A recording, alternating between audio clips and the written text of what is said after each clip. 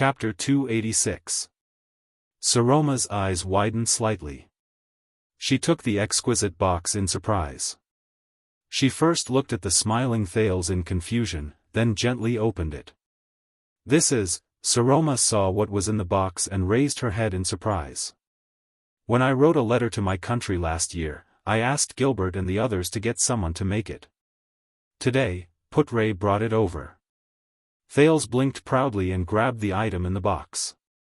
"You know, the craftsmen in Constellation are of a better standard. I measured the curvature and thickness of the lenses according to their requirements. I hope there won't be any major mistakes, and I even prepared a few spare lenses. If there is a mistake, I'll have to polish the lenses again. Speaking of which, manual polishing is very expensive." Saroma inhaled and looked at the item in Thales' hands, which was obviously the product of meticulous craftsmanship. "Let me introduce, the pince-nez." Thales smiled and picked up the new pair of glasses in his hands, which was completely different from the one on the girl's face. This pair of glasses was very strange. It did not have ear frames at all, and only one side of the frame was connected to a chain. The frame was very thin, and the nosecone was also slightly peculiar. Thales skillfully extended his left hand, stroked one side of Saroma's forehead, and removed the large and heavy pair of black-rimmed glasses from her face. It was as if he had practiced this thousands of times. But Saroma only stared at him blankly and let the prince take off her glasses without any resistance. She did not even care that her vision was greatly affected. It was as if she had experienced this thousands of times. Thales excitedly fiddled with the new glasses in his hands. He pressed it on the bridge of the girl's nose and touched the soft skin on her face with his fingers. "Like this, I used a bit of the principle of air pressure to clamp it on my nose, and I can stabilize the glasses. There's no need for ear frames at all. Then put this chain in." Thales grabbed the thin chain at one end of the glasses and lowered his head, trying to find a pocket on Saroma's body to put it in. But he was embarrassed to find that the girl did not have any pockets on her body. The only gap was in front of her chest, which was tightly bound by her coat and corset at the same time. "It's fine if you don't put it in." The second prince awkwardly averted his gaze and stuffed the chain into her hand. It was the first time Saroma wore a pair of glasses without ear frames. She opened her mouth in surprise. She carefully held the delicate new frames, shook her head as if afraid they would fall, and then looked around. Thales observed the Archduchess' new appearance. The almost transparent pince-nez freed Saroma's face from the torture of the black-framed spectacles. At that moment, the young girl blinked with a puzzled gaze. She no longer looked as inflexible and stern as before. She looked rather charming and cute. Thales exhaled in satisfaction. He picked up Saroma's old glasses, which had been worn out a lot, and chuckled. After a few seconds, the girl finally got used to her new glasses. "Thank you." Saroma lowered her head, seemingly a little embarrassed. "You're welcome, I've been wanting to say this for a long time."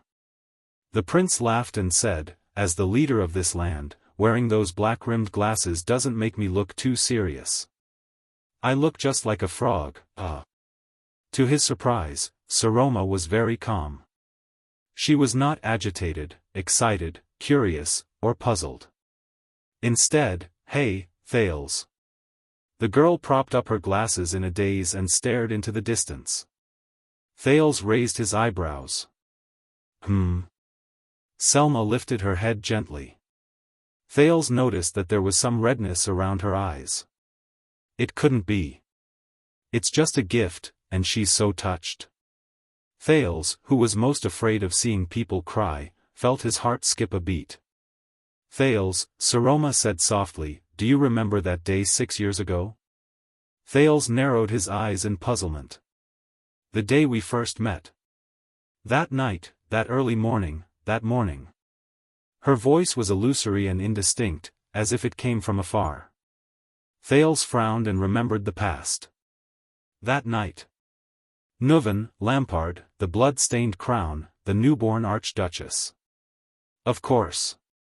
His tone became unconsciously solemn as he stared at the young girl in front of him. How could I forget that kind of experience? Because of you, Thales. Saroma looked at him seriously. I became an archduchess. Without you, I wouldn't be who I am today. Thales was slightly startled. He was about to speak, but Saroma just shook her head. Her red eyes made Thales speechless. He felt a heavy weight on his chest. But why did you mention this? You said. Saroma sniffled. With a faint nasal voice, she shot a faint, sorrowful gaze at Thales from behind her new glasses. You said that you would always be by my side, that you would face it with me, that you would. The corners of Thales' lips parted slightly. Ah. The prince took a deep breath and remembered what he once said. He subconsciously flashed a reassuring smile. I will always protect you. Saroma did not speak. She only stared at the prince quietly. The surging emotions in her eyes made Thales rather uneasy. The two of them stared at each other quietly.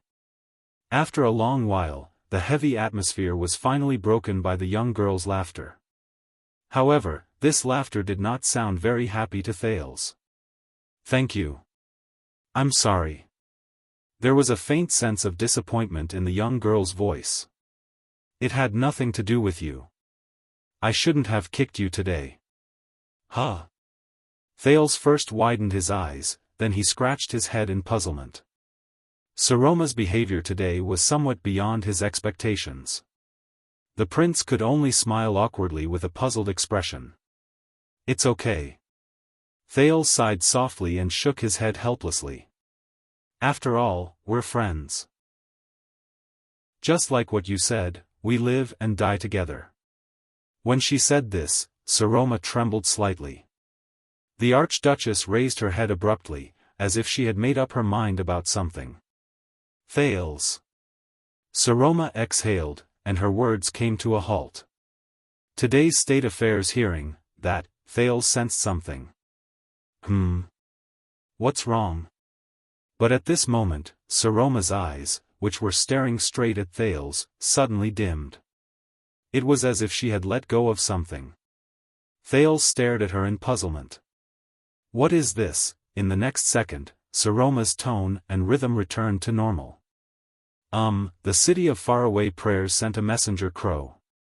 She tilted her head and said, seemingly unbothered, Rockney and his allies, the 3 archdukes in the north, want to invite me and Dragon Cloud City to sign a declaration against the king's decree and support their protest. Oh, that's a good thing. Thales, who was filled with questions, recalled the major events in Extet over the past few months. King Chapman's new decree of nobility in Black Sand region was met with almost unanimous opposition and condemnation from the entire country. He was probably in a terrible predicament right now. Teach Lampard a lesson. Yes. Saroma let out a muffled laugh, but her tone was a little gloomy. It's a good thing. Thales frowned as he stared at the sullen girl in front of him. Speaking of which, do you know that we'll soon have a new teacher? The prince asked tentatively. Putre invited him from Anlenzo dukedom. He said that he's a highly respected, but in the next moment, Saroma stood up abruptly. I'm full. You can continue. The Archduchess regained her tranquil and indifferent expression. Thales was shocked. Huh? But she's just. Tomorrow, the usual time, in the library. Saroma flashed a pale smile. A batch of new books has arrived. Don't forget, we'll read them together. Thales nodded subconsciously. The girl curled up the corners of her lips at him and nodded faintly. She clenched her fists and quickly walked out of the dining room. Thales was left alone, staring at the table full of food in a daze, bewildered. What's wrong? The prince stared blankly at the girl's back as she left. There seemed to be a faint scent of her body lingering on her seat. Thales suddenly realized that when Saroma left, she left the black-rimmed glasses on the dining table. She did not take them with her. Blood Court. That night. You really don't know? In the room, Putre crossed his legs on the sofa. He puffed and puffed his pipe in a relaxed manner as he spoke to Thales, who had a solemn expression on his face. Of course, the Hall of Heroes on the day of the State Affairs hearing does not allow a foreign prince to sneak into it, Thales said a little anxiously. What happened in Dragon Cloud City's State Affairs hearing today? What does it have to do with the Archduchess, who usually doesn't speak? Putre clicked his tongue with a comfortable expression. Alright, even though I can't get in, I still have some channels. Putre, if you know anything, tell me quickly. Thales sighed and urged him repeatedly. I'm really anxious. Thales could not help but reach out and gently clench the old glasses in his pocket. His heart felt a little heavy. Putre nodded and let out a soft snort. Listen to me, Your Highness, the former vice diplomat said faintly. Today, halfway through the State Affairs hearing in Dragon Cloud City, someone suddenly accused you. Thales raised his eyebrows. Accused who? The prince was a little surprised. He pointed at himself. Me? While observing Thales' reaction, Putre slowly said, someone said that the young prince of Constellation forcibly occupied a civilian shop in Spear District for a game of chess. He did it once a month. Huh? Thales' mouth formed an O shape in shock. But I went to Spear District to play chess, including that chess room, but Putre continued speaking unhurriedly. During this period, the prince also encouraged his lawless subordinates to go to the forest on the outskirts of the city, which only belongs to the suzerain, to hunt wild rabbits. Thales was bewildered again. When the *ck did I ask my subordinates to hunt wild rabbits? Wait, this, Thales thought of a certain figure under a cloak. He suddenly felt a tightness in his chest, his vision darkened, and he almost vomited blood. Anyway, it caused a huge uproar. Putre took a puff of his cigarette and snorted in satisfaction. He then continued, after the vassals in the State Affairs hearing heard about the enemy kingdom's prince's arrogant and despotic behavior in Dragon Cloud City, they were filled with righteous indignation and demanded from Regent Lispan, they demanded that you be punished accordingly for your crime, such as a harsher dungeon detention, Putre said with a chuckle. Or the whipping unique to Northland. Thales widened his eyes in disbelief. Crime? Then. The prince suddenly realized something. He cast a suspicious glance at Putre, who was smoking leisurely. Wait, your prince is about to be spanked. How can you still be so calm? Putre chuckled and shook his head in front of the slightly dissatisfied Thales. Don't be anxious, Your Highness. Your luck is as good as always. Something unexpected happened, Putre said in a nostalgic tone. For the first time in 6 years. The 15-year-old Archduchess Walton, who has always been quiet during the past State Affairs hearings, she actually stood up from her seat in agitation. Thales frowned. She stood up? The Archduchess of Walton shocked the 4 cities. She shouted, in the face of the vehement denunciations of almost all her vassals, that she would vouch for it on her reputation and authority. Putre said it lightly, but to Thales, it was so shocking. I guarantee that your actions were all approved by her. If you want to pursue responsibility, you should start with her. Thales was stunned. He stared at the empty space in a daze and said subconsciously, and then? Putre's expression darkened. He put down his crossed leg and sat up straight. And then, there was a blind viscount who publicly accused your lady. Putre heaved a long sigh. He said that she was so protective of a prince who was a hostage. Could there be something between the two of them? Thales listened to Putre's narration in a daze. He did not notice the special way his lordship addressed the girl, intentionally or otherwise. Of course, he was beaten black and blue by the angry Northlanders on the spot and chased out of the hall. What happened after that was ugly. I heard that the Archduchess lost her temper and smashed a stone cup. Regent Lispan almost lost control of the situation. For an outsider. I think the vassals of Dragon Cloud City probably have a worse impression of their ruler. After Putre said this, he exhaled softly and blew out a ring of smoke. So, Thales subconsciously sat on the bed with a stunned expression. He touched his knee and remembered the girl's vicious kick. Today, he also remembered her abrupt words at the dining table. Her tearful tone. Because of me, but because of this, many of the vassals had unpleasant expressions on their faces. They suggested in unison that for the stability of Dragon Cloud City's rule, and for the continuation of the Walton family's bloodline, Thales sat in a daze. He did not realize that his breathing had begun to quicken. The Honorable Archduchess should choose a husband among the local vassals this year, get married, and have children. When Putre's words reached Thales' ears, he actually felt a sense of isolation, as if they came from another room. The reason is too legitimate.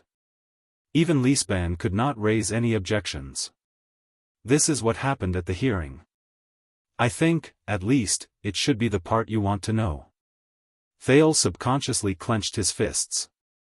Putre looked at the somewhat dispirited Thales thoughtfully and sighed softly.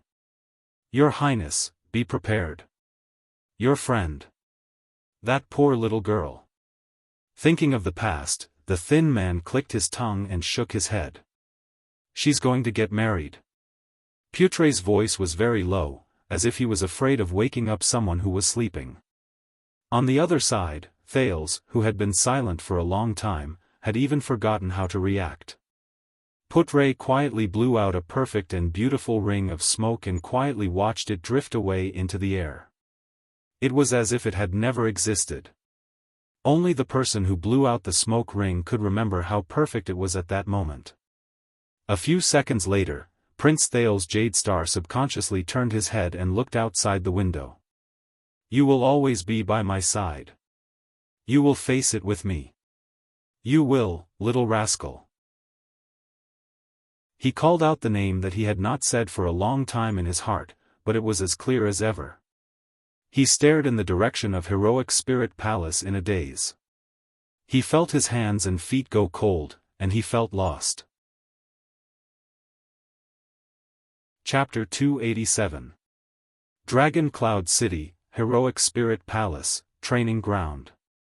Under the gazes of countless Heroic Spirit Palace guards and attendants, the sweating Thales swung the longsword in his right hand, lifted the shield in his left arm, spread his legs apart, and solemnly adopted the iron body style that he had practiced countless times. Even though he was preoccupied, the prince still had to carry out the necessary outdoor training every day. I don't know why you're still practicing this sword style.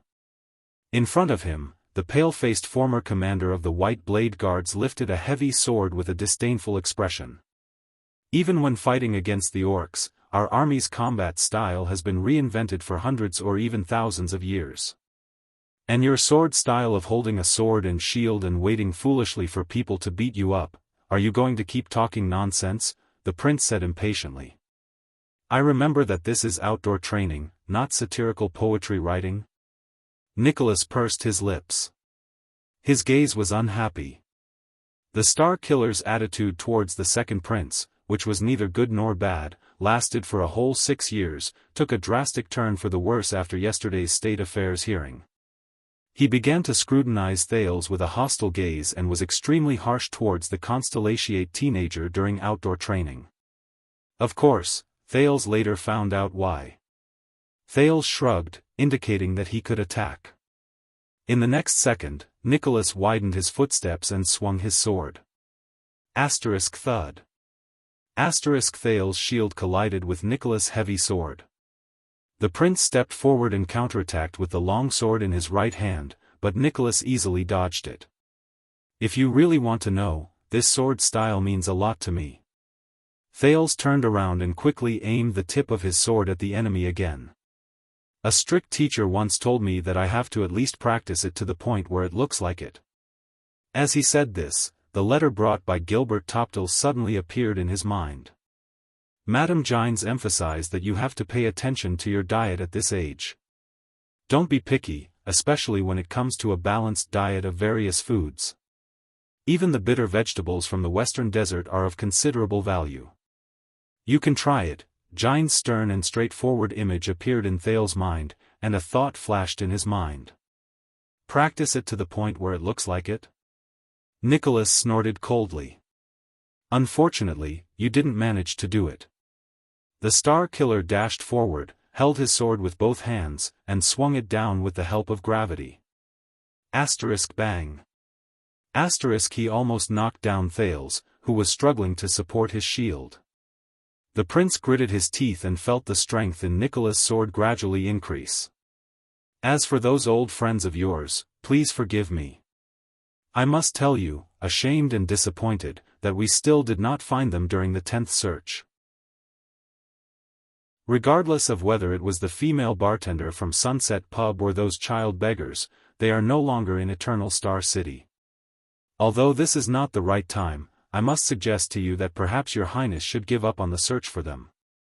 First, the result may have already been decided, and second, a search as long as 6 years is really not in your favor. Where's the boldness you had when you snatched the book from me? The Star Killer roared furiously, take it out. Don't make me feel like I'm sparring with an idiot. Thales lowered his body and twisted his hips with great effort to deflect the opponent's heavy sword. Then, he thrust his sword forward again. Perhaps you should redefine who snatched the book from whom, hey. However, before the prince's sword could take effect, the Star Killer lowered his body and kicked Thales, who was changing his posture, so hard that he staggered. Outside the training field, Thales' attendant, Wuxia, stood by the side with his hand on his long sword. He sighed and said to the silver-masked Ralph, who was leaning against the wall with his arms crossed. You know, I am not slandering the prince. In fact, he is the earliest child I have ever seen. But you have to admit that aside from being good at analysis and planning, when it comes to intense battles where fists hit flesh and blood are involved, he is really. Wuxia looked at Thales, who was flustered and struggling in the training field, and shook his head. He really lacks talent. Ralph frowned and looked at the chattering Wuxia with a displeased expression. This chatterbox. He has never stopped talking for 6 years. Is he treating me like a trash can? *CK him. Ralph snorted in dissatisfaction. He did not even bother to turn his head as he stuck out his middle finger. But Wuxia did not care. He knew that Ralph, who could not speak, hated talkative people. However, if he could make the Phantom Wind follower unhappy and enjoy his irrefutable, angry gaze, why not? Just like how Ralph also liked to gloat when he saw Wuxia's clumsy appearance when he did not understand the prince's sign language. Wuxia disliked Ralph's casual and boorish street habits, and was also dissatisfied with the sign language that only he and the prince could understand. The Phantom Wind follower hated the attendant's confidence and self-awareness as the prince's only spokesperson, which he was. He also looked down on the attendant's almost fastidious attitude towards etiquette and addressing. That was right. Even though they had fought side by side many times, the two attendants of the prince, who were born into worlds apart, had never had a good relationship with each other. Wuxia continued to frown and said, if he had time and preparation, whether it was chess, negotiation, or even sword practice, the prince would undoubtedly be able to give a beautiful answer. But like this, when faced with a sudden attack, he would easily become flustered, nervous, and lose his composure. To be honest, he is a little like a new recruit, especially those ordinary civilians who are averse to blood and are not used to fighting. This is fatal in a battle. If you make a mistake at a critical moment, you will regret it for the rest of your life. At this moment, you can just say that Thales is not good at fighting. Putre walked to their side and watched the training in the field. Surprisingly, he did not take out his pipe. Your Grace. Wuxia nodded respectfully, while Ralph only shook his head symbolically. Is there any way to overcome this? Putre's eyes were bright. Is there a problem where Thales becomes flustered at critical moments and his mind goes blank? I'm afraid it will be very difficult. Wuxia turned his head around and looked at Thales, who was knocked to the ground for the second time. He sighed. Swordsmanship can be practiced, and skills can be improved. But it is not easy to overcome the habits and character that have been around for many years. At this moment, Ralph suddenly raised his palm gently. With a sinister gaze, he made a throat-slitting gesture. Putre noticed Ralph and raised his eyebrows. What do you mean? Wuxia looked at Ralph and narrowed his eyes slightly. I think the mute probably means. I've heard in the tower that there's a quick way to develop combat instincts. Throw people into a battlefield where there's a slim chance of survival. Blood and death are the most efficient teachers. Over there, even a harmless sheep can turn into a ferocious dragon. Even the weakest warrior and the most unfamiliar recruit can quickly change their bad habits. Of course, the premise is that they don't die. And even supreme class elites, whether it's the Star Killer or the Kingdom's Wrath, their extraordinary combat abilities were slowly accumulated through fighting and killing. It's impossible for them to reach supreme class if they train against wooden stakes and targets. Thale's eyes widened. Ralph snorted softly. It was unknown whether he agreed or disdained Putre. Putre furrowed his brows. Thales is not a Northlander. He is a prince of constellation, a jade star, and may even become a king in the future. The former vice diplomat shook his head. He only needs to dabble in the atmosphere of the battlefield. Whether it is personally going into battle or fighting on the battlefield, it should not be a necessary skill for him. He also does not need to become supreme class. His duty is to move the chess pieces in his hands under the protection of thousands of soldiers and horses. Ralph mumbled something that no one could understand. Wuxia exhaled. But you know, during the Bloody Year, even with the protection of heavy guards, the Jade Star royal family, at the mention of this word, Putre suddenly turned his head. The atmosphere seemed to have turned cold in an instant. Be careful with your words. Putre's sharp and rude gaze forced Wuxia's words back into his mouth. Do not make rash judgments about things that you do not understand, especially during the Bloody Year. And Jade Star. Wuxia looked at him, a little confused. Ralph snorted coldly, taking pleasure in Putre's misfortune. I'm sorry, I should not have talked about the royal family. Wuxia, who was brought up in a noble family, apologized with great self-restraint. He sighed and found the next topic. Speaking of which, it seems that you plan to stay for a long time after returning to Dragon Cloud City this time, Your Grace? Putre then shifted his attention back to the field. Yes, he said faintly, it may be a little longer than you think. Speaking of which, the prince once mentioned it to me. Wuxia frowned slightly. 6 years ago, where did you go? Putre paused for a moment. 6 years ago, on the second day after King Chapman's coronation, it was also when Lisban started to clean up the mess in Dragon Cloud City. Prince Thales was in a bad situation. Wuxia's seemingly idle chatter continued. But you left Dragon Cloud City in a hurry without even saying goodbye? Let's forget about that. After all, we've already reunited. Wuxia retracted his gaze and said a little worriedly, but what I'm more concerned about is, it's been 6 years. Why did you have to come back at this time? Why not earlier, when the prince had yet to gain a firm foothold, or later, when the prince had to face difficult problems such as marriage? Why did it have to be now? This makes me a little worried. Ralph also frowned. It was rare that he did not express his opinion on Wuxia's words.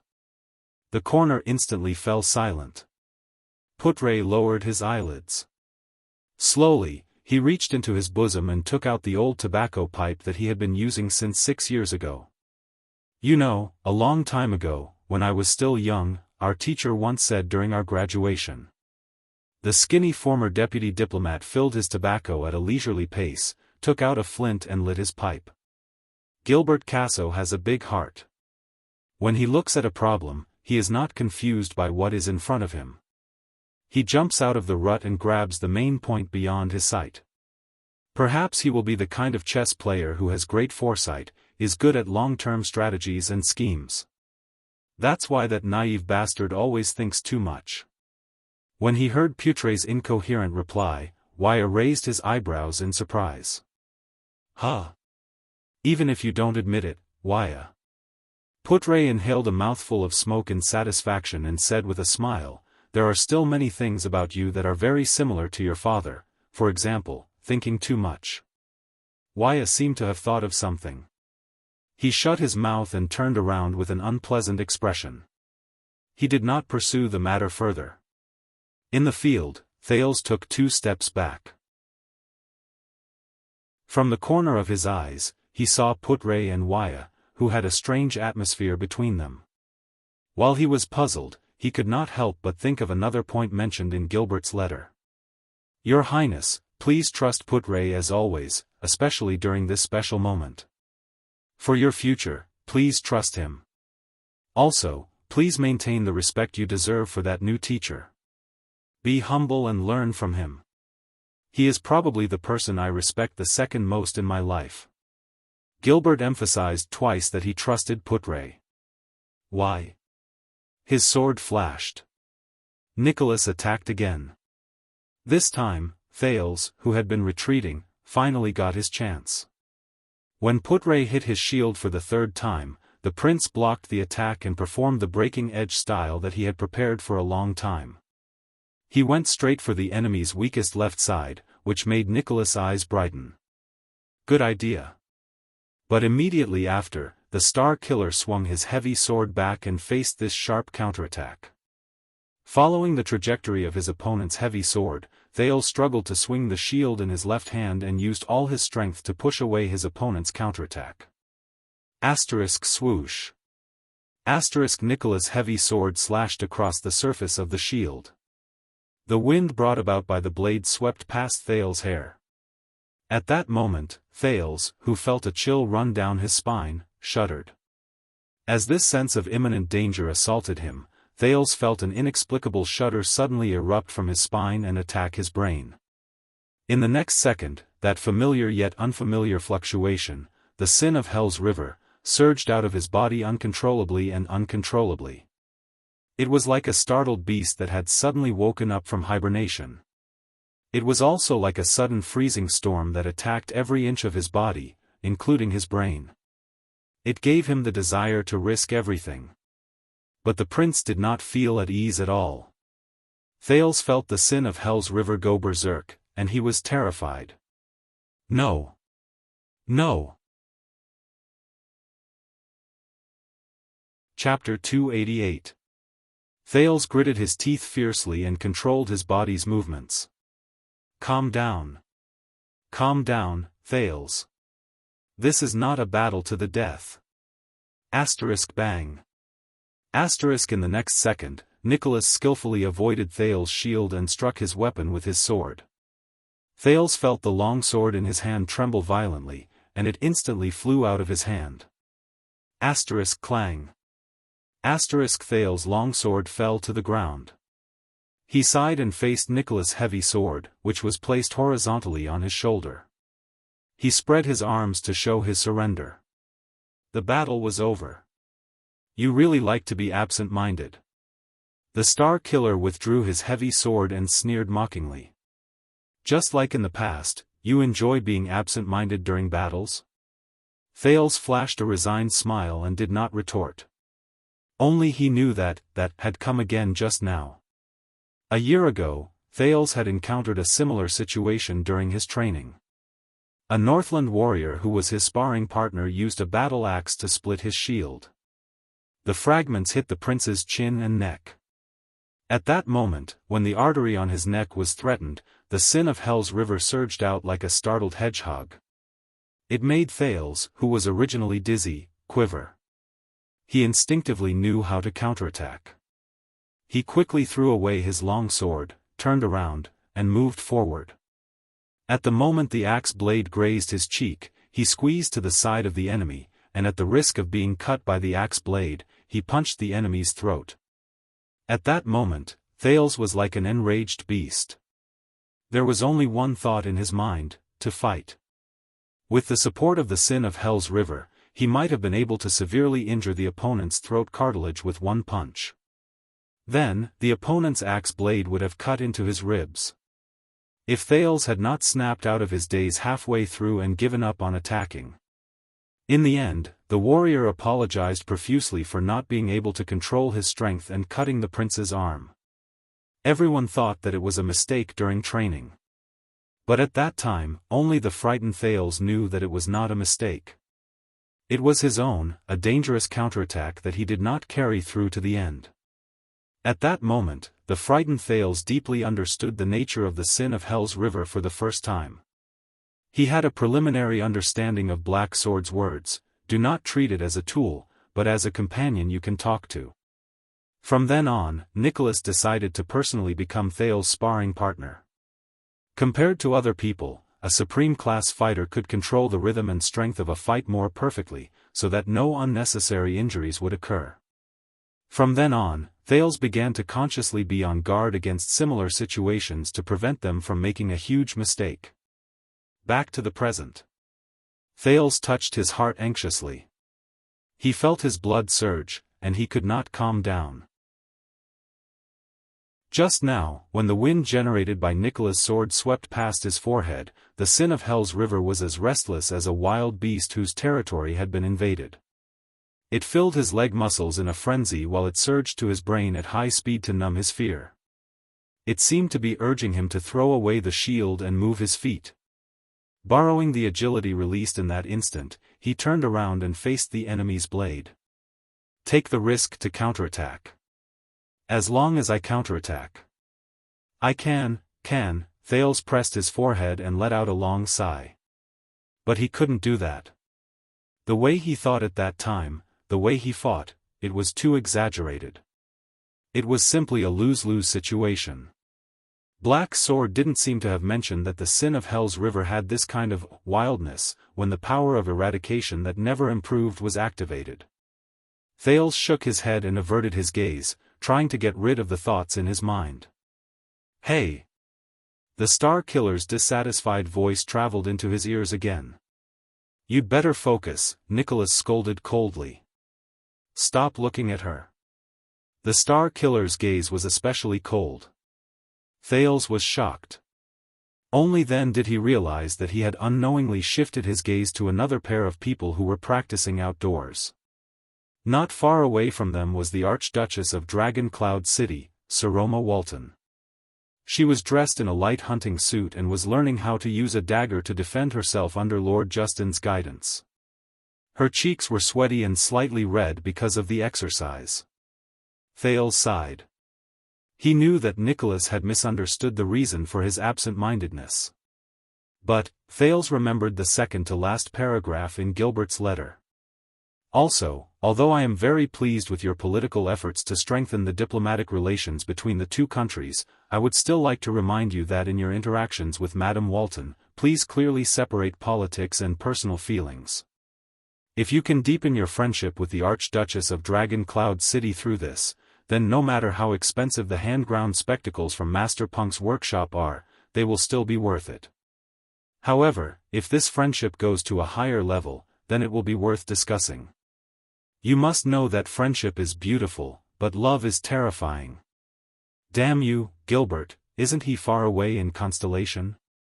What kind of ridiculous rumors did he hear? However, Thales remembered what Putray said yesterday and felt a little gloomy.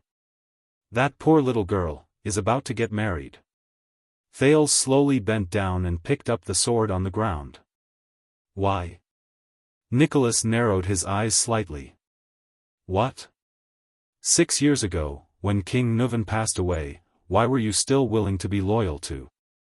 Thales swung the sword in his hand and remembered that fateful night. He said solemnly, she was obviously not. You know what I am referring to. Saroma's identity, Saroma's marriage, the vassals of Dragon Cloud City, my identity. After thinking about what happened yesterday from start to finish, Thales felt that there was something fishy about it. Nicholas' expression changed.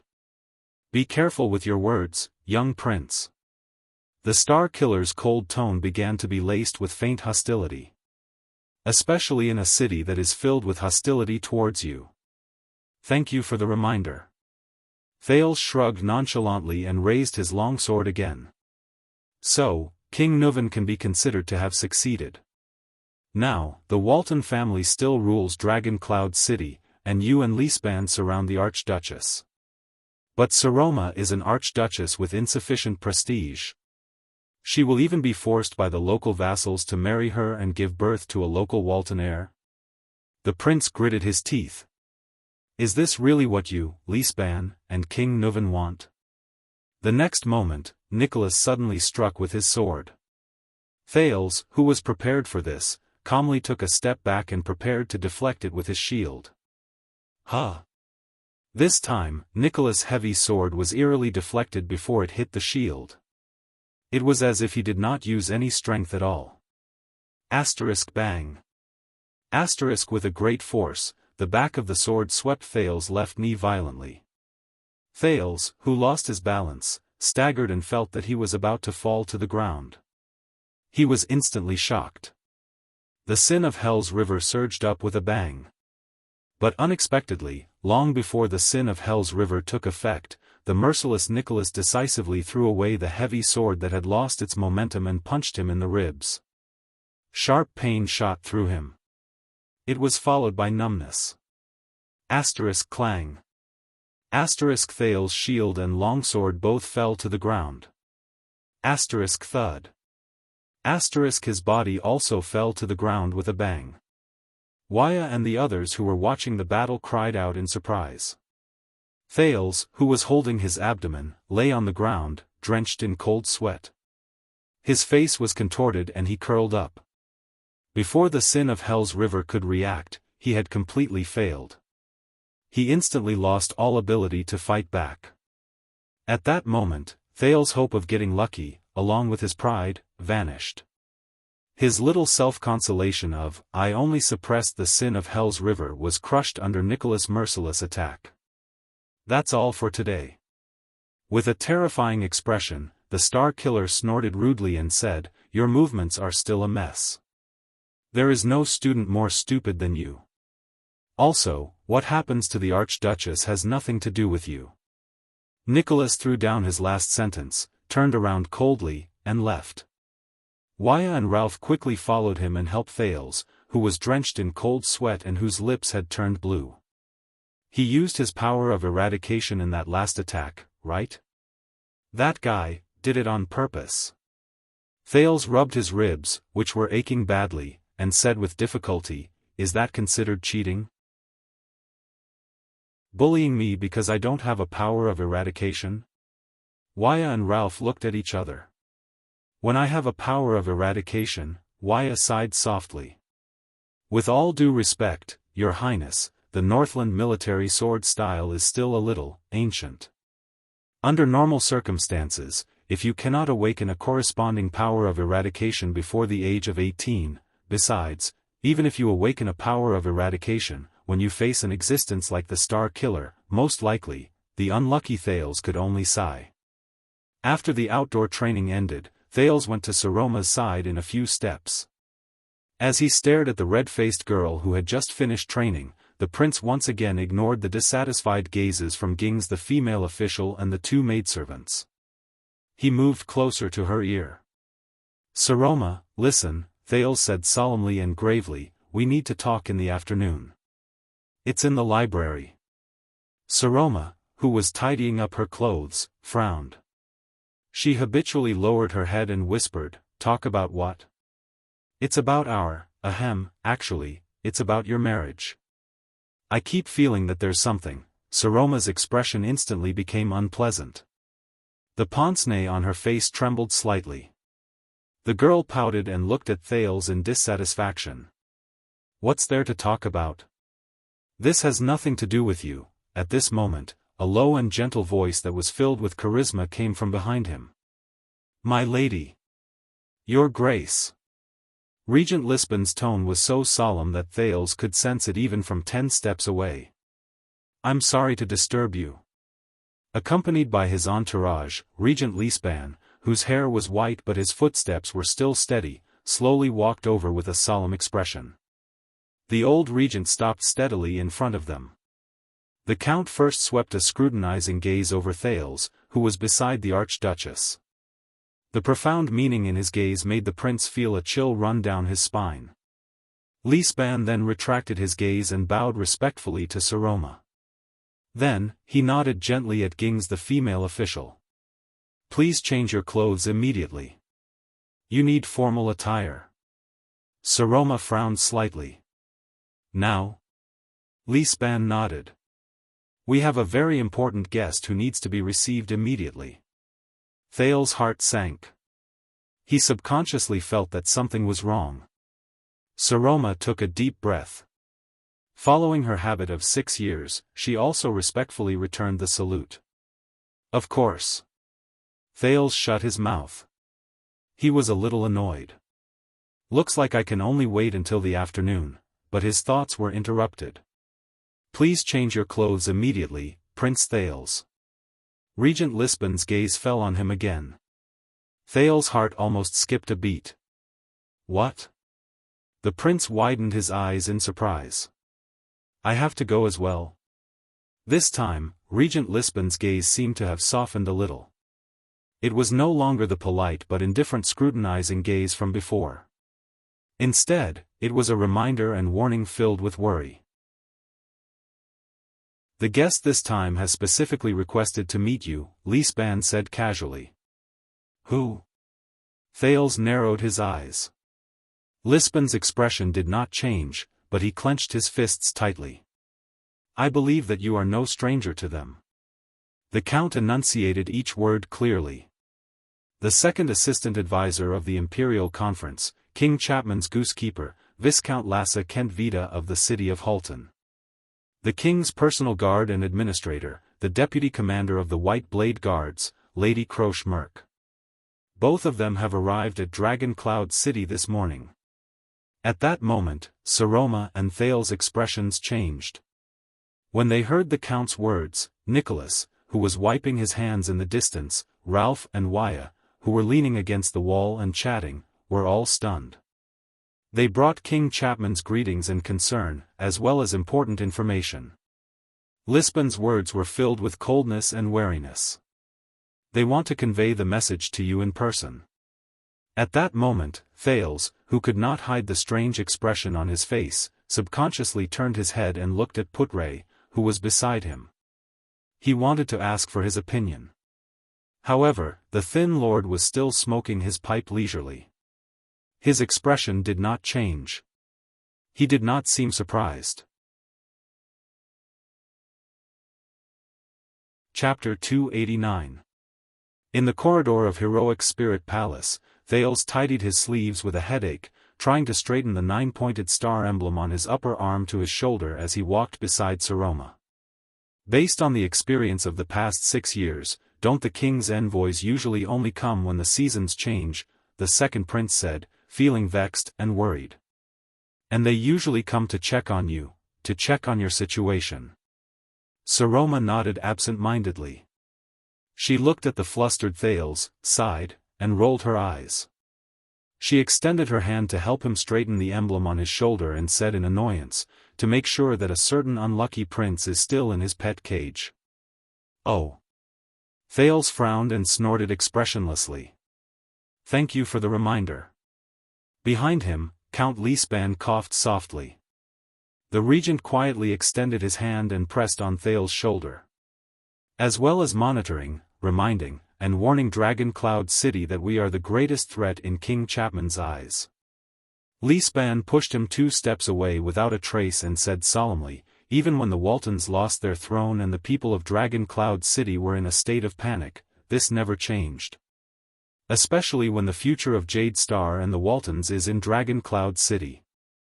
Thales raised his eyebrows and looked at Lisban, who had unknowingly walked between him and Saroma. When it came to dealing with Thales, Count Lisban's attitude had always been full of alienation and vigilance. There was even hostility that was difficult to ignore. However, when it came to Black Sand Region and King Chapman, this vassal and assistant that Nuvan trusted the most when he was alive showed rare trust and kindness towards a common enemy. He even reminded Thales from time to time that they were on the same side. Thales remembered what Putre had once told him. If I remember correctly, Rockne and his allies from the city of faraway prayers are waving their flags and shouting war cries, denouncing the king's disrespect for tradition throughout the entire territory. That seems to be the top priority for Chapman to worry about, and not two powerless brats. Saroma rolled her eyes at him. So this is the interesting part. Lisban did not seem to understand Thales' sarcasm. He swept his gaze over the two teenagers. Guess why they are here? Thales exhaled.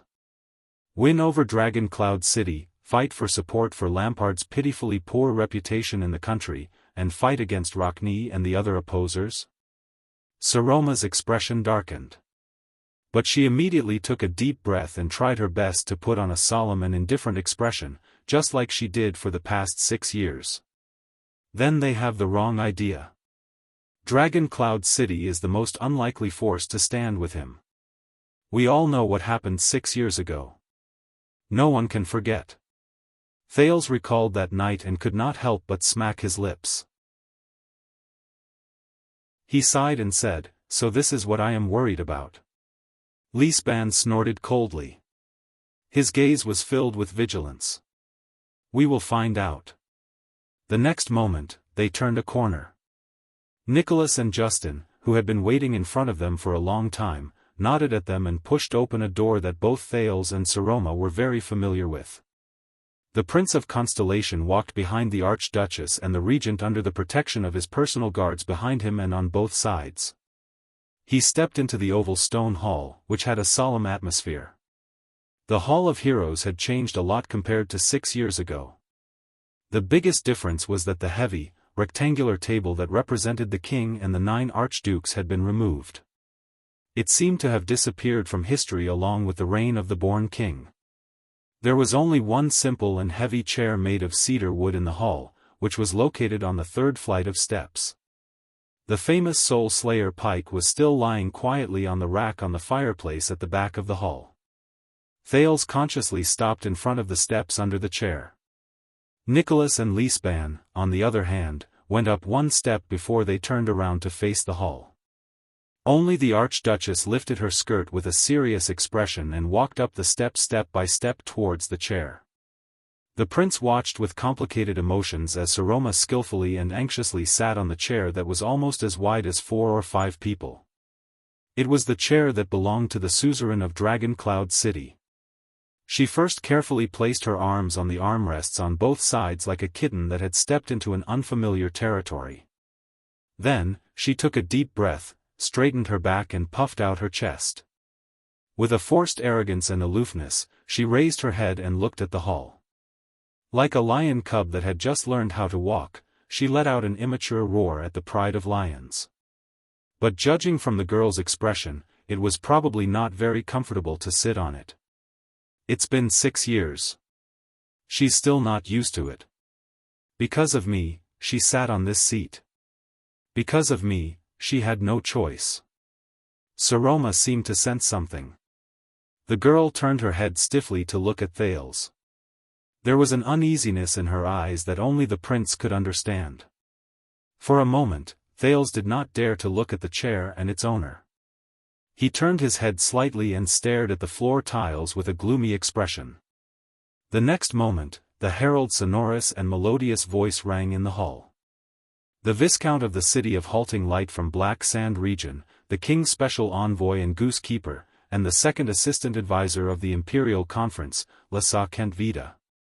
The atmosphere in the Hall of Heroes instantly became tense. Nicholas intentionally or unintentionally flung the hilt of the sword on his back to his right shoulder. Lisban, on the other hand, put his hands behind his back out of habit. The guards on both sides puffed out their chests and raised their heads. They pursed their lips tightly. Even the veteran personal guards who had served as white blade guards subconsciously adjusted their breathing and put on the most serious and fierce expressions. They knew who the newcomers were. As the sound of 2 footsteps drew closer, a man and a woman appeared at the entrance of the Hall of Heroes. Thales narrowed his eyes.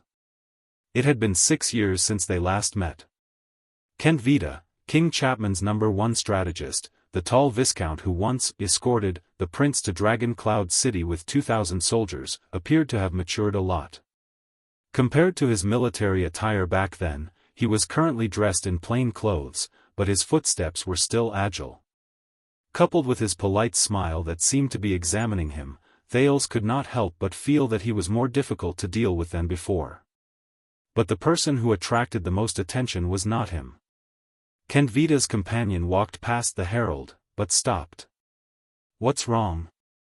It was a female warrior with a buzz cut, fully equipped with light armor. Her presence was in no way weaker than Kent Vita's. The long sword hanging from her waist had a familiar white hilt. The female warrior turned her sharp gaze and stared straight at the herald at the entrance. "Don't you have the habit of registering female guests?" At the far end of the hall, the few people around Saroma looked at the entrance curiously. The herald stared back at the female warrior warily, but he did not show any signs of weakness. He snorted softly through his nose. "Welcome to Northland." The female warrior chuckled. "Is that so? Even though all of you have been ruled by a woman for 6 years?" The herald furrowed his brows, as though he was choked by this sentence. Kent Vita, who was walking in front, had no choice but to stop. He placed a hand on his forehead and said softly to his companion in a rather resigned manner. "It's all right." The female warrior did not seem to hear Kent Vita's reminder. She continued to stare at the disdainful herald. "I'll do it myself." The next second, the round-faced female warrior turned around and faced the entire hall. She stared straight at the other end of the hall and said loudly without hesitation, "The deputy commander of the White Blade Guards from Peck Village in Flatiron County, Dragon Cloud City, and Flatiron County, King Chapman's administrator and personal guard, Lady Croche Merk. I'm here to seek an audience with the Archduchess of Dragon Cloud City." The female voice was mellow and bright. It echoed in every corner of the hall. Even Thales, who was standing at the other end of the hall, could hear this voice clearly. The expressions of the personal guards on both sides of the hall changed. They stared in surprise at the deputy commander of the White Blade Guards who had registered herself, as though they were looking at a rare object in a market. Thales furrowed his brows slightly, but then the corners of his lips curled up. A lady has an audience with the Archduchess. Could the Northlanders have imagined this scene 6 years ago? Have you learned it now? Croche raised her eyebrows and calmly stared at the herald, who was so surprised and bewildered that he could not speak. She snapped her fingers in front of him without bothering to hide it, startling the dazed herald. "And, welcome to Northland." The herald stared at her in a daze. He could not react for a long time. Viscount Kent Vita sighed. He closed his eyes and urged the person behind him with a pitiful tone, but before he could finish speaking, Croche pushed him mercilessly on his shoulder and he staggered forward. "Focus on what you need to do." The female warrior strode forward again and snorted coldly. "And don't call me that again." Kent Vita, who was caught off guard and pushed, smiled awkwardly. He turned around and waved at the herald in embarrassment. "Sorry, has always been a little hot." With a cold expression, Croche pushed him again. The Viscount could only smile in compromise. He straightened his clothes and walked into the hall. In the distance, Saroma furrowed her brows and stared at the two people who had just caused a commotion. Did they do it on purpose? Lisban shook his head. "I don't know, but at least the Viscount did not deliberately stop them." "This explains a lot of things." Thales shrugged. He stared at Croche from afar and could not help but lament, "But, she's really a special lady. Especially in Northland. Elegant and bold. I can't help but be amazed." The prince stared at Croche in a daze as she walked elegantly. He could not help but think of Sonia Sasir, the fortress flower who laughed boldly in a pool of blood and played with his hair. In the next moment, Thales realized that the three people on the stairs were looking at him with strange expressions. The prince's smile faded and he coughed softly. "I'm sorry." Kentvita and Saroma finally stood 5 meters away from the main seat. The Viscount stared at the young Archduchess with great interest. Saroma silently endured his gaze. Her grip on the chair grew tighter and tighter. Count Lisban furrowed his brows slightly. "Good day, Madam, Miss, Archduchess Walton."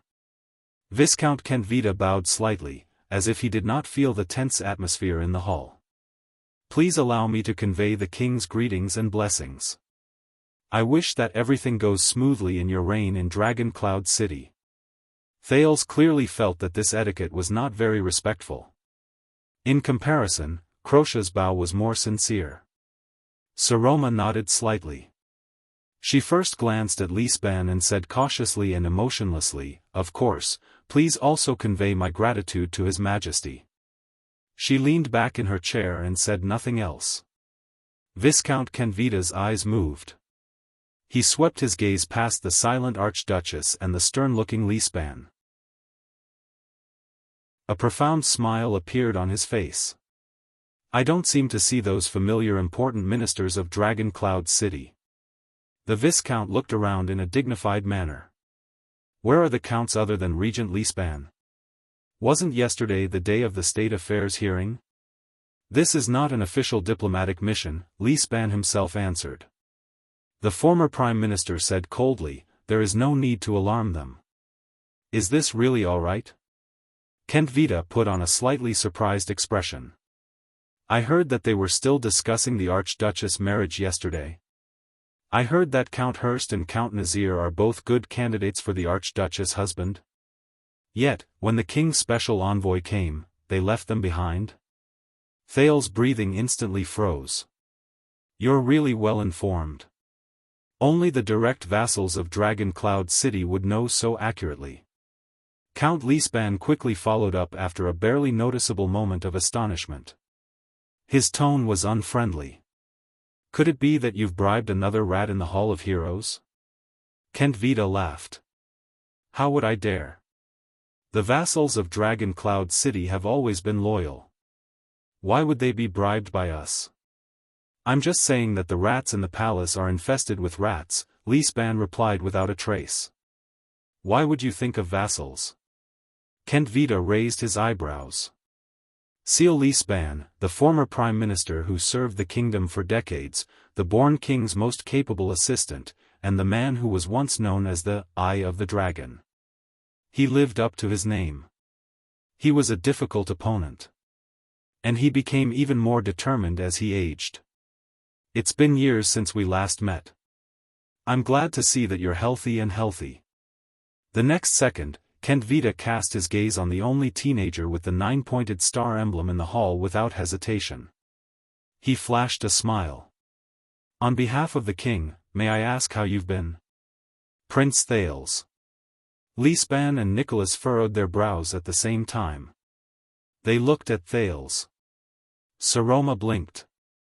Amidst her surprise, she actually breathed a sigh of relief. She seemed to be a little glad that the prince shared the burden of the opening scene. Thales furrowed his brows. He endured the stares from everyone present, especially from Lisban. With a face full of suspicion, he stared back at the smiling Kentvita. "Damn it.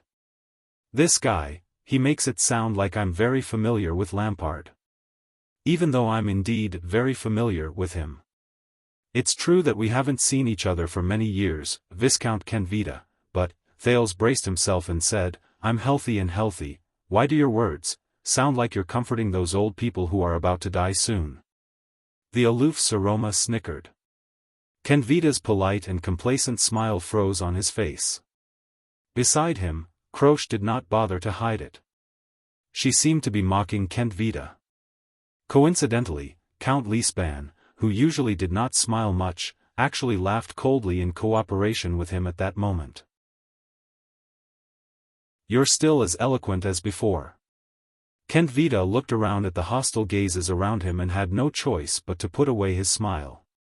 He said stiffly, His Majesty misses you very much, Your Highness. He often mentioned that you still owe each other a glass of wine. Thales sighed in his heart again. Lisbon's gaze swept towards him again. You know, 18 years ago, my uncle Herman died from a glass of poisoned wine. The prince scratched his head. Owe each other a glass of wine. Are you sure these are the king's exact words? Kent Vida shut his mouth. Looks like His Majesty is right. This journey of ours will be very interesting. At this moment, Count Lisban laughed. Cut the useless nonsense and provocations, and get straight to the point. As the Night Falcon of Black Sand region, Viscount Kent Vida, who has risen to fame in recent years, why have you come? The regent's laughter rang through the entire hall. Night Falcon? Can't you Northlanders come up with a slightly more imaginative nickname? Thales could not help but ridicule in his heart when he remembered that Duke Arun's nickname was Iron Eagle. Lisban tilted his head and sized up Kent Vida. King Chapman wouldn't have sent you just to sow discord when he is in a terrible predicament because of Rocknee's alliance against the king, right? There was an indescribable majesty in the count's voice. It reminded Thales of the born king who had passed away many years ago. You can't save your king, who is in dire straits and in constant trouble with just your glib tongue. So, what important information did you bring? Kent Vida raised his head. The smile on his face gradually faded. His gaze on Lisban slowly became serious. I must admit that a small disagreement has arisen between the archdukes and His Majesty. Thales sneered in his heart. A small disagreement? But I believe that we can stand together for the common future of Extettions. For the common glory and disgrace of Extet, no matter what difficulties and obstacles we face, we can work together to overcome them. Viscount Kent Vida's expression turned cold. He uttered a sentence that moved the expressions of all the people present. Like now. Thales' heart skipped a beat. Now? Wait. He said that for the common glory of Extet, that means, the silence in the hall lasted for a few seconds. The shrewd and perceptive Count Lisban had already realized something. Common glory and disgrace? The old count stared intently at Kent Vida's expression. He enunciated each word clearly and slowly said, "What is it?" He immediately jumped to the conclusion he came up with. Is there going to be a war? Thales' eyelids twitched. Kent Vida raised his eyebrows slightly, as if he was surprised by the count's answer. What made Thales rather uneasy was that in the next second, Kent Vida smiled and said, he nodded. Wake, farewell, funeral, cremation, burial. Up until now, the funeral for his grandmother's funeral had gone smoothly. Tomorrow was the 7th day of her death. After some traditional worship ceremonies and banquets, even if the funeral was held, the matter would come to an end. When I was guarding the memorial tablet, I took some time to write this chapter. Thank you, my readers, for your understanding and support over the past week. There were probably no other books that could remain in the top 10 bestsellers list of fantasy novels after not updating for 6 consecutive days. Of course, The Kingdom had its fair share of twists and turns this week. The plagiarism incident had just ended when the book encountered another supernatural incident. On the 11th of July, between 12:30 p.m. and 14:30 p.m., The Kingdom's Bloodline received more than 500 negative 3-star reviews on Chidian's PC page by a bunch of smurfs who had 0 fan points. Swordless could only express that he didn't know whether to laugh or cry. The editor also said helplessly, I'm probably being targeted, and it's allowed by the rules. Even the technical backend can't do anything about it. I can only spread my hands and wait for the day when my rating drops to 0. Sigh. Just kidding. Just like Thales' experience, Swordless Sword believed that only blazing fire could forge true steel, and only by constantly updating could a good chapter be written. What's more, it was just over 500 negative reviews. This was still far from the raging fire. Patting the commenter's shoulder earnestly, the revolution has not succeeded yet. Comrades, you still need to work hard. Everyone, wait for my return. Bai was guarding the memorial tablet alone, preparing to continue the incense. Chapter 290. It's information from the West. Kent Vita puffed out his chest and put on a stern expression. 3 days ago, our friends in the West held a closed-door secret meeting. At least 3 elders suggested that it was time to renegotiate and adjust the amount of goods and contributions to Extet every year. The West. At that moment, Lisbon's pupils contracted. You mean, the Alliance of Freedom? The Alliance of Freedom on the Golden Passage, southwest of the city of faraway prayers? When he heard this term, Nicholas suddenly raised his head. His expression was unpleasant. Kent Vita nodded expressionlessly. Even though the Alliance of Freedom has yet to make a final decision, and the elders' positions are still wavering, Kent Vita said coldly, and there was a chilling tone in his words that made others fear him. But without a doubt, when they dared to have this idea pop up in their stupid and cowardly minds and bring up the motion on the round table where Prince Soria tested his blade, Extet's dignity has already been violated. Once Kent Vita finished speaking, he closed his mouth and quietly waited for a response. Thales noticed that the Northlanders, whether they were personal guards like Nicholas and Justin, or high nobles like Lisban, all held their breaths for a moment. The air in the hall seemed to have frozen for a moment because of this sentence. But, the Alliance of Freedom. Not Constellation. Thales exhaled. Fortunately, it was not the part he was most worried about. He cast a puzzled glance at the female archbishop, but Saroma only shook her head quietly with a slightly worried expression. Obviously, she had some understanding of this term.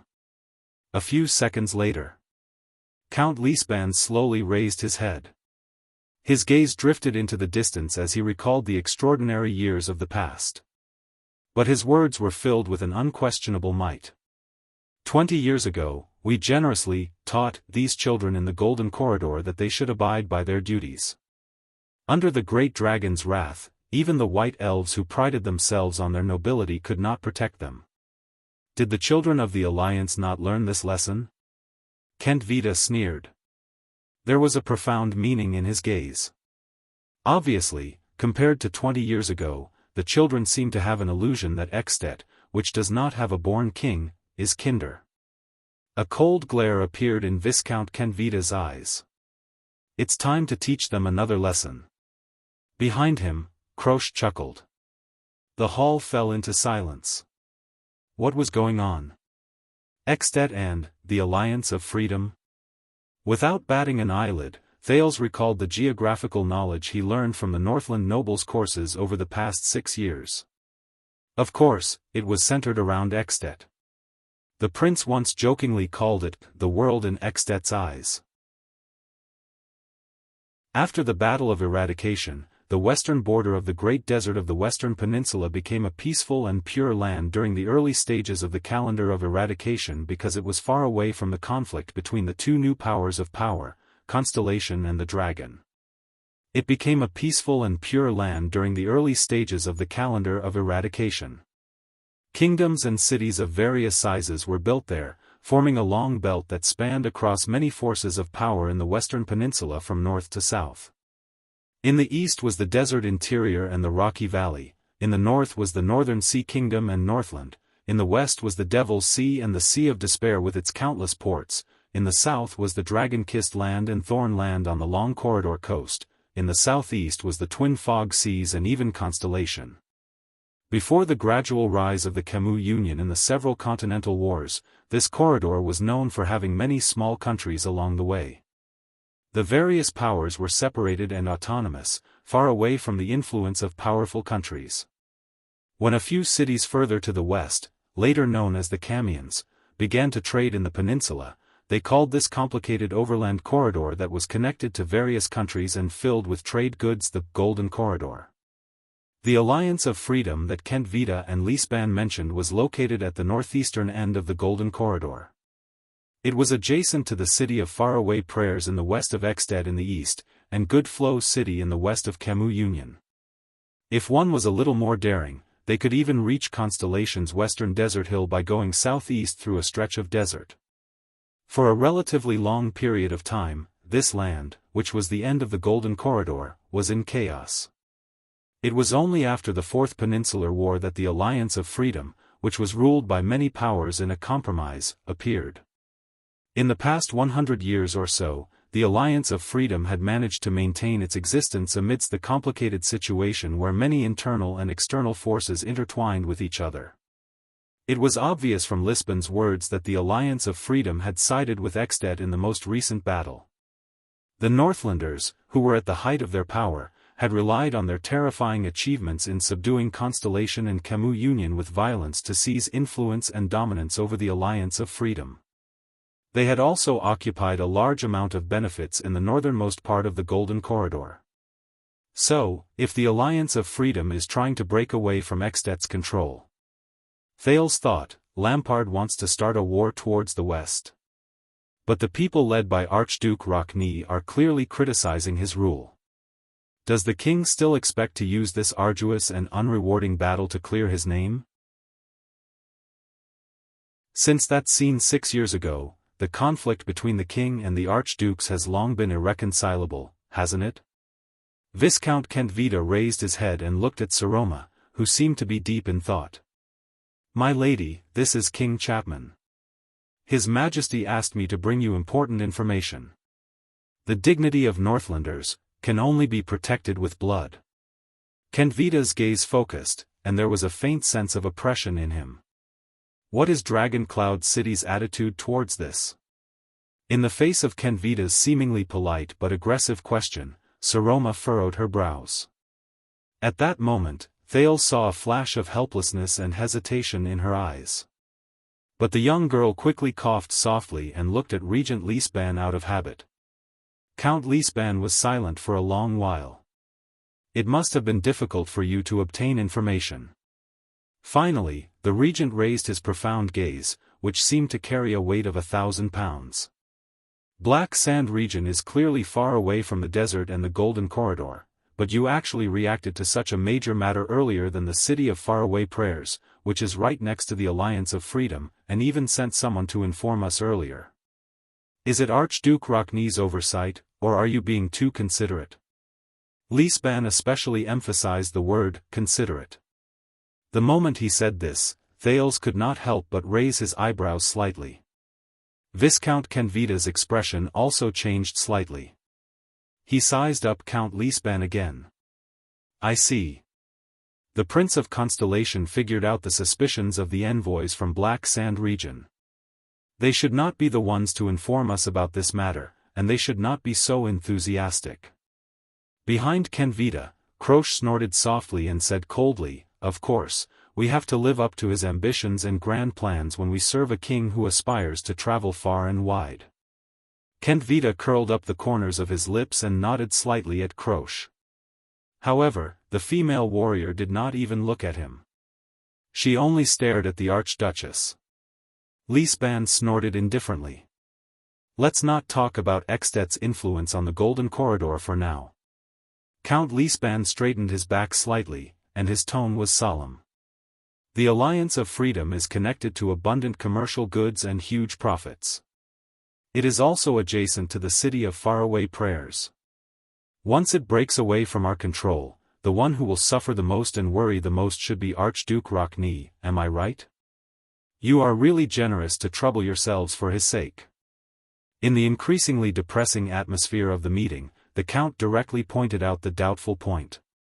Kentvita smiled faintly. The Rockne family and the City of Faraway Prayers' losses are Extet's losses, however, Lisban interrupted him loudly. Even if Archduke Rockne is tirelessly and clearly denouncing King Chapman's rule?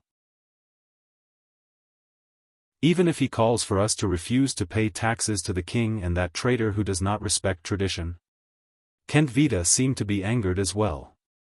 His originally smiling expression turned cold. Extensions are inseparable. We are bound together for good or ill. This is the future that His Majesty the King hopes for and works hard for. Of course, We hope that Archduke Rockne can understand his painstaking efforts, and we hope that you can understand as well. Ha! This is indeed an interesting piece of news. Count Lisban looked like he was prepared to shoulder all the pressure from the Archduchess so that the overwhelmed Archduchess could relax. The Kinslayer is actually a patriot. The moment Count Lisban uttered that nickname without hesitation, Kent Vida and Crocia's expressions turned cold at the same time. Thales sighed inwardly. Kinslayer. This is probably a stain and shadow that Lampard will never be able to get rid of for the rest of his life. Thales recalled Chapman Lampard's expression in the firelight. Compared to other people's opinions, the bigger shadow should be in his own heart. This could be said to be the brand that King Nuvan left for Lampard, a brand that would accompany him for the rest of his life. Believe me, King Chapman has always placed Ekstedt's dignity and interests in his heart. Kent Vida's expression was ice-cold. I cannot tell you how much His Majesty wanted to gather all of Ekstedt's military forces and tear down the Alliance of Freedom city walls to serve as their tombstones the moment he received the news, but Lisban snorted angrily without holding back. Put those pretty words away. The old regent's tone was very calm, but it seemed to contain a pressure that made it hard for people to breathe. When Archduke Rockne of the City of Faraway Prayers leads the heroes of the city and appeals to the entire country to get ready to revolt against the king's unjust actions, the Alliance of Freedom to the west of the City of Faraway Prayers inexplicably became internally unstable and caused trouble for Rockne. Thales could not help but furrow his eyebrows at Lisban's straightforward attitude. But the prince could not figure out Kent Vida's intentions. This is a fight between the king and Rockne, but why did he deliberately inform Dragon Cloud City? Does King Chapman still expect Dragon Cloud City to stand on his side? Rockne has to choose, right? Lisban removed his hands from his back and crossed them in front of his chest. He took a step forward and stared at Kent Vida, who was at the foot of the stairs. In the name of justice, if he wants to solve his immediate worries and protect his prestige as the Archduke of the City of Faraway Prayers, he must give up on protesting and opposing Chapman. He must even work with the king. Only then will he be free to deal with the internal strife of the Alliance of Freedom and seize back the interests that belong to the City of Faraway Prayers. Kent Vida was silent for a few seconds. I do not understand what you mean, Your Grace. Lisban snorted coldly. We are all Northlanders. Let's not play the Constellatiates politics of the Empire. Constellatiates? Politics of the Empire? Thales could not help but raise his eyebrows. The prince swore that he saw the corners of Saroma's lips curl upwards. Tell me, Lisban said sternly, if Rockne does not make a choice that meets your expectations, how will King Chapman react? Kent Vida stared at Lisban for a few seconds. In the end, the envoy of Black Sand region laughed. I believe that His Majesty still has to respect the joint ruling pledge. After all, the Alliance of Freedom is the closest to the City of Faraway Prayers. So, when it comes to handling matters related to the Alliance, he respects Archduke Rockne's attitude. He also respects the interests and autonomy of the City of Faraway Prayers even more. Condemning those children is one thing, but recklessly meddling in the Archduke's internal affairs is undoubtedly unwise. Hey! Lisban shouted sarcastically. At this moment, our king actually remembered the joint ruling pledge and remembered that this is the internal affairs of the Archdukes. Kent Vida did not answer. He only bowed slightly, and the regent shut his mouth. The hall regained its strange silence. Thales saw Nicholas furrowing his eyebrows tightly, while Saroma seemed to be deep in thought. Strange. In this strange audience, Thales quickly found a few suspicious points that he could not figure out. Black Sand region mentioned the Alliance of Freedom, but according to Lisban, this was just one part of the game between King Chapman, Archduke Rockne, and the other opposers. But what does this have to do with Dragon Cloud City? Why did Lampard send someone to inform Saroma about this? More importantly, what does this have to do with me and Thales Jade Star? If what Gilbert said about "there are no meaningless words in diplomacy" and "testing our footsteps and strength" is true, Thales frowned. He had too little information. A few seconds later, Count Lisbon's expression changed. He raised his gaze. "I know why you came to Dragon Cloud City." The Count became solemn. "And what happened yesterday?" Lisban narrowed his eyes. "You sent Dragon Cloud City into the eye of the storm." "What? Sent Dragon Cloud City into the eye of the storm?" Thales was slightly stunned. He could not keep up with their train of thought. Obviously, he was not the only one who did not understand Lisbon's words. Saroma widened her eyes. This was the usual behavior of a young girl when she was confused. The young girl and the teenager looked at each other. They saw the doubt and puzzlement in each other's eyes. "Eye of the Dragon, Seal Lisban." Kenvita's expression became completely serious. He looked at his opponent again. "As expected, you live up to your reputation." At that moment, Thales had a feeling that today's meeting was a confrontation between Lisban and Kenvita. It was a game of chess that only they could understand. "Let's end the audience here, my lady," Lisban said coldly. Saroma stared at Lisban in a daze, but she still nodded obediently. "Are you sure?" Kentvita sneered. "This concerns the great dragon's honor and disgrace, and his majesty is waiting for the Archduchess' reply." The Viscount added meaningfully, "and not the regent's reply." Thales sighed in his heart. "That's enough. You know better than anyone else how this will proceed." Lisban stared at Kentvita with a cold expression. He did not even bother to maintain a friendly facade. "The Archduchess will give you an answer, but not now." The Count said coldly, "At least, not before the city of faraway prayers sends an envoy to visit." Kentvita inhaled and regained his calm expression. He bowed slightly. "Then we shall take our leave, Your Grace," the Viscount of Black Sand Region said softly. "By the way," Kentvita cast a meaningful glance at the slightly puzzled Saroma. He said, "The new spectacles are very beautiful." Saroma could not help but change her expression. Thales felt a chill run down his spine. The regent's gaze on him was very oppressive. Count Lisban snorted coldly. "Enough said, Your Grace." Kentvita smiled, bowed slightly to the Prince of Constellation intentionally, and turned to leave. At that moment, Star Killer, my superior, sent his regards. Croche, who had been silent all this while, suddenly raised her head and looked at the warrior on the other side of Lisban. "That knife is really difficult to use." Those were his exact words. On the stairs, Nicholas sneered. "This knife is quite useful." The Star Killer shook his head. "What a pity." Croche nodded and turned towards the Archduchess' seat. "Your Grace, please take care." She stared at Saroma with a gentle and hopeful gaze, causing Thales to be slightly startled. "Ah, thank you for your kindness," Saroma answered subconsciously. "Please believe that your weight and value are far greater than you imagine." The female warrior seemed to only want to finish what she wanted to say. Croche said softly, "No matter what, your existence is a miracle that has not been seen in Northland for 1,000 years. You are the flag that allows us to move forward.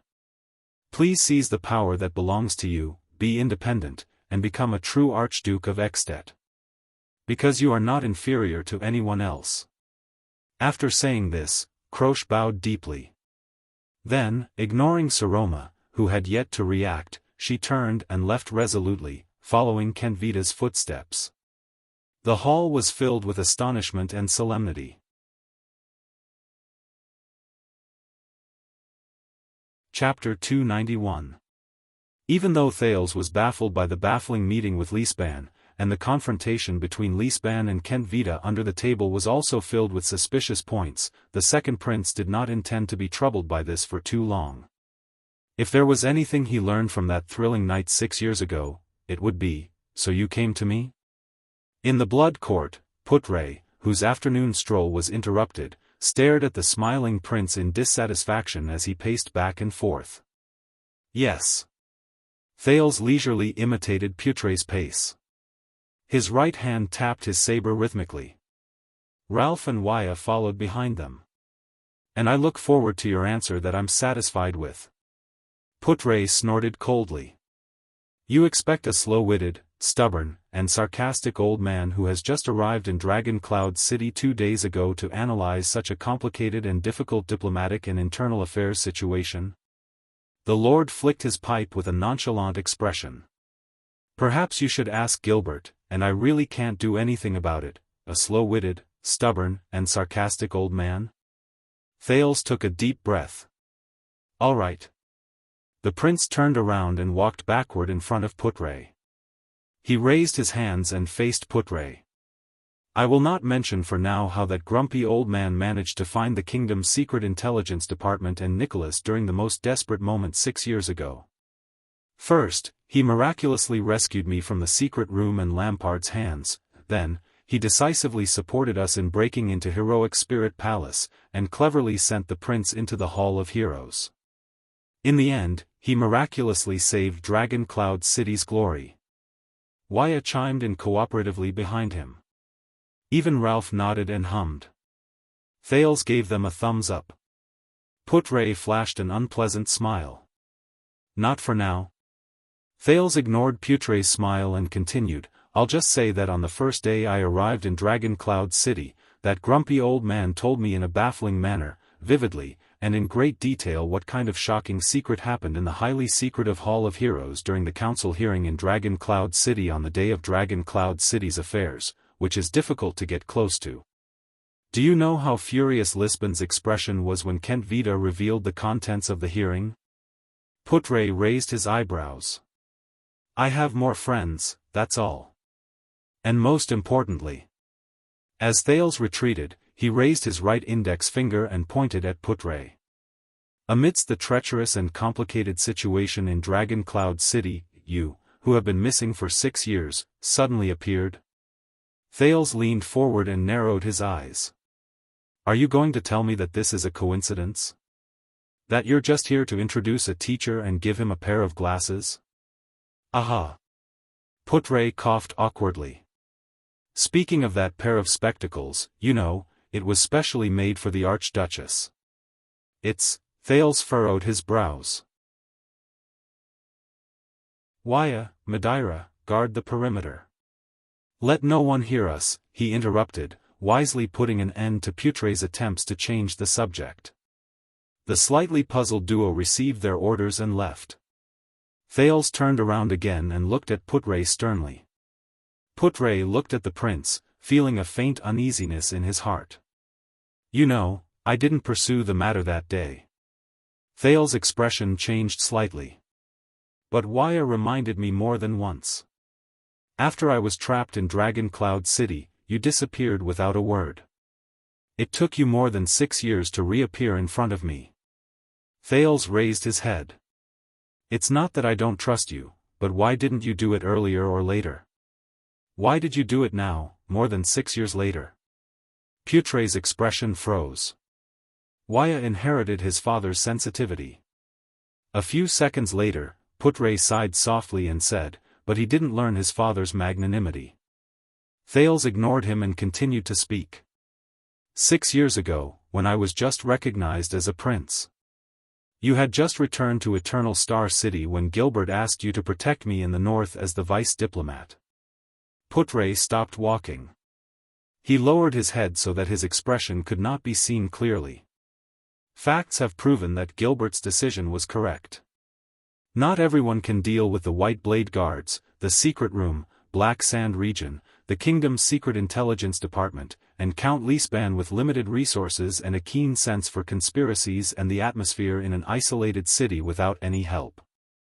In fact, not only can he not be at a disadvantage, he can even do it with ease. Thales also stopped walking. He shook his head. Although you are very good at hiding yourself, and no one really cares, I know better than anyone else that a powerless prince can never save the world alone. From decisively retreating, preserving his strength, contacting everyone, rescuing the prince, hinting me to counterattack, breaking into Heroic Spirit Palace, playing the game with Black Sand region, and reversing the situation. Thales took a deep breath. 6 years ago, the person who truly saved Dragon Cloud City countless times behind the scenes was actually you. Lord Putre Nemain. The former civil official from the Foreign Affairs Division with a suspicious identity, the former Viscount who was demoted after the Bloody Year. And the former king's eldest son, Midir Jadestar's attendant. Putre did not speak.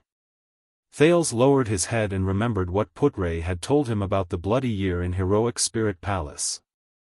As far as I know, this is not something an ordinary person can do. Thales' expression darkened slightly. Don't you think that there are too many mysteries surrounding you, Putre?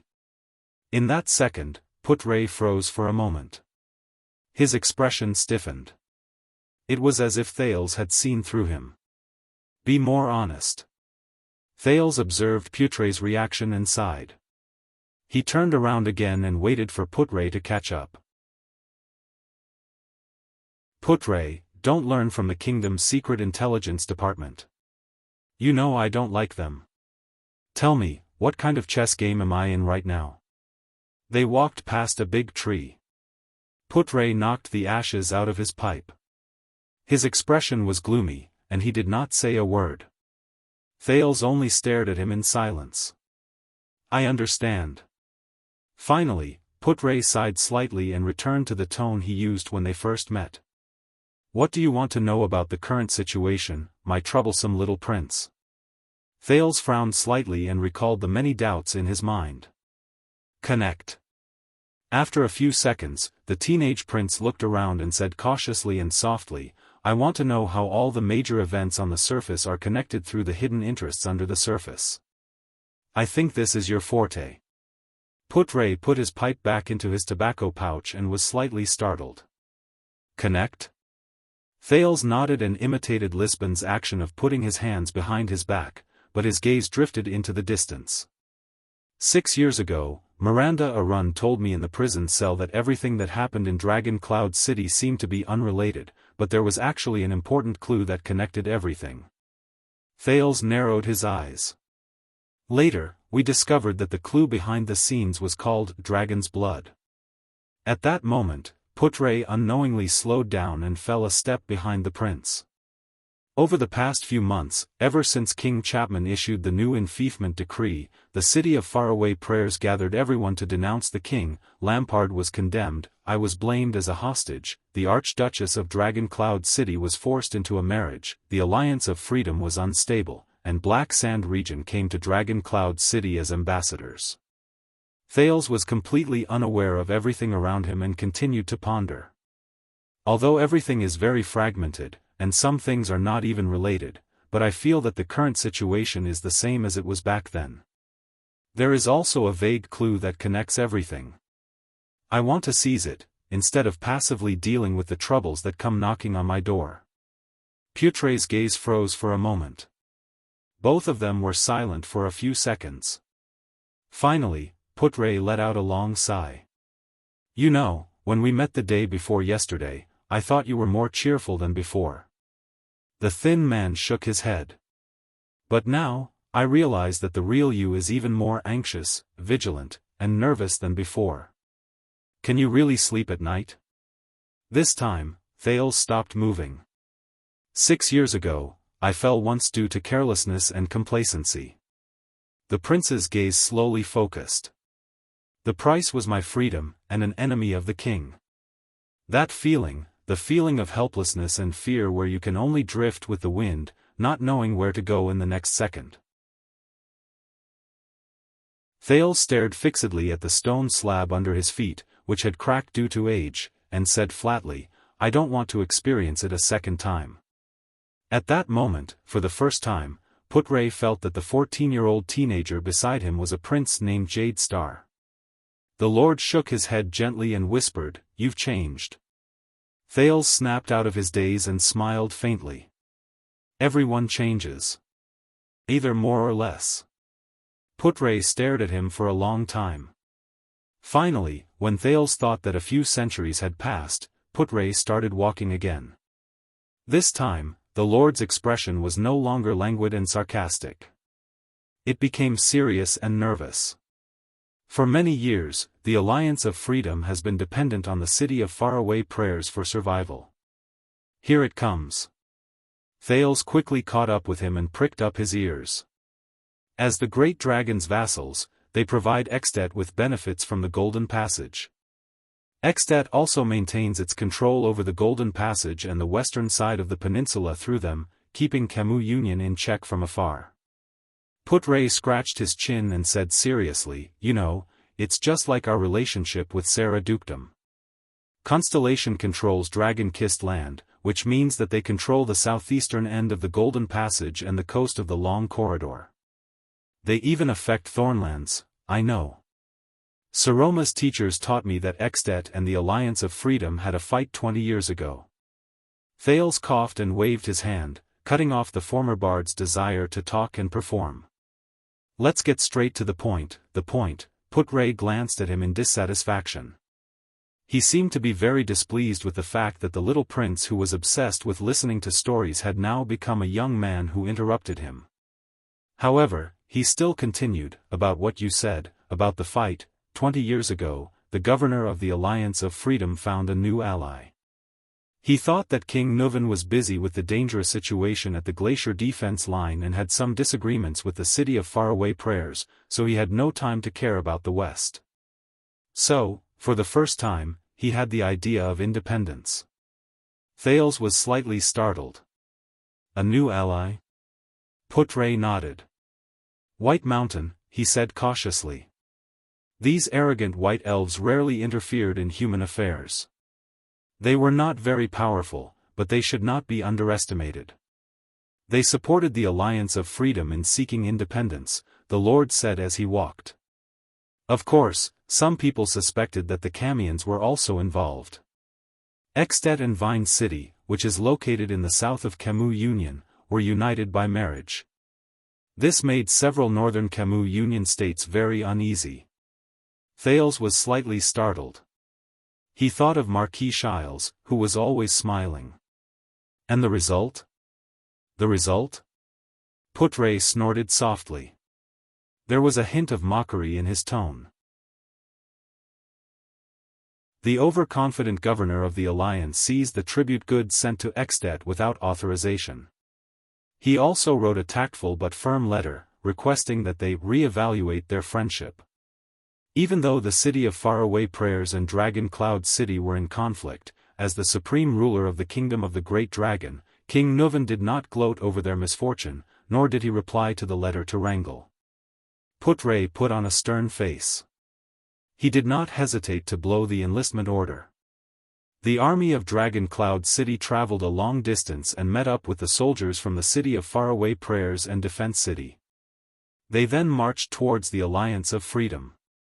Thales quietly listened to the past of the Alliance of Freedom and Extet. He quickly connected the details of the information that were not recorded in class or in history books with the current situation.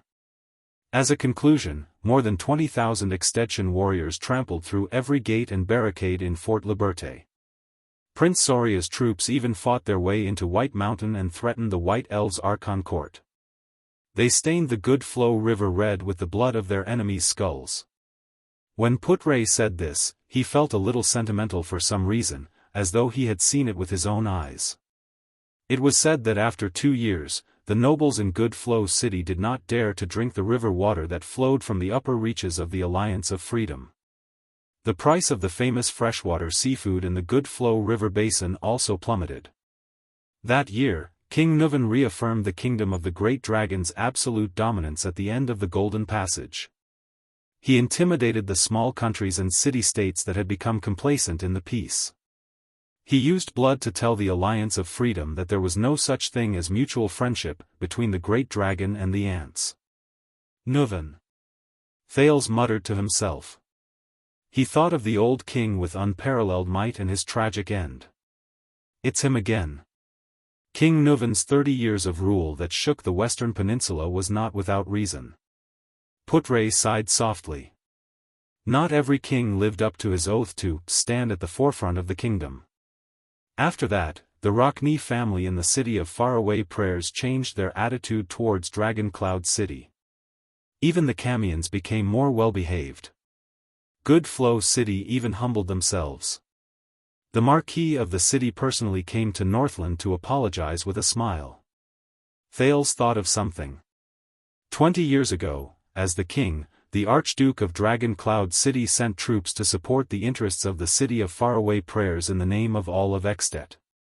The prince punched his palm. So, when the Alliance of Freedom became unstable again, Lisban said that Rockne had to choose. Thales recalled Regent Lisban's words in the hall. If the city of faraway prayers wanted to receive the support of the entire kingdom led by the king, Archduke Rockne would have to choose to compromise with the king and give up on gathering the nobles to denounce King Chapman. The thin lord snorted softly. Indeed, this is a good method. In the name of the king, with the righteousness of Extet, he forced the archdukes to take the initiative to fight for the kingdom to be in the hands of Black Sand region. Putre nodded. I can imagine, in the face of King Chapman's helping hand, Rockne, but Thales shook his head firmly. I know Archduke Rockne. He will not choose to compromise. The image of Lampard and Rockne with ferocious expressions appeared in Thales' mind. The tense scene of them facing off against each other in the hall appeared in his mind. He would rather practice his beliefs in blood and fire, and fight against the king to the end. Also, Thales thought, the conflict between King Chapman and the archdukes now was far from comparable to the conflict between King Nuvan and the archdukes in the past. Putre chuckled. That's even more interesting. They walked up the steps leading to the prince's bedroom and watched as a broken tree root extended beneath their feet. If Rockne refuses the king's help, he will have to face the internal strife of the Alliance of Freedom alone. If necessary, he will not hesitate to send troops alone to reaffirm the dignity of the kingdom of the Great Dragon. It is a small matter for the city of faraway prayers to watch the Alliance of Freedom go out of control and lose a large amount of income, but Archduke Rockne's prestige will definitely suffer a heavy blow. Regardless of whether the city of faraway prayers is humiliated or Extet is humiliated, it will not be a good thing for him. Thales desperately tried to recall the geographical overview of Extet's western side. To deal with the Alliance of Freedom alone. Can the city of faraway prayers and Rockne do it? This is the time to test the city of faraway prayers' strength, as well as Archduke Rockne's control over his vassals. Putre seemed to be recalling something. But I think, even if it will not be as smooth as when the three archdukes worked together 20 years ago, it will still be more than enough for the city of faraway prayers to deal with the small Alliance of Freedom, which is adjacent to the desert and the Golden Passage. But the problem is, once they put all their energy into the internal strife of the Alliance, Rockne's plan to continue contacting the nobles and denouncing the king will be affected. Thales furrowed his eyebrows. So, Regent Lisban's suspicions are true. The internal strife of the Alliance of Freedom is related to Lampard, and he might even be the one behind it, the prince said faintly. This will allow the city of faraway prayers and Archduke Rockne, who are on fire in their backyard, to stop pressing forward, and save Black Sand region from being denounced by the entire country. Putre raised his eyebrows. Who knows? But Thales stopped again with a puzzled expression. But I still can't figure it out. If this is just a game between the common elected king and Archduke Rockne, why did King Chapman send Kent Vita to Dragon Cloud City? And why did Lisban say that Dragon Cloud City was sent into the eye of the storm? Why Dragon Cloud City? Putre also stopped in his tracks. He smiled faintly, and his eyes shone with a strange light. You found the point, young prince. Thales' eyebrows twitched.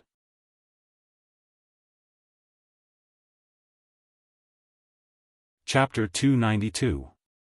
While Thales was still in a daze, as if he had grasped something, Putre took out his pipe again and began to fill it with tobacco. As you said, once the staunch Archduke Rockne does not compromise with Black Sand region, does not rely on the king's conscription order, and does not rely on King Chapman's name, and decides to clean up the mess in the Alliance of Freedom on his own, Put-Ray said straightforwardly, facing the prince's gaze. But if he wants to continue denouncing and fighting against King Chapman, Thales took a deep breath. Rockne will have to find additional helpers to take down the Alliance of Freedom at the lowest cost. The logical clues in the prince's mind became clearer. For example, Dragon Cloud City, and the Walton family, who once sent troops to support the City of Faraway Prayers. Thales looked up with a solemn expression. I'm starting to understand. Put-Ray nodded and lit his pipe. As long as Rockne obtains Dragon Cloud City support, as long as the Archduchess promises to send troops to support the City of Faraway Prayers battle, just like she did 20 years ago, Put-Ray said calmly, then Rockne can confidently reject Lampard's ill-intentioned scheme. He can deal with the Alliance of Freedom with ease while saying no to the king without flinching. I understand now. After Rockne makes his choice, Thales thought of the young Archduchess and pinched his chin, feeling a headache coming on.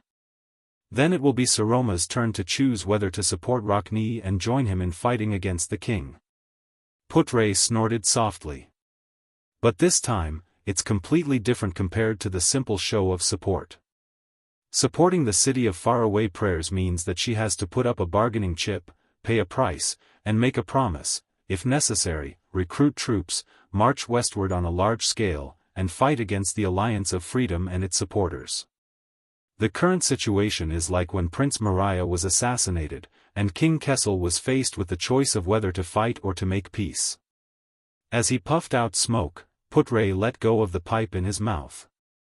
The Archduchess of Dragon Cloud City has to make a decision on behalf of Dragon Cloud City, to fight or to make peace? To pay the price and resolutely support the City of Faraway Prayers in dealing with the Alliance, or to stand by and watch the situation develop? The prince slowly raised his head. The choice King Kessel faced when Prince Moriah was assassinated?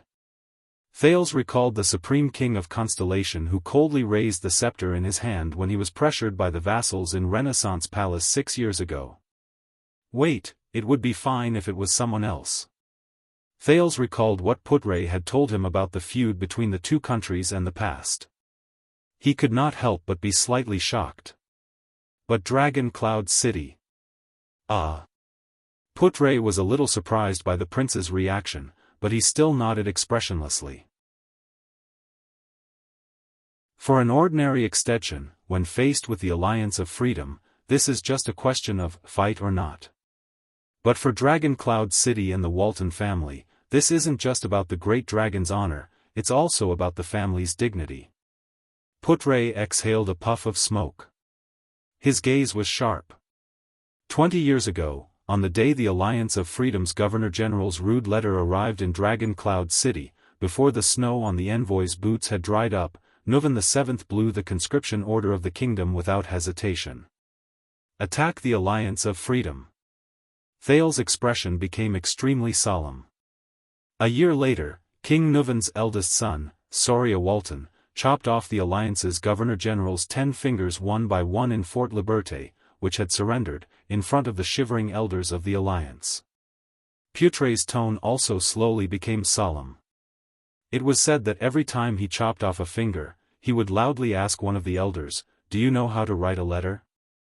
After chopping off the last finger, Prince Soria threw the disrespectful letter back to the almost fainting Governor-General. "No, you don't," Soria said with a smile. Then, he hanged all the elders who did not answer no. Soria Walton. Thales furrowed his brows. Sounds like a brutal commander. Put-Ray narrowed his eyes and lowered his head slightly. But he also succeeded in making the Alliance of Freedom remember the great dragon's anger and terror.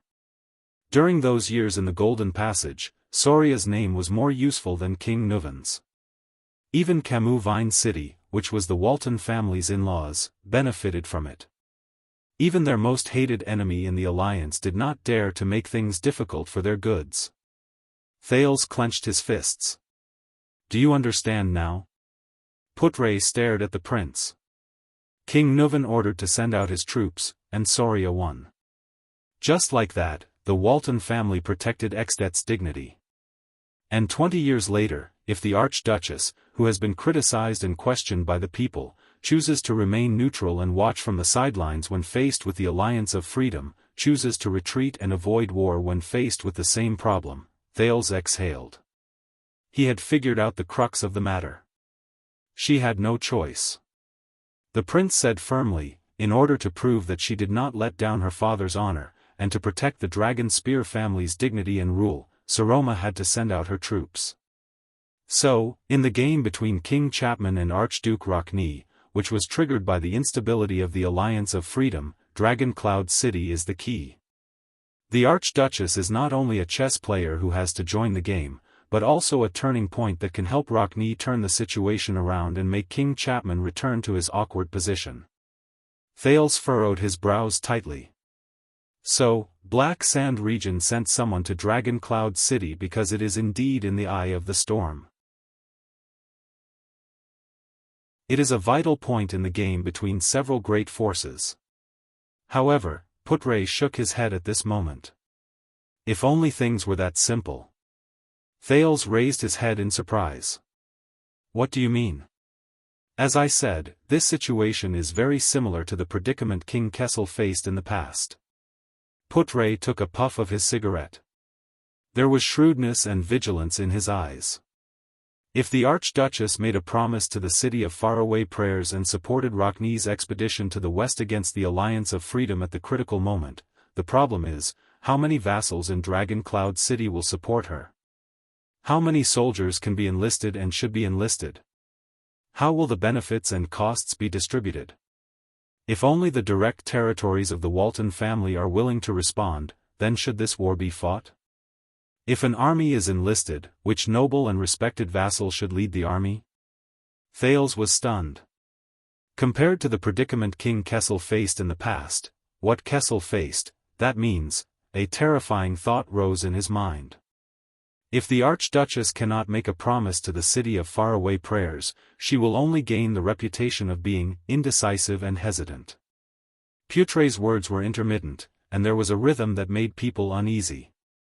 He continued, but if the Archduchess makes a promise, but is unable to fulfill it at a critical moment due to internal reasons in Dragon Cloud City, such as opposition from the vassals, a lack of soldiers, a lack of resources, or even the army recruited by Dragon Cloud City returning in failure due to low quality, then, under the eyes of all of Extet, the impact of this matter on the Archduchess rule will be devastating. Thales frowned. If Saroma only sends the direct troops of the Walton family, and does not rely on the power of the vassals, Putre snorted coldly and shook his head. When a powerful archduke who has countless vassals under his command can only send his direct subordinates to the battlefield alone, then in the eyes of countless people, that archduke's reign will soon come to an end. Putre snorted coldly and shook his head. Thales heaved a deep sigh. Finally, with Putre's help, he found the clue that ran through the front and back. So, in short, all the problems can be summed up in one sentence. Putre took a long drag on his pipe. The wrinkles on his thin face slowly tightened. Is the current Dragon Cloud City still like the Dragon Cloud City under King Nuvan's command in the past? Is it still like the Dragon Cloud City under King Nuvan's command in the past? Is it still a unified entity? Is it indestructible from the inside out, and is united? At the moment when the reputable Dragon Cloud City and the Walton family need to stand up, the archdukes are watching her, and the vassals are also watching her.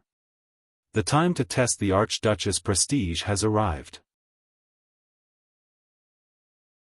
Putre snorted coldly and said, to protect the family's reputation, to protect the country's dignity, and to fight against King Chapman, the Archduchess must represent Dragon Cloud City to make a promise, and ensure that this promise can be fulfilled. Thales stared at Putre, dumbfounded. Putre's gaze was focused on Thales' grey eyes. His tone was frightening. And to ensure that the vassals will support this promise, the Archduchess who has been in power for 6 years, and how much is she willing to pay? Thales took a deep breath and clenched his fists. Thales exhaled and said with great difficulty, pay a price? For example, Putre nodded. He silently observed the prince's expression. While sighing, he said softly, for example, is she willing to show her sincerity and trust to the vassals? For example, if the Archduchess marries one of the vassals, to maintain the cohesiveness of Dragon Cloud City in exchange for the vassals' trust and cooperation. With the support of her husband and the inheritance of her bloodline, she will break away from the Archduchess and become the Archduchess to restore the glory of the Walton family. Putre's voice was very soft, but in the prince's ears, it was so heavy that it sounded like thunder. Thales closed his eyes helplessly. He furrowed his eyebrows and clenched his teeth. The little rascal from 6 years ago appeared before the prince's eyes. He remembered that day 6 years ago, when the dirty little girl was engrossed in reading books in the library. He remembered that in the Hall of Heroes, when the tear-stained girl shivered and looked helplessly at the ring of triumph on her finger. He remembered that in the streets of Shield District, when the little girl screamed and desperately tried to pull him away from the tentacles. He remembered, tell me, Putre.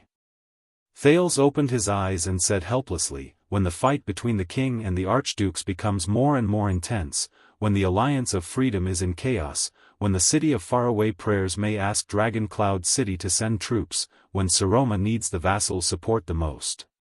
During the day of Dragon Cloud City's State Affairs hearing, someone took the opportunity to cause trouble. He raised an issue regarding the Archduchess marriage, reminding everyone that their suzerain is unmarried. Thales raised his head and said faintly as he sighed in exhaustion, is this really a coincidence? Putre did not answer immediately. He turned his head gently and looked at a towering tree in the courtyard. He looked at its roots, which had already begun to rot. Finally, Putre sighed. There is a saying that may be arbitrary, but most of the time, it is correct. Please remember it. That is. The Lord clenched his pipe tightly. His gaze was cold. There are no coincidences in politics. Thales lowered his head dejectedly. A breeze blew through the blood court. In the distance, Waya seemed to be complaining to Ralph about something. The phantom wind follower crossed his arms again with a look of disdain. So that's how it is, the prince said softly. Everything is connected now. He raised his head and looked at the sun above his head. From the city of faraway prayers denouncing the king, to the troublesome King Chapman, to the disturbance during the state affairs hearing, to Kenvita's envoy, to the alliance of freedom, Putre stared at the prince quietly and listened to his words. Outside, this is the conflict of interest between the alliance of freedom and Extet, which was triggered by the kingdom of the Great Dragon's internal strife during the past 6 years. Thales said faintly, in essence, this is the rift left behind by the Special King Selection Congress 6 years ago. It is a game of chess between Chapman and Rockney, between Black Sand Region and the City of Faraway Prayers, between the common elected king and the archdukes. Thales pressed his hand on his saber and took a step forward. His expression was unpleasant. Inside, this is the turmoil in Dragon Cloud City caused by Nuven's death, the disturbance caused by Archduchess Walton's succession to the throne, and the waves that were suppressed by Lisbon's prestige and the Archduke's endorsements are surging back in a frenzy 6 years later. The prince gritted his teeth, and his tone gradually became nervous. Lisbon must be very angry. Someone, no matter who, bypassed him, the Archduchess' highest vassal and the regent who was actually in charge of Dragon Cloud City, and attempted to interfere with the succession of power in Dragon Cloud City. Putre stood behind him, and the corners of his lips curled up in a barely noticeable manner. You can see it very clearly. Even if someone might be making things difficult for us, this is indeed the seed we sowed when we ran amok in Dragon Cloud City and Heroic Spirit Palace 6 years ago, the thin lord said with a sigh. It was as if he had returned to the days when he fled for his life in Dragon Cloud City and survived in a desperate situation. The backlash 6 years later. Thales' face was tense. He clenched his teeth so hard that he almost broke his fists. *CK This is not the end. The poison like dragon blood, not only has it not dried up. Also, it is still flowing. Silence fell between the two of them again. Just when Putre thought that the prince's emotions had become agitated because of the sudden information, "There is one more thing that I don't understand." Thales turned his head and looked at Putre. He asked abruptly but calmly, "Why me?" The lord stared at Thales' expression in surprise. Contrary to what he had expected, the prince was not panicking, agitated, or even overly emotional. He did not even seem nervous. This young man, compared to 6 years ago, Thales pursed his lips. His eyebrows moved slightly, as if he was thinking about something seriously. This is the battle between King Chapman and Archduke Rockne. It's a storm that Dragon Cloud City is embroiled in. Thales' gaze became sharp, making Putre uncomfortable. He even had the urge to turn his head away. But why? Thales asked succinctly, "Why did Kent Vida request to meet me? To meet a prince of Constellation?" Looking at the prince's gaze, Putre inhaled, raised his stiff hand, and held his pipe in his mouth. "I don't know." Putre blinked and tilted his head. "Maybe it's a coincidence." Coincidence? At that moment, Thales narrowed his eyes. It was as if he wanted to see something from the man's eyes. Putre smiled and took a deep puff. The old pipe smoker, who treated tobacco like his life, suddenly realized that his pipe had been extinguished. He sighed. "I suggest that you pay less attention to these matters in Dragon Cloud City. To be honest, because of the storm the other day, you are now in an awkward position. After all, this matter has nothing to do with you for now." Putre shrugged. "Unless you can't bear to watch your little lovers." Thales was slightly stunned. Putre smiled faintly. The prince's expression was unpleasant. He frowned and looked at the lord. His face was full of suspicion. "Little lover?" Putre blinked again. "It's just a joke, Your Highness." Thales crossed his arms and snorted in dissatisfaction. But he was immediately stunned. "Wait, Putre. The words you used just now." The prince stared at the thin lord with an unpleasant expression. His tone was full of doubt. "What do you mean by, 'for now'? Has nothing to do with me?" Under Thales' questioning gaze, the thin lord coughed. His expression was solemn. "It's time for you to meet the Archduchess. You should go to the library," Putre said with a serious expression. "I can't let the Archduchess wait for too long." Thales was instantly stunned.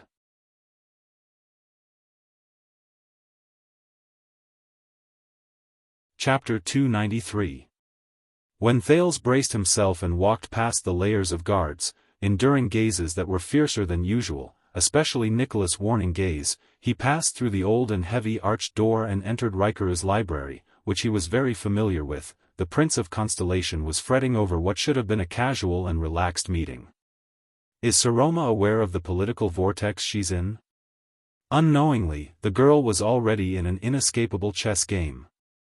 She was facing Lampard, Rockne, and the vassals of Dragon Cloud City, who were experienced and ruthless chess players.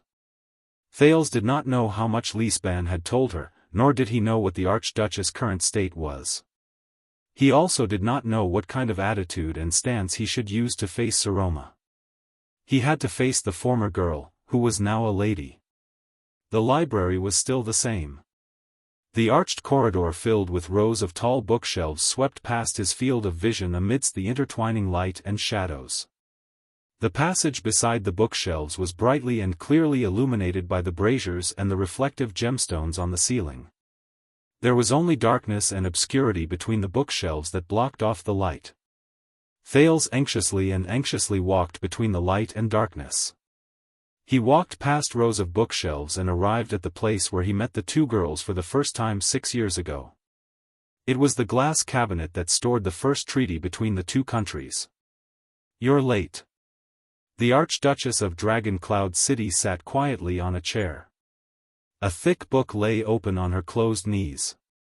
Thales looked around hesitantly. He was not surprised to see Gings, the female official, and two maidservants at the ends of the corridor. The former was like a statue. She had her hands on her chest, looking straight ahead elegantly and nobly. The prince took a deep breath, walked up to Saroma, and lowered his voice. "Saroma, listen, the Archduchess interrupted him without raising her head.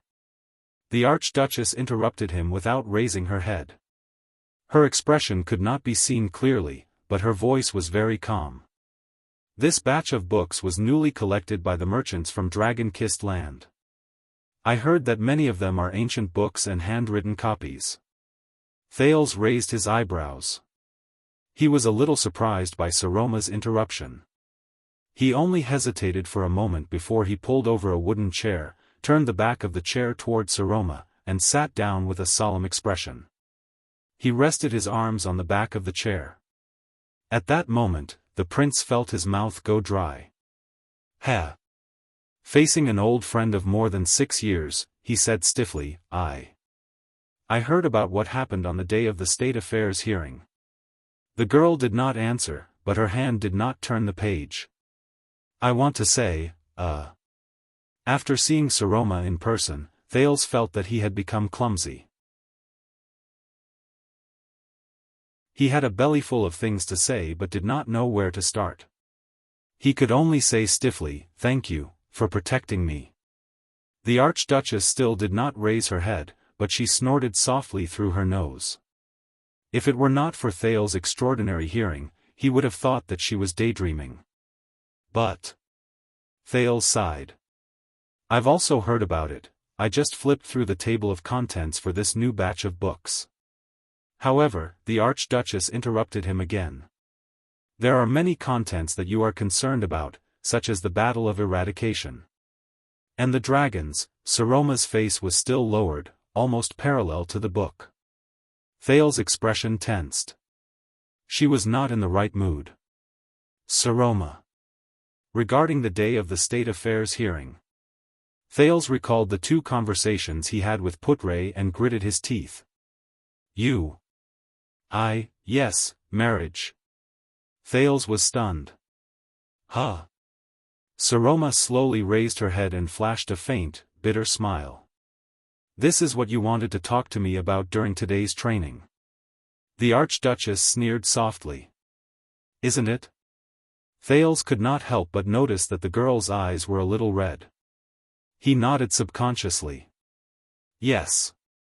Saroma closed the book on her knees and sighed softly.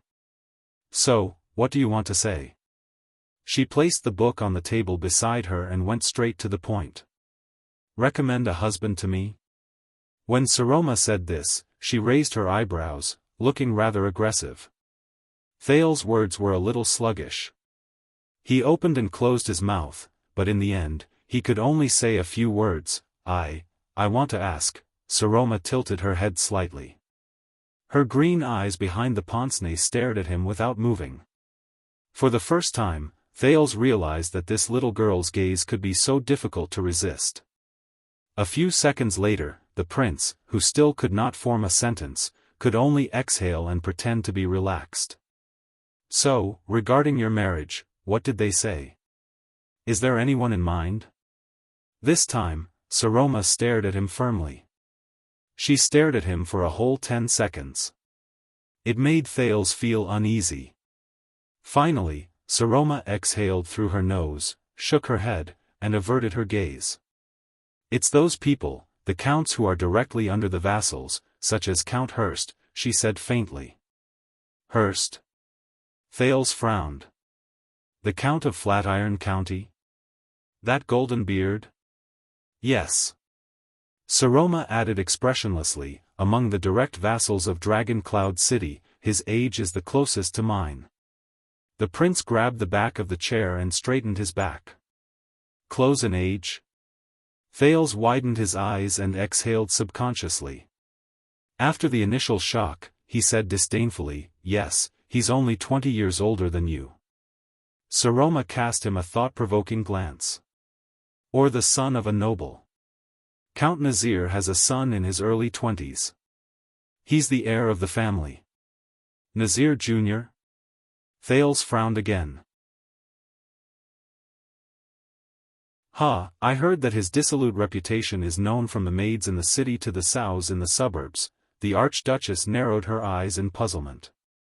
How did you know? Thales snorted softly and shook his head. Gossip from the kitchen.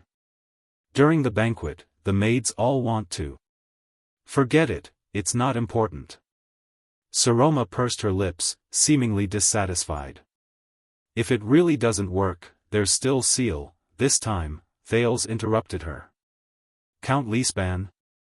The regent? The prince looked as if he had seen the most unbelievable thing in the world. My God, that old man even has a grandson. Thales. Saroma seemed to have had enough of Thales' tone. She said coldly, the candidate I'm talking about is Seal's grandson. Thales was speechless. Saroma stared at the ground in dissatisfaction. The embarrassed Thales rested his chin on his arm. For a moment, he had nothing to say. Finally, the silence between the two was broken by the Archduchess. Thales. She whispered in a tired voice, don't you want to see me get married?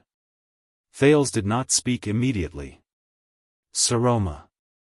A few seconds later, Thales managed to speak. His voice was deep. Tell me the truth. Do you really want to get married? Saroma raised her head abruptly. Her expression was tense. Is this important? The prince heard the girl's words as if she was acting out of spite. You know, I have to get married. Thales furrowed his eyebrows slightly.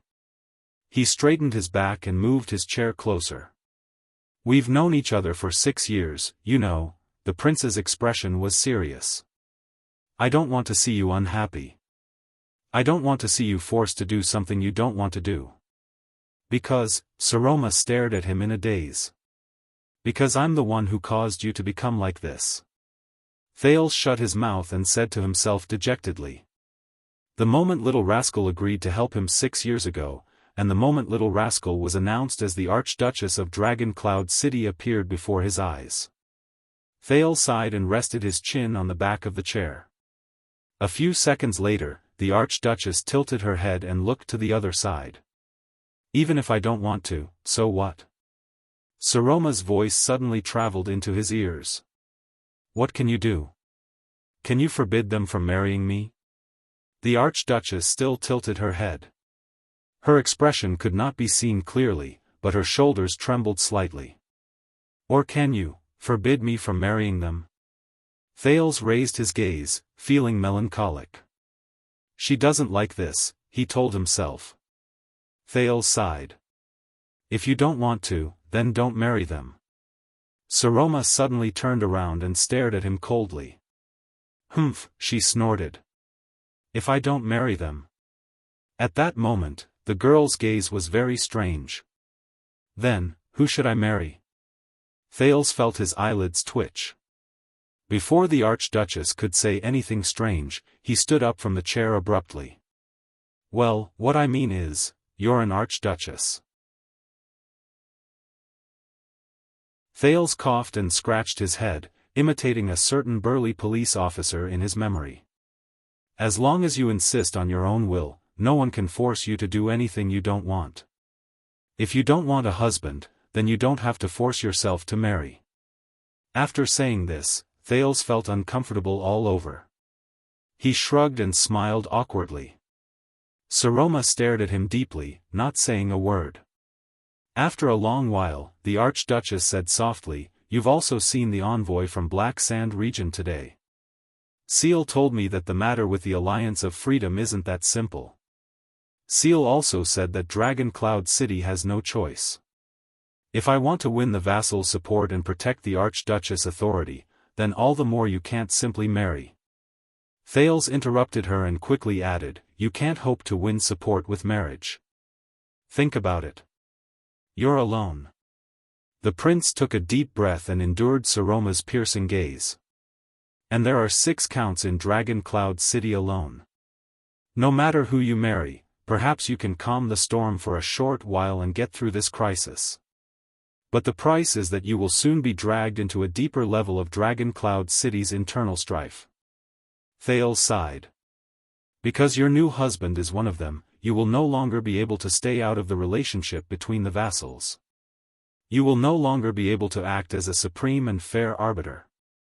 You will no longer be able to rule this land as their suzerain.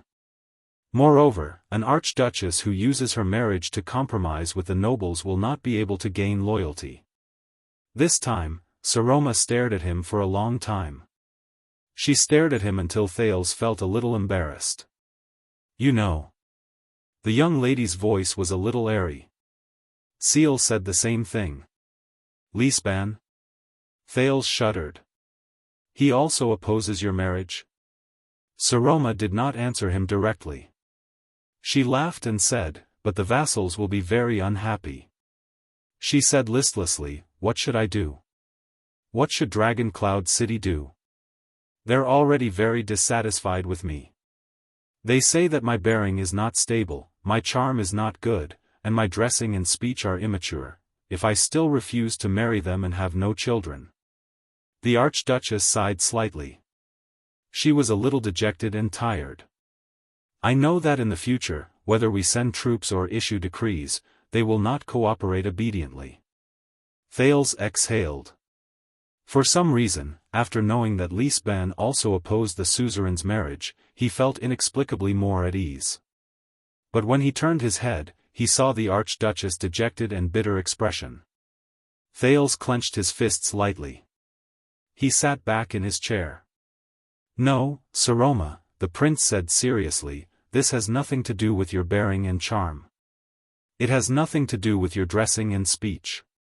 It has nothing to do with whether you get married or not, and whether you have children or not. Your vassals, they will have this kind of attitude. Saroma raised her head and stared at him blankly. Thales clenched his fists tighter and tighter. He took a deep breath. It's because, but before he could finish, he was interrupted by the Archduchess again. Because I am an Archduchess. Saroma could not help but laugh. She tilted her head back and leaned against the back of the chair. She looked askance at the row of bookshelves in the distance. I am a woman.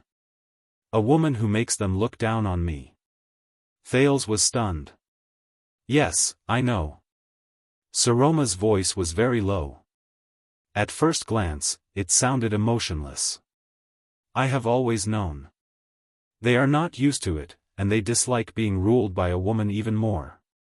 Whether it is them or the enemy, they all feel that such a dragon cloud city is not stable. They feel that I am weak and ignorant, so they urge me to get married.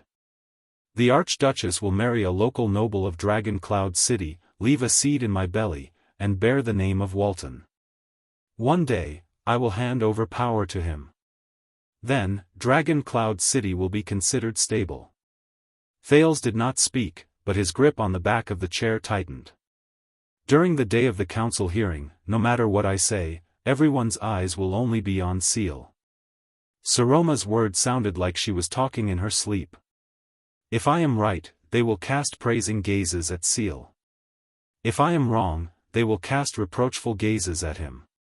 It's not just this time. It's the same in the past. It will be the same in the future.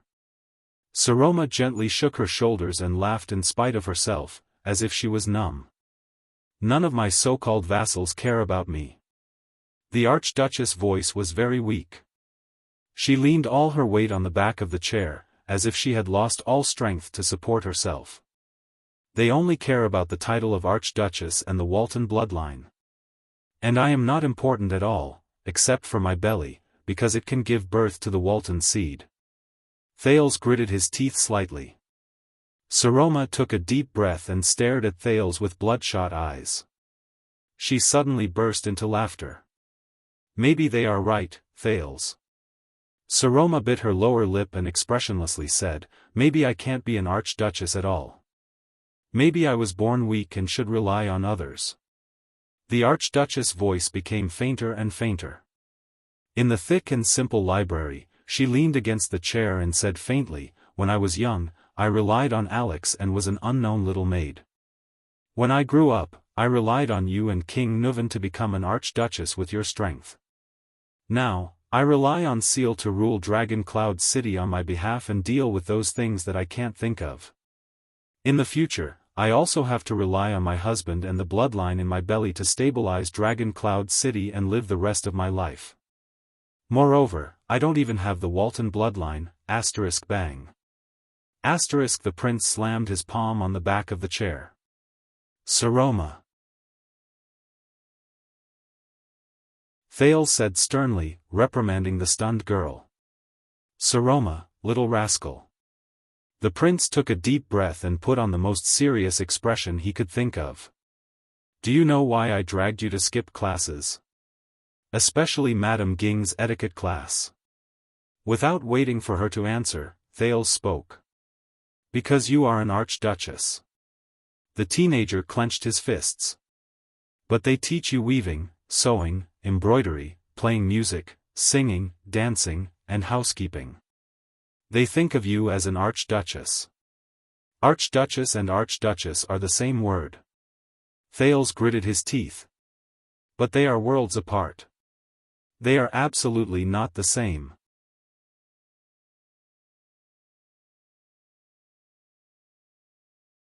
Chapter 294. Saroma stared at him with a slightly misty gaze.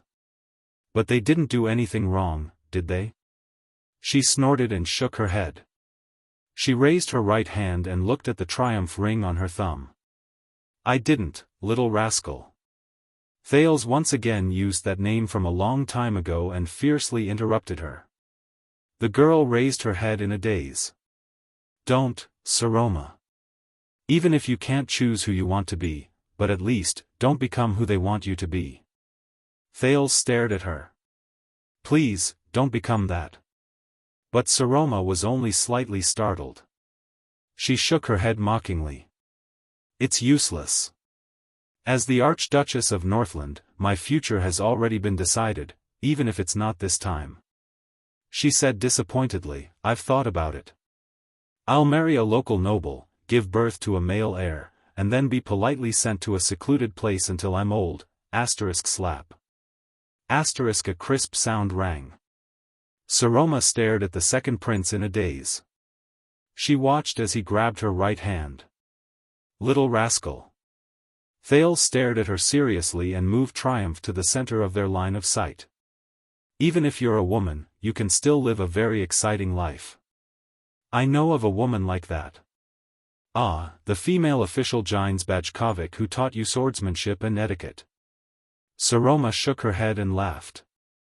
I've heard you say it 1,000 times, the legendary woman who broke away from the shackles of her family and stood alone in the capital. She's good with table knives and long swords. But she's special, and she's not a suzerain, no, not her. Thales spoke decisively and stopped Saroma from speaking. I'm talking about another young girl. Saroma was slightly startled. Her wrist, which Thales was holding, trembled slightly. You mean, a young girl? Yes. Thales nodded firmly. She's also the last orphan of a great family. She survived the chaos of war and riots, inherited the title at the age of 3, and led a region. Saroma did not refute him. Instead, she looked at the prince with a puzzled and inquiring gaze.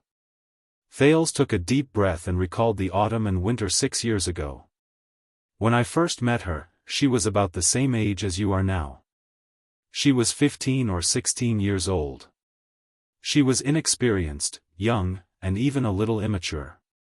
But at that time, she was already an important person who could take charge. I still remember the scene when she crossed the entire Hall of Stars and faced the country's emperor, ministers, and people with sonorous and forceful words. Thales said absent-mindedly, and when she walked into the hall valiantly in that casual purplish-black hunting suit, the crowd in the entire hall automatically retreated to make way for her. At that time, there were also people who mocked her, looked down on her, despised her, and looked down on her. How can Constellation be ruled by ignorant women and children? As for that girl, she just walked over slowly with a cold face and small steps, elegant and aloof. She didn't care about what she wanted to say, whether it was ridicule or condemnation, whether it was support or opposition. Even the two powerful counts could only walk behind her. One of them looked murderous, and the other looked noble. But they could not outshine her brilliance. Instead, they were suppressed by her aura to the point that they could barely be seen. When she waved her long sleeves and spoke in a cold voice, it was as if everyone present had become her foil, be it the king or the duke, the nobles or the commoners. Saroma listened to his narration and was slightly surprised. "You're talking about Constellation, the guardian of Blade Edge Hill. The Duchess, Lion Tabark. The Duchess, Lion Tabark." The prince narrowed his eyes. "As far as I know, she is still an unmarried woman. Under the emblem of the Blood Moon, she single-handedly supports the Tabark family of the 6 great clans, protects and rules Blade Edge Hill." Thales turned his head abruptly and looked at the stunned Saroma. "If she can do it, so can you. One day, you will also be able to stand at the top of Dragon Cloud City with your own strength, without relying on anyone else, and win everyone's respect." Thales inhaled and fixed his gaze on the girl's face. "One day, you will be able to tell the vassals of Dragon Cloud City in a dignified manner that the person who rules them is an archduchess." Saroma stared at Thales. After being stunned for a while, she smiled helplessly. "It's too difficult," the girl said with a sigh. "I can't do it," Thales shook his head and said with determination, "It's not difficult. What's really difficult is that you think you can't do it. That's why your vassals feel that Dragon Cloud City under your rule is not stable." Saroma blinked and stared at the prince with a softer and brighter gaze. "I still remember the little rascal who risked her life to drag me out of the hands of the calamities. I also remember the little rascal who crawled out of the fireplace and anxiously memorized her lines to help me out of trouble. At that time, the girl did not hesitate to say, 'It's too difficult.'" Saroma did not say anything. She only watched Thales hold her hand in silence. "Saroma, remember this, choose who you want to be. If you don't want to be a vase that is manipulated by others and traded casually," the prince squeezed her hand tightly. His tone was unquestionable. "Then don't act like a vase." Saroma stared at the prince in a daze. A few seconds later, her originally misty and unfocused gaze became focused again. "If you don't want to marry a man who is old enough to be your father and live on your belly." Thales' gaze became fierce. Thales' gaze turned fierce. "Then reject them. Let's think of a way together. Of course, I think Lisban will help you. As long as you say that you don't want to. Then you don't have to marry them." The two of them stared at each other and remained silent for a long time. Thales did not turn his gaze away. Saroma's eyes flickered. She seemed to be a little touched and a little panicked. Finally, Saroma looked at the prince with a determined expression and took a deep breath. "Thales." Saroma cleared her throat. She seemed to be a little hesitant. Thales responded with an encouraging gaze. But the hesitation only lasted for 3 seconds. The girl gritted her teeth and tensed up. "Thales." Saroma raised her head. Her gaze was serious. "I don't want to marry Count Hurst." Thales exhaled and nodded heavily. "Yes." "I don't want to marry Count Nazir's son either." "Yes." "I don't like them." Saroma's words slowly became smoother from the stiffness in the beginning. "I don't want to marry anyone else either." Thales stared at her. "Very well." The prince raised his eyebrows. "You won't marry them?" Thales shrugged. "Because I don't like them either." The two of them stared at each other. A few seconds later, they snorted and laughed together. "Phew." Thales sighed slightly in his heart. "Now, Putre is going to nag me with an expression that says, 'I knew it would be like this,' again. I have to think of a reason to convince him. If the Archduchess doesn't marry, it will be more beneficial for us, and I have to find time to talk to Lisban these few days." About Dragon Cloud City. And the Archduchess. While laughing, Thales pretended that nothing had happened and let go of the other party's hand. In the library, a maid frowned. With all due respect, Gings, I know that the lady's mental state has not been very good lately, but their behavior is still a little too intimate. For the Archduchess' sake, we should intervene. The maid turned to Gings, the female officer, and said tactfully, she needs us now. Gings, the female officer, still had that old-fashioned expression on her face. She quietly watched the teenage prince and the young Archduchess giggle in the distance. Believe me, for the Archduchess' sake. Gings turned her stern gaze and shook her head. What she needs the most right now is, not us.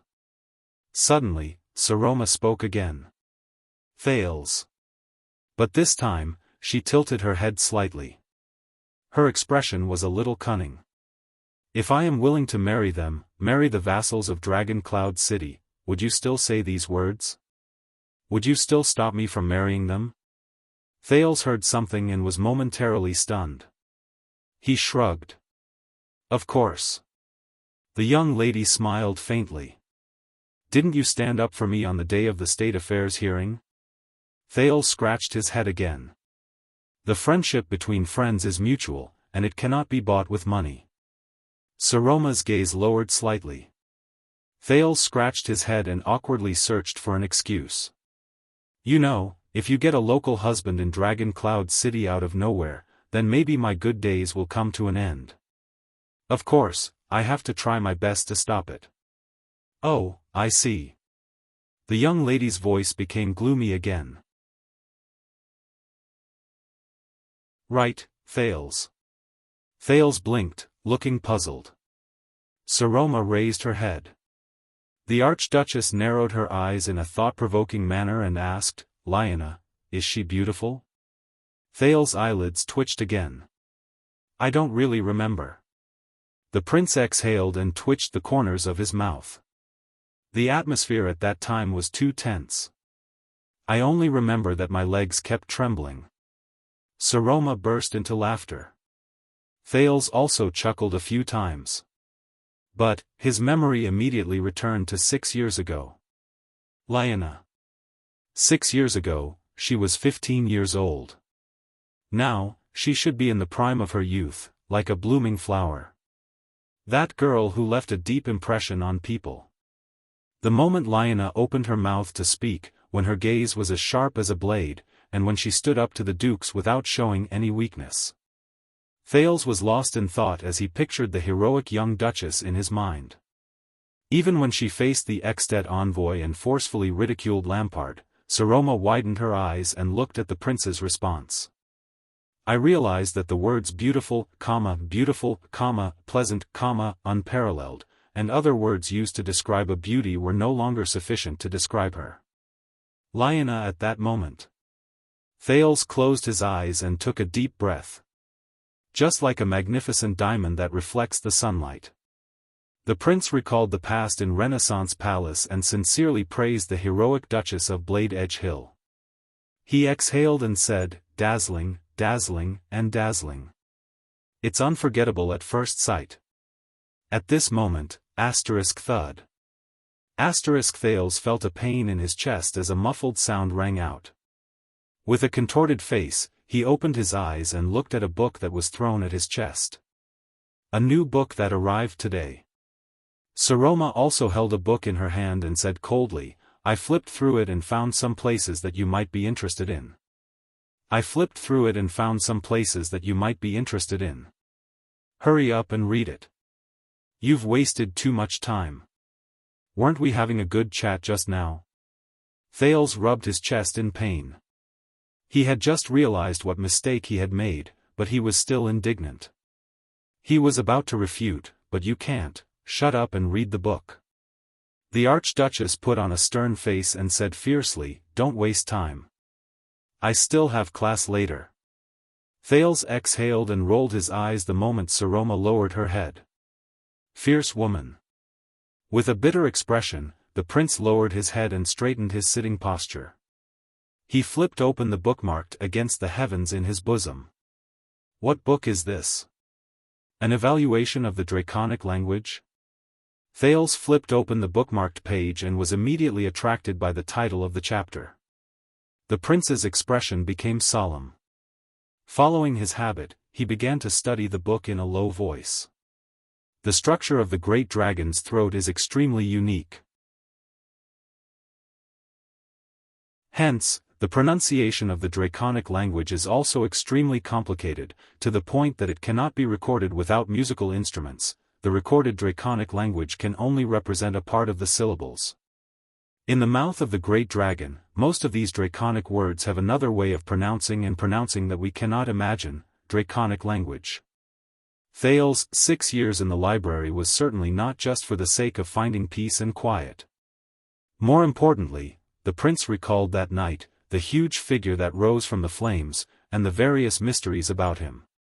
His mood became increasingly heavy. It had been 6 years. He had been beating around the bush with Saroma and found many documents. They had learned the names of at least 15 great dragons in history. However, among the 15 names with different characteristics, the one he was looking for was not among them. Apart from a few races, such as the elves whose singing is comparable to that of a lark, most races cannot rely on their voices to directly communicate and converse with the great dragon. Thales read the paragraph he drew and frowned. No wonder the Queen of the Sky wanted to communicate with us like that. It turns out that we can't speak the Draconic language, damn it. So, as long as the name is pronounced in the Draconic language, it cannot be pronounced in the common language or even by humans? If that's the case, not there. Saroma's voice traveled to his ears. She seemed rather impatient. Flip to the second bookmark. Thales, who had mixed feelings, raised his head in annoyance. How would I know if you don't tell me? However, the moment he saw the fierce look in Saroma's eyes, he shrank back with a whoosh. The prince obediently flipped to the second bookmark. The ancient elves were one of the few races in history who could fight against the great dragons without falling into a disadvantageous position. In the dragon-slaying war, this name comes from the historical records of the ancient elves. The author believes that the great dragons must have had another name similar to the hunting for long ears game. The ancient elven kingdom hunted and killed at least 6 famous great dragons. Hence, they are also the race that knows the great dragons the most. In fact, a lot of the author's information came from the generosity of a friend in White Mountain. Thales narrowed his eyes. 6. Could it be that Saroma wants to show me the list of the 6 dead great dragons? Saroma knew that he had always been interested in the great dragons, and often looked up the names of the great dragons, but she might not know that the great dragon he was looking for had lived until now, at least 14 years ago, until he was born in this world. And her name was. The warriors who killed the great dragons were usually divided into several groups and worked together. They were usually equipped with a machete that was sharp enough to cut through metal, similar to the ones used by the elven imperial guards. They also had a mithril shield that had a melting point that was high enough to insulate temperature. They were equipped with both offense and defense. The author suspects that this was the origin of human swordsmanship. At the very least, the Northland military swordsmanship should have borrowed the tactics of the great dragons in terms of spirit and equipment. Wizard J. L. Mindes, the Northern ancient history expert in the Ascetic Tower and the author of The Legend of the Iron Blood King, Wizard J. L. Mindes, holds the same view. However, Master Reimer, the Alchemy Tower's weapons technology expert, believes that the Northland military swordsmanship was mainly influenced by the ancient beast's personality fighting skills on the battlefield. Snipers, this unit is responsible for long-range attacks and restraints. They are equipped with a variety of special arrows that can affect the great dragon, and they hold a foldable, long-range sniper bow that can quickly attack and suppress fast-moving targets in the air, ranging from the dragon's eyes to the dragon's armpit.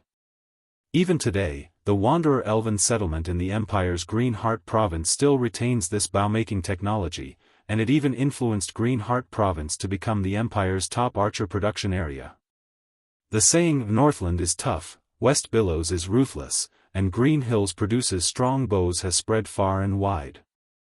The Romit family's grey-hood archer unit is a terrifying existence that can take a person's life from hundreds of steps away. I believe that this has something to do with the ancient elven kingdom's dragon hunting skills, although the Grey Hoods refused to admit it. Thales was puzzled. The more he read, the more confused he became. What are these? How do they hunt the great dragon? Obliterators. These elves, who have the least number of people, have the most dangerous tasks. They have to get close to the great dragon's fatal weakness in battle, and strive to injure or even kill the enemy in one strike. The obliterators are usually the most outstanding scouts and vanguards. They go into battle lightly and sneak up on the enemy. They only have the most inconspicuous but most expensive short sword in their hands. It can be said to be priceless. It is said that this kind of dagger was forged with special and secret materials and methods. It can pierce through dragon scales without any hindrance, but what the author can't understand is, even if it is so sharp, how can such a short weapon pose a fatal threat to the huge body of a giant dragon? According to the author's research, this legendary weapon is known as the Dragon Breaker. There are very few of them in history, and only the most powerful obliterators are qualified to wield them. It is said that it is a weapon with magic power. Every time a great dragon is injured or killed, the blade of the sword will accumulate the power of the hunter, and become more powerful, sharper, bizarre, deadly, and full of vitality. These are the original words in the ancient elven literature, but the author still has doubts about the translation of the last word. When Thales read up to this point, he raised his head to look at Saroma from time to time. However, the other party's angry gaze made him have no choice but to lower his head again and again. The prince could only sigh deeply. All right. He flipped a page. In the next second, Thales shuddered. Did you see that? Saroma sighed. I'm also very surprised. Thales raised his head in a daze. The large book opened to one of the pages, and on it was a simple sketch of a weapon. He touched the drawing and instantly knew what Saroma wanted him to see. This is... Thales said in a daze. Yes. Saroma nodded solemnly. According to the records, this is an elite weapon that only the ancient elves' obliterator army possess. Dragon Breaker.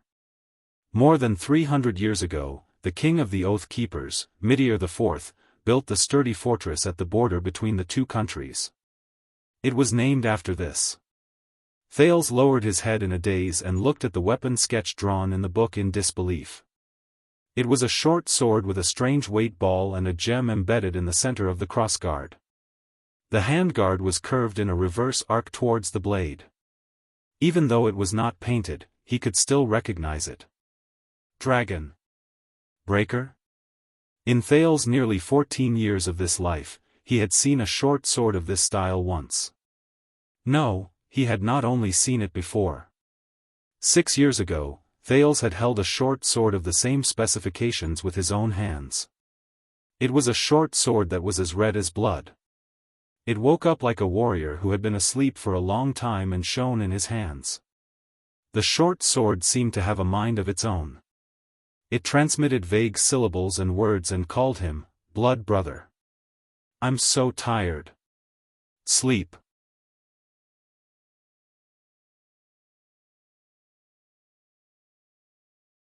Chapter 295. 5 days later, Thales sat listlessly in the Archduchess' study room in Heroic Spirit Palace. Saroma sat at the desk opposite him, engrossed in reading a book called Cahill Yarrow's Selected Poems. The Prince of Constellation lowered his head slightly and exhaled. The shock brought about by the library did not last long. The sketch in the book did not give Thales any more information. He could only guess that the Blade of Purification, as a weapon that might have drunk the great dragon's blood, had formed a connection and resonance with his unique physique. And the bridge in the middle of this connection was becoming clearer. That draconic name. But this was not the thing that bothered Thales the most at the moment. I've gone to Count Leespan. Thales's light words attracted Saroma's attention. The Archduchess raised her head and her eyes lit up. What did Seal say? Thales scratched his head. Lisban said that regarding the Alliance of Freedom, we have to wait for the City of Faraway Prayer's official letter before we can decide how to deal with it. But don't worry. The Prince of Constellation grinned. Lisban is very confident that the Archduchess will continue to maintain her independence and autonomy. He already has a plan. As King Nuvan's Prime Minister, he is not an ordinary person. The corners of Saroma's mouth curled up slightly, showing that the Archduchess was in a good mood at the moment. Thales, thank you. Thales shrugged. He recalled the scene of him privately talking to Lisban the day before yesterday and could not help but sigh. Thank you for your concern, Prince Thales. We will naturally deal with the Archduchess affairs. Please do not forget that we are the vassals of Dragon Cloud City. You are, after all, just a guest, not the master. Not in the past, not now, and not in the future. Of course, as the Archduchess' most sincere friend, please do not have any unnecessary thoughts, let alone actions. No matter what they are, it is very disadvantageous to you, to the lady, to Dragon Cloud City, and to Eternal Star City. Of course, as the Archduchess' most sincere friend, please do not have any unnecessary thoughts. I admire your reputation for being intelligent and mature, and I do not wish to see you degenerate into a mediocre person who is addicted to desires. I hope you take care of yourself. You must know that your situation is not very safe. Really? Thales closed his eyes and hammered his head hard. What do you mean by unnecessary thoughts? And mediocre people addicted to lust? Charles Lisban, an old man in his 60s or 70s, what was going on in his head all day long? After this incident, Thales realized that his unpopularity in Dragon Cloud City had reached a new breakthrough. Not only Lisban and Nicholas, even Madame Gings and the two maidservants looked at him strangely for the past few days, causing Thales to be cautious even when he greeted the servants. He was afraid that a masked man with a knife would suddenly jump out from a corner and charge at him while shouting, "For Extet." Unexpectedly, Putre did not seem to be in a hurry when it came to the prince taking the initiative to get involved in Dragon Cloud City's political struggle, as well as his determination to help his friend break away from an unfortunate marriage for the sake of friendship. However, the way he smoked his pipe and smiled with a crooked face that said, "I understand," really made Thales worried. Even Waya and Ralph's gazes gave Thales the illusion that he had a guilty conscience. We're not surprised at all. You know, teenagers always have to experience some special events before they can grow up. This was what the Lord, who was puffing out smoke rings, answered with a smirk when Thales could not help but ask when he was learning bardic poetry from Putre one day. Because of this sentence, Thales deducted all the bounty that was supposed to be given to the Lord on the day of reward. In the study, Thales shook his head and tried to chase the memories out of his mind. By the way, do you know anything about the new teacher who will be coming later? Saroma put down her book and asked doubtfully, I heard that he was introduced by your interesting vice diplomat. Putre? Immersed in his memories, Thales said with a straight face, he's not my vice diplomat. I'm not familiar with him. Selma looked at him strangely, snorted soundlessly through her nose, and returned her attention to her book.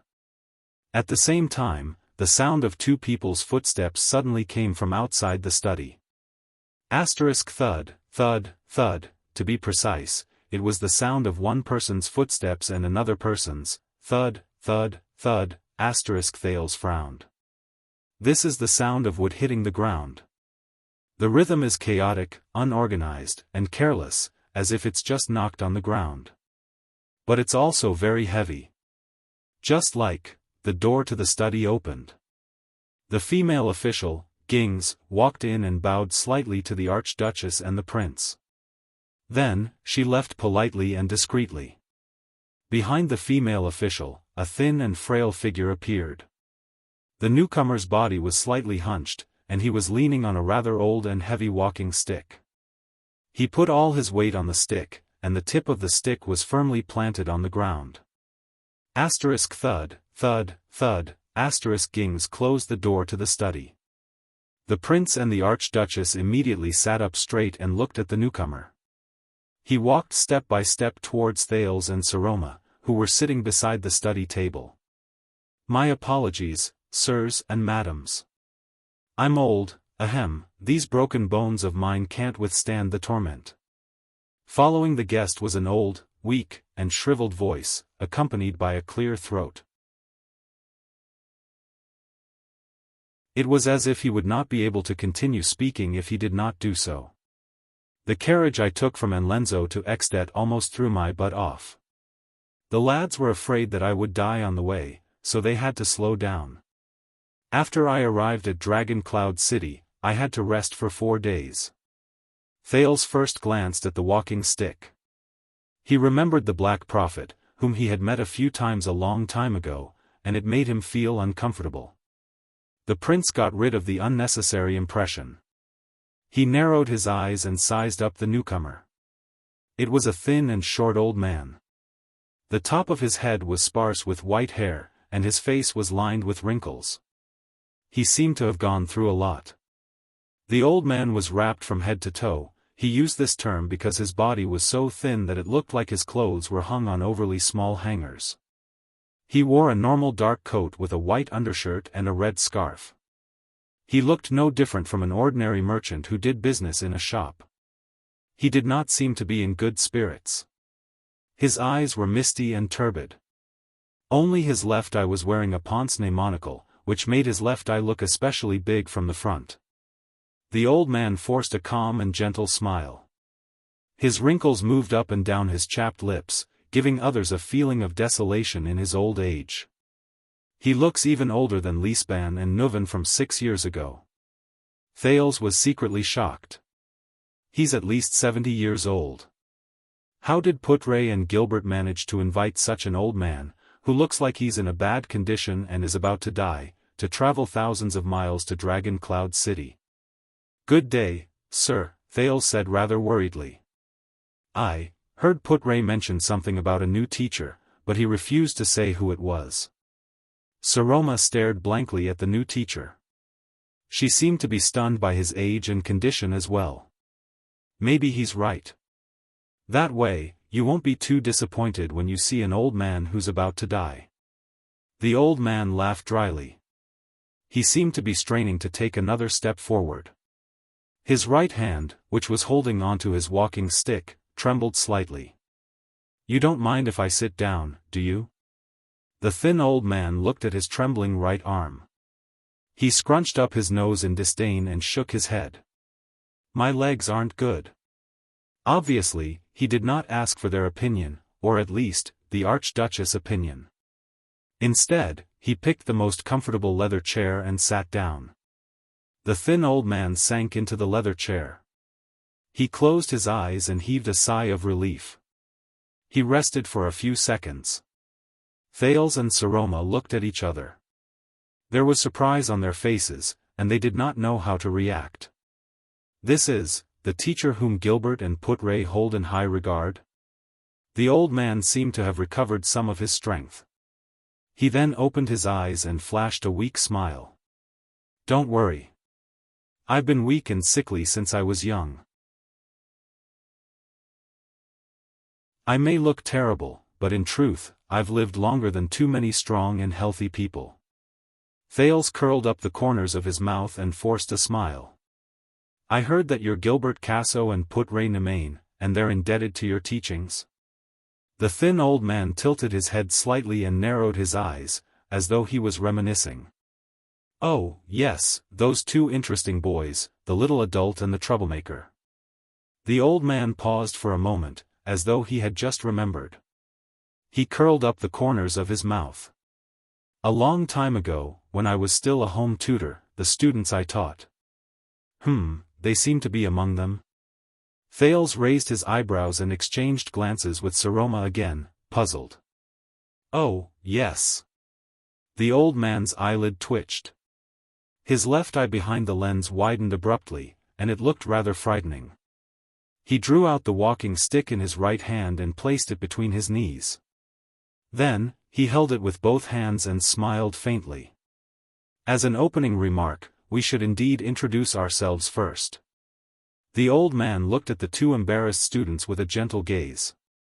The wrinkles on his face curled up like waves. Let's start with me. Merrill Hicks. The thin old man cleared his throat. I'm from Dragon Kiss Basin and Lenzo Dukedom, Longchant City. But most of the people who know me like to call me Bold Crow. Of course, the students usually like to call me that behind my back. Thale's heart stirred a little. Dragon Kiss Basin. You're from Dragon Kiss Academy? You're a scholar? Saroma's eyes brightened. She leaned forward in high spirits and looked at her new teacher, Ix, curiously.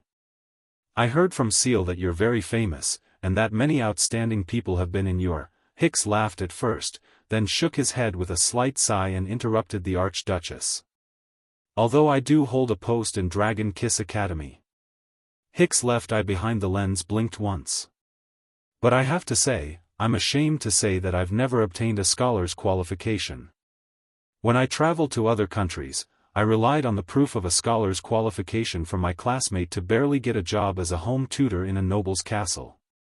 His tone was casual and normal. Even though that was how he used his words, it was clear that he was not ashamed at all. It was as if he was talking about a trivial matter like forgetting to bring my wallet when I went out.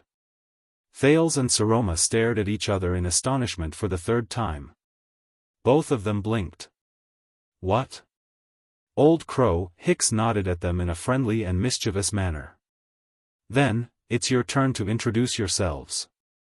Ladies first. How about that? Saroma's small mouth opened slightly. She could not quite react. Thales was also a little confused. Over the past 6 years, the boys and girls of Dragon Cloud City had experienced countless Northland home tutors. They were rigid, flexible, serious, stubborn, apathetic, kind, humorous, pretentious, and extremely fierce, but every tutor knew what kind of students they were going to face before they came here. Their reactions when they saw the Archduchess and the Prince were not like the old man who called himself the Bold Crow. At least, he did not tell them in such a nonchalant tone that he had once forged a certificate to deceive them. He also did not casually ask the two nobles to introduce themselves the moment he opened his mouth. Also, the way he addressed them, sir, madam. This made Thales remember that 6 years ago, in Mindy's hall, Gilbert had also addressed him as sir before he was acknowledged as a prince. When he thought of this, nostalgia surged in his heart. Relax, don't be nervous. I'm not here to be your enemy, unlike most of the tutors in this world. Hicks noticed the Archduchess' reaction. He opened his mouth wide, revealing a mouthful of teeth that were well maintained despite his old age. He laughed casually. Dragon Cloud City pays me a salary, but it is not for me to bother you. In fact, I just want to chat with you. If I'm not welcome, then I'll just treat it as a stroll in Northland. The old crow exhaled and nodded with a smile. He looked at Saroma with a gentle gaze. He rested his right hand on his walking stick and patted the back of his right hand with his left hand. Although I have heard many things about the two of you before, it is obvious that I would like to hear your own voices. Obviously, the old man's attitude made Saroma feel much more at ease. The young girl glanced at Thales, and the latter gave her an encouraging nod. Good day, Mr. Hicks. I am Saroma Walton from Dragon Cloud City. Ahem, the Archduchess of Dragon Cloud City, Saroma said carefully. In fact, I am very stupid. I don't know anything. I only know how to read, Hicks chuckled. Ah, Archduchess, it's so kind to see you. At least we have something in common that is obvious. Hicks blinked, smiled, and poked the monocle on the bridge of his nose. Saroma adjusted her pince-nez, raised her eyebrows slightly, and curled up the corners of her mouth. Thales knew that this was an expression that she wanted to laugh but was holding back. The old crow shook his head and turned to the other person. His left eye widened slightly behind his monocle. "Why don't you sit closer, Thales?" The Prince of Constellation, who was observing the interaction between the two, paused for a moment. "You don't have to act like a hedgehog. You may always be in trouble, but not today, not here." Hicks tapped his walking stick and looked at Thales with a profound gaze. Thales widened his eyes and stared at the strange new teacher. His Adam's apple bobbed a little. "Good day, mister." In the end, he politely moved his chair forward a little, lowered his scrutinizing gaze a little, and nodded. "I am Thales Jade Star, and I look forward to your teaching. Thank you for accepting Putre's invitation and coming all the way here to teach us." "Yes, Thales." Hicks took a deep breath and stared at Thales with his left eye behind his monocle. His voice was a little weak. "Jade Star, very good." "Jade Star, as expected." Thales was slightly startled. "Oh, right, teaching." The old crow did not waste any more time. He patted the back of his hand and sighed. "Both of you must be very curious. What exactly does such a strange and terrible old man want to teach you? What can he teach you?" Under the curious and scrutinizing gazes of the two students, the thin old man sitting in the leather chair lifted his back from the back of the chair and raised his head. "I have thought about this question before. Even among the many students I have taught, both of you can't be said to be the most ordinary ones." Thales and Saroma stared at their teacher seriously. Truth be told, whether it was Gilbert's highly praising comment of, "He is the second most respected person in my life," in his letter, or Putre's introduction, which seemed to be careless but was actually trying to keep them guessing, all of them made Thales look forward to meeting this rather strange old crow for the first time. Asterisk slap. Asterisk Hicks slapped the back of his hand and laughed. "Truth be told, I can't think of anything to teach you either. So, in the end, I've decided, to hell with teaching and whatnot." "Huh?" Under the two students' astonished gazes, the thin old man said in a casual and relaxed manner, "Let's just have a chat today." "Chat, chat?" For the fourth time, Thales and Saroma cast each other a shocked and puzzled glance. "What is this? It's very interesting, isn't it? One of you is the supreme ruler of Dragon Cloud City," Hicks said with a sigh. "The other is the heir of an ancient kingdom. A man and a woman coincidentally sitting in the same room and facing the same terrible old man. Then, how about we talk about a topic that is related to both of you?" The prince raised his eyebrows. He looked at his notebook, closed it silently, and pushed it away from his hand. The old crow furrowed his eyebrows, as though he was deep in thought. His gaze kept moving between the boy and the young lady, who were at a loss. A topic that is related to both Northlanders and Constellations. Let me think." Hicks' eyebrows twitched, and the wrinkles on his face fluctuated again. "Oh, I've got it." The old man looked at Saroma amiably. "Madam?" Saroma immediately nodded politely in response. "Mr. Hicks?" The old man nicknamed the old crow nodded in satisfaction, then extended his hand to Thales, who was beside him. The prince was slightly startled. "This is Thales," Hicks said solemnly. "Thales Jade Star." "Ah, I know." Saroma was a little puzzled. Hicks sighed. "The calm, vigilant, handsome, and sharp-eyed Prince of Constellation.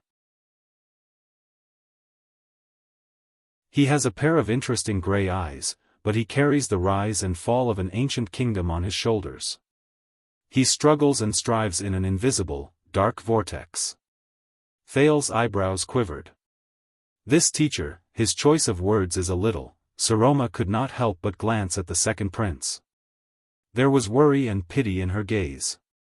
He said faintly, "So, Saroma Walton, as the unprecedented Archduchess of Dragon Cloud City, a Northland girl who is youthful, young, restless, has a delicate status, and exudes vitality. You, in the next second, their gentle new teacher, Merrill Hicks from Dragon-Kissed Land, smiled at the confused Archduchess and asked, "Do you like him?"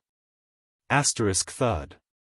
At that moment, the book in the young lady's hand fell to the ground.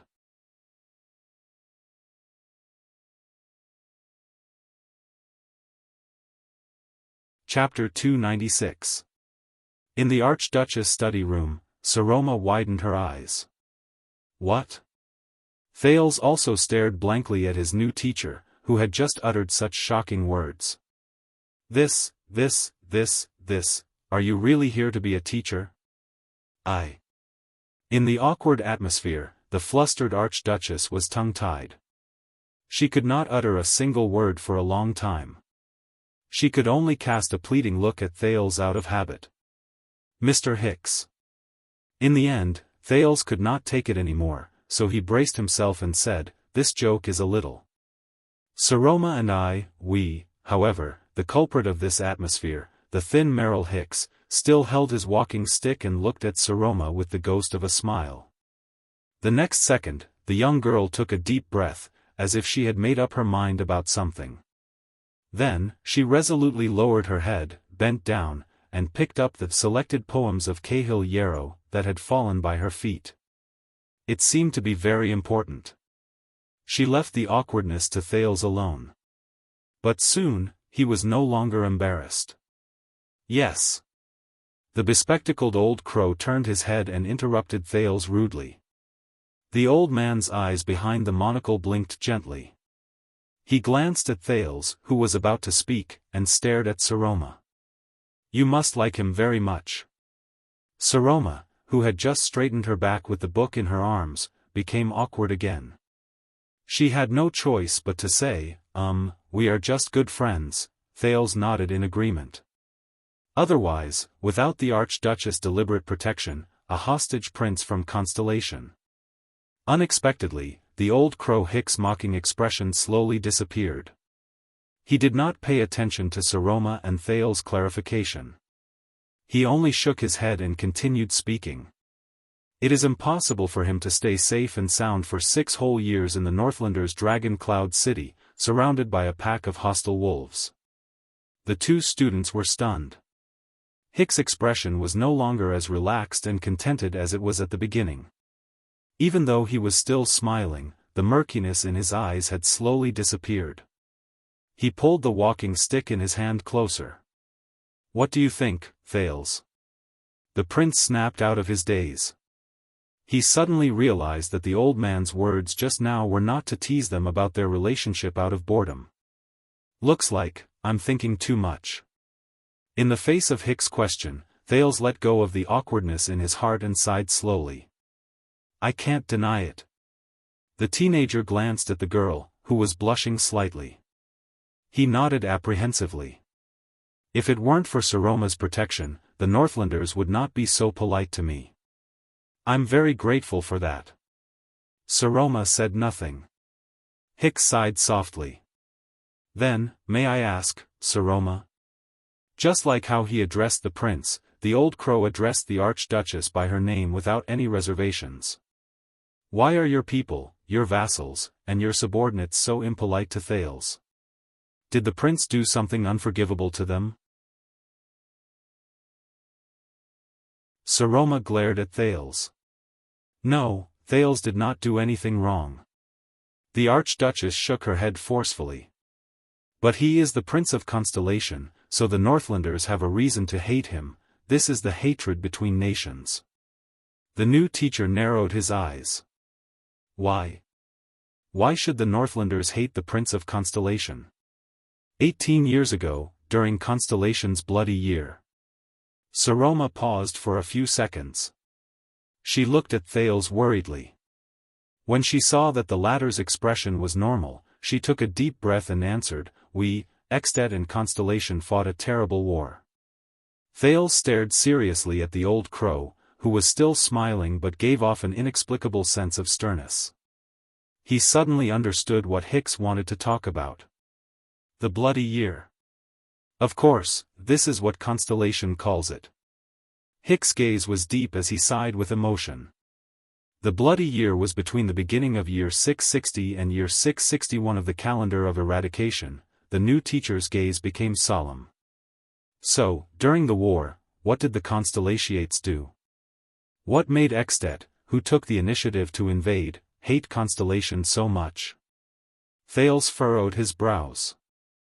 Saroma hesitated for a second, but under Hicks' smile, she still recalled the contents of the books and lessons she had in the past.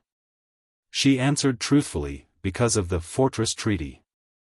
At the end of the war, the Northlanders were forced to negotiate peace with Constellation under pressure from many parties. They even signed a treaty. Other than a piece of disputed woodland northwest of the fortress before the war, and some monetary compensation, Extet did not get much land or spoils of war. Many people, from the archdukes to the vassals, from the nobles to the soldiers, were dissatisfied with the fact that they had already broken through the northern territory and won victory on the battlefield. In the end, they had to return to the north with their tails between their legs. So. The Archduchess glanced at Thales cautiously again. So they felt that this was a humiliation brought upon them by the Constellations' despicable methods. As he listened to the conversation between the old and the young, Thales remembered everything that Gilbert had told him in the carriage on the eve of the National Conference. Rather than saying that this was a treaty, it would be better to say that this was a record of humiliation. Very well, so this is the answer. The Fortress Treaty, which is disproportionate to the results of the war, is the source of the Northlanders' hatred towards Constellation. When he said this, Hicks showed a puzzled expression at the right time. However, this answer inevitably brings more questions. Even though you were not born at that time. Hicks tapped his walking stick and exhaled. But, according to what you just said, why? Extet had already obtained such a huge advantage, to the point that the entire northern territory and half of the land of cliffs were defeated by them. Why was the Fortress Treaty signed like that? Why did Extet only ask for compensation, but give up every piece of Constellation's land that they had painstakingly conquered and occupied for nearly half a year? Thales and Saroma both frowned and began to think about the old man's words. Hicks turned his head and looked at the Prince of Constellation amiably. Thales, what's your answer? Do you want to take a guess? Thales raised his eyebrows slightly. A memory from a long time ago flashed in his mind. It was still in that bright classroom. It was still the same continuous, clacking sounds of keys being pressed and notes being taken. Chiron, what's your answer to this question?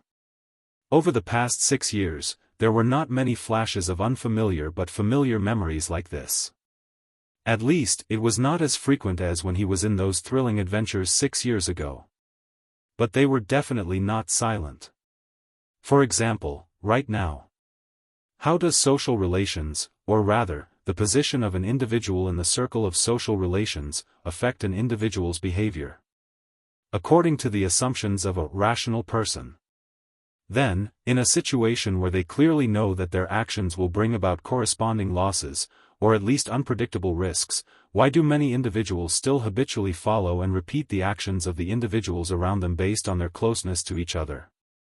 But, in his memory, the owner of the gentle female voice, who always made it difficult for Thales to suppress his emotions but could not name, never appeared again. Thales? Thales only snapped out of his daze when Hicks urged him slightly. He quickly said, I think. Is it because of the joint intervention of many countries? I think that whether it is Hanbol, Main of Night across the sea, or Camus Union and the other small countries in the Western Peninsula, none of them are willing to see an overly powerful kingdom of the Great Dragon. But Thales, who did not stop talking, looked at the eye behind the lens. He saw the inexplicable meaning and smile in that gaze. His heart stirred slightly, and he subconsciously stopped talking. Hicks, who was sitting on the leather chair, laughed. His shoulders trembled, and his hands, which were holding onto the walking stick, trembled slightly. His laughter was weak but cheerful, like a happy old man teasing a child. It did not feel gloomy at all. Just like a happy crow? Saroma stared at the old man, puzzled. Finally, Hicks stopped laughing and nodded. I'm sorry. I remembered a book I once read. Thales revealed a puzzled expression. According to The History of the War in the Northern Territory, when the two countries started negotiating, countries like Camus Union and Hanbol expressed their concern. However, Camus Union could not come to an agreement for a long time regarding the conditions for Extet to withdraw its troops. Hanbol expressed that he respected King Nuvan's wishes, and Mane of Knight's envoy was on the way. He only sent a messenger crow symbolically to express his stance. From the looks of it, either the author of The History of the War in the Northern Territory was boasting and falsifying the inside information he obtained, or... What do you think?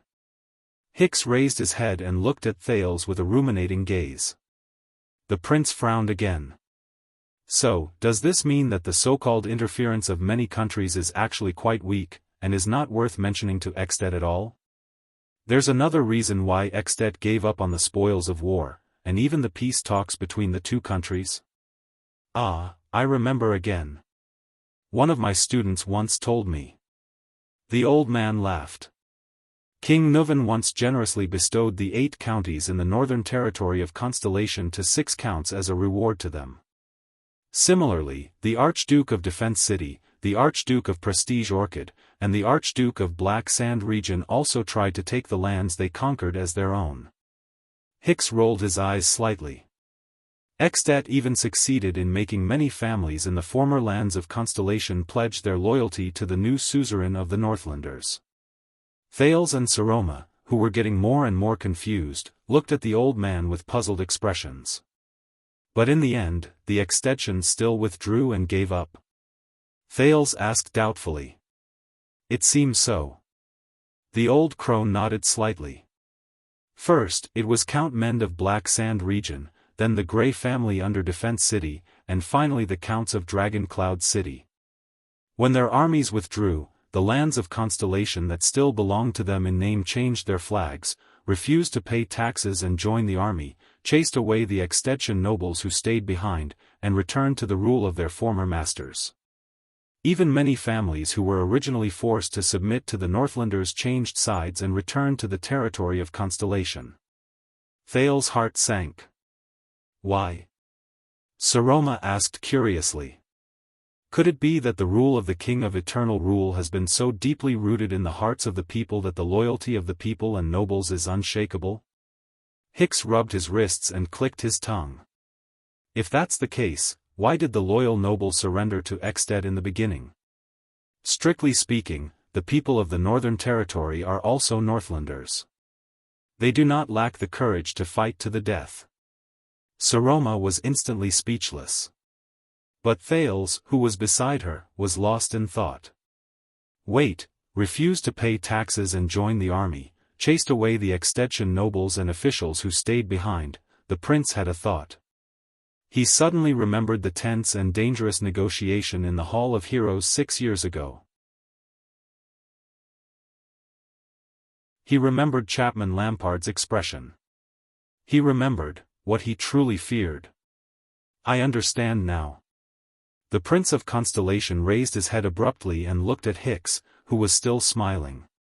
He said solemnly, back then, Extet did not have the ability to rule the Northern Territory. Saroma looked at him curiously. Hicks' gaze changed.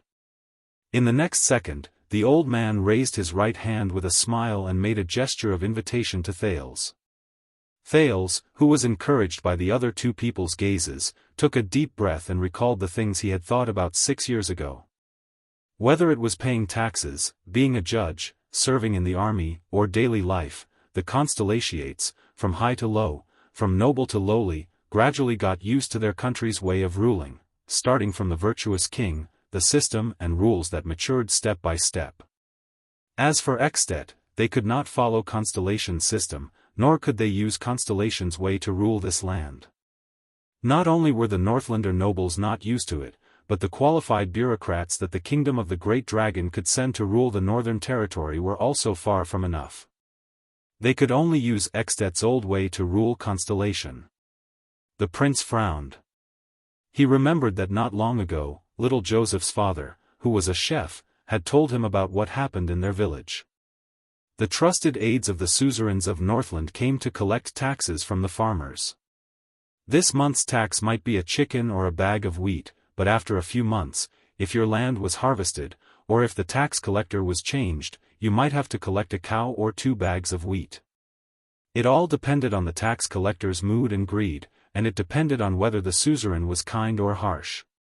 If you were a craftsman and used a good idea to start a small business in the bazaar and made money, when you wanted to expand your business, you might have to face the covetous eyes of the suzerains or nobles, because even being able to trade in the bazaar was a favor from them.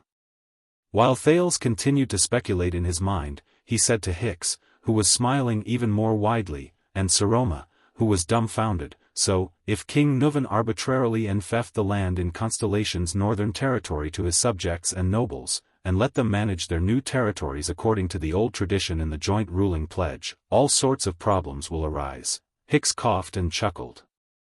The old crow said faintly, "As far as I know, when Extet occupied the northern territory, Archduke Lampard, who was in charge of managing the rear, who is now King Chapman, tried to fulfill the suzerain's responsibilities and rights, just like he did in his own country. He collected taxes from the Northern Territory's residents to subsidize his expenses on the condition of ensuring a safe life. But it was obviously quite inefficient. The people were not willing to deal with his tax collectors. Thales' eyes brightened when his conjecture was verified. Of course, because the land in Constellation is different. The people in the Northern Territory have gradually gotten used to another way of living and ruling. They are not blindly and obediently loyal to a suzerain who comes from the north and has the boorish style of the Great Dragon. And this is only the Northern Territory. It may be even more so in the Central Territory or even the South, because their cities are bigger and their villages are more complicated. I heard that the craftsmen and merchants even formed a trade association and had the right to negotiate with the suzerains. Thales recalled Lampard's gaze in the past. He felt sentimental and came to a realization. To put it simply, after Extet won the war, it did not have the ability to rule the Northern Territory steadily. Correspondingly, once the invaders did not have this ability, the people of Constellation's Northern Territory would naturally not submit to Extet's rule. The prince recalled the lowly tax collector who defected from Constellation to Black Sand region and worked under Lampard. Because not only could the latter not give them the life they wanted, he was also rudely harming their interests. Thales sighed. So, even if King Nuvan's army occupied the Northern Territory, he was unable to govern it effectively. He could only use violence to subdue it. Saroma blinked and, as usual, gave Thales a look of surprise. The old crow, Hicks, shrugged. The wrinkles on his face seemed to have deepened. From our discussion just now, Extet did not turn the land and people affected by the invasion into beneficiaries, the skinny old man said faintly. Instead, they turned them into enemies? Thales nodded with a solemn expression. So, if Extet wants to continue occupying the Northern Territory, it means that they must station their troops there for a long time. They must use the Archduke's violence to suppress the continuous rebellions and disobedience, to quell the boiling anger of the people due to the change in their lives. Or, Thales recalled Lampard's promise to the Archdukes during Dragon's Blood, 6 years ago. Or the Archdukes or even the king himself will personally station their troops in the Northern Territory to eliminate all possible sources of trouble. Then, gradually, it will synchronize with and move closer to Constellation's existing system. Make it our own land. The prince subconsciously clenched his fists. So, is this what you learned during the bloody year 18 years ago? Chapman Lampard?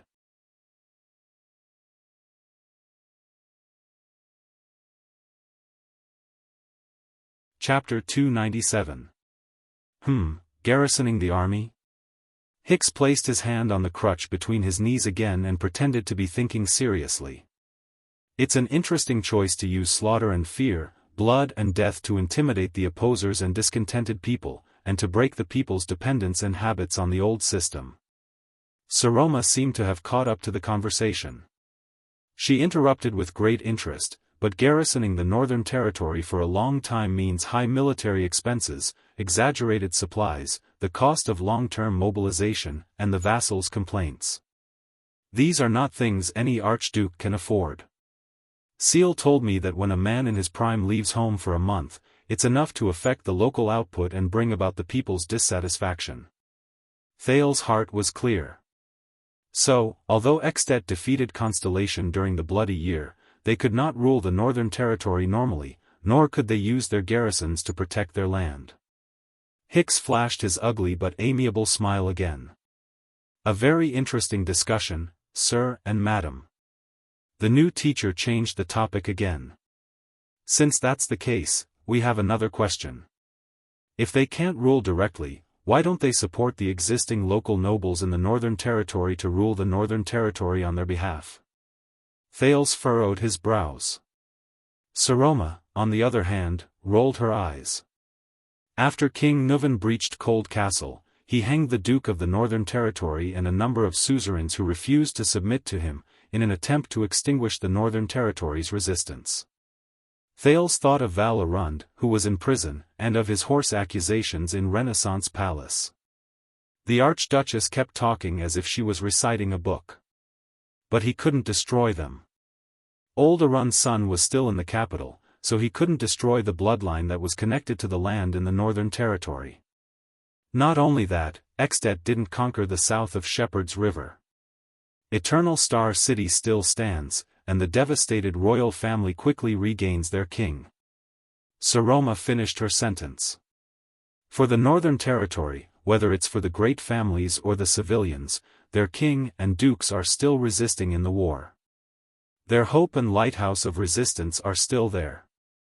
The laws and principles for fighting for them are still there, and Extet is still an illegal and evil invader. Just like how Dragon Cloud City stood for a long time under the siege of the Night Wing King even though it was in imminent danger. This is an eternal war flag. Thales suddenly remembered the scene 6 years ago, when Miranda and Cohen were trapped in Dragon Cloud City. So that was how it was. Miranda Arund, as the heir of the Arund family, 6 years ago, she was also a crucial chess piece in Lampard's conquest of the northern region, whether it was to support a puppet, or. That was why she was targeted by Black Sand region during Dragon's Blood's operation. From Nuvan's death to the invasion of the Northern Territory, this was a set of chess moves that complemented each other.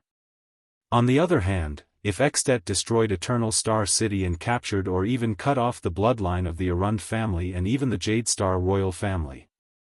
When he thought of this, Thales subconsciously spoke up and took over Saroma's words.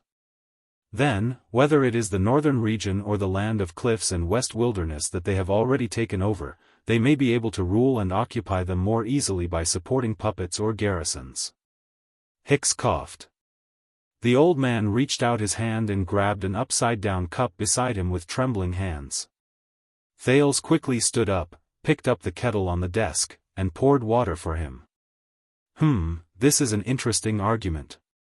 Thank you, kind sir. As long as the bloodline of the family, which represents the legal ruling power, is still there and has not surrendered, Hicks drank the water and did not forget to smack his lips behind the cup. The invaders are far from conquering. They can only occupy, use time and violence to eliminate dissatisfaction and maintain the status quo. Or they can support the local puppets and make them their vassals so that they can indirectly control the Northern Territory. When he said this, Hicks suddenly raised his gray eyes. They shone with a strange light, and he said profoundly, just like how the Alliance of Freedom is to Extet. The prince and the Archduchess were both stunned. When they heard the familiar name, they looked at each other in surprise and bewilderment. But the old crow did not continue with this topic. Instead, he returned to the main topic. So, my dear Thales and Saroma, let us conclude our discussion just now. For the born king, the people and vassals of the occupied areas, the Northern Territory, did not become his allies, and the vassals who accompanied him to send troops did not receive the corresponding benefits. Do you agree? Saroma's expression froze, and she nodded. Yes. The old man coughed again and said with a sigh, you know, at my age, if you want to eat something good, besides having good teeth, you also need to have a healthy stomach. You also need to have a healthy stomach. Hicks put down the cup and kept sizing up the two of them, who had unknowingly sat upright. He let out a long sigh. So, after conquering Northland with irresistible force, behind the seemingly dazzling victory, Extet could not rule the Northern Territory for long. Under the premise that the disadvantages outweighed the advantages, they could only abandon the land they could not keep, and were forced to withdraw their troops and return to their country. Is it not so difficult to understand? Thales took a deep breath, nodded, and said, of course, that seems to be the case. Hicks stared at Thales, who chose his words carefully. The corners of his wrinkled lips curled up slightly, and he smiled softly. Then, there is one more thing that I find a little strange. Thales and Saroma quickly leaned forward. They had gradually gotten used to their teacher's way of chatting. I can't eat meat, that's too hard, but I can still eat some snacks. Hicks narrowed his eyes. At that moment, the old man made Thales think of Gilbert inexplicably. He remembered the cunning gaze of the cunning fox, who lived up to his name. Extet gave up the Northern Territory, but why did they also give up Broken Dragon Fortress? Why did they let the Constellations take back such an important fortress, just like how they gave up the Northern Territory? Thales and Saroma exchanged glances, and both of them sank into confusion again. Because Broken Dragon Fortress is just a defensive fortress, Saroma answered cautiously. And it's also a sentry post? That's why they need to station troops for a long time. The benefits of occupying it are far less than the costs of maintaining it. Using the fortress to monitor and suppress Constellation is a kind of benefit in itself. Thales shook his head. But on the other hand, giving it up is also very harmful. Constellation can use it as a base to head north at any time. This reason might not necessarily be valid. Hicks looked at the two of them, who were racking their brains, and smiled slightly. It sounds like a dilemma. The old man changed his posture and gently hammered his right leg, as if sitting for a long time was not good for his health. So, what did King Nuvan consider when he made his choice? King Nuvan. Thales' thoughts trembled again. The image of a tough and imposing old man appeared before his eyes. Yes. King Nuvan. Thales' gaze focused again. Because King Nuvan did not allow it. Saroma and Hicks turned their gazes towards him again. If Extet controls the fortress, no matter who garrisoned the troops here, it would mean that Black Sand region's status and role would rise greatly. Against Constellation, Broken Dragon Fortress could only rely on Lampart's supplies and support. This would increase his bargaining chips and weight. Secondly, with the fortress as a line of defense, Black Sand region's pressure on Constellation would be greatly reduced. Lampard would be able to free up his hands, and this would greatly increase his threat. Thales held his chin and seemed to be deep in thought. So, if King Nuvan takes over the fortress himself and sends his trusted aides and troops to guard it, not only would he be helping Black Sand region block the threat from the south, he would also have to rely on Lampart's support, which would be equivalent to handing over his bargaining chips to Black Sand region. And if he handed over the fortress to Black Sand region, that would be even more impossible. Taking over Constellation is for Extet, Thales said thoughtfully. But before that, he would not allow the Northern Territory or even the fortress to become nourishment for any Extension Archduke other than Dragon Cloud City. Saroma showed an expression that said, "Wow." The old crow's weak but gratified laughter came from the other side. I think our discussion has gone from countries and governance to the level of the suzerains playing games. This is both a good and a bad thing. The good thing is that you will be able to see more, and the bad thing is. Hicks winked playfully at the two of them. His eyes behind the lenses became clear. You will be able to see less. The two students were stunned at first, then they sank into deep thought. The old crow adjusted his lenses slightly and coughed. He then pulled his walking stick out from between his knees and placed it by his right hand. Very well, we have talked for quite a while today. Hicks raised his head. He still had that amiable but slightly weak smile on his face. Can I say that we have come to an interesting conclusion that we both agree on? Invading and occupying a place, and keeping and ruling a place are two completely different things. Thales and Saroma looked at each other. The latter nodded. Of course. Hicks' eyes widened slightly. You know, this reminds me of chess and maps. The skinny old man tugged at his slightly askew scarf. On the chessboard and the map, everything is very vivid.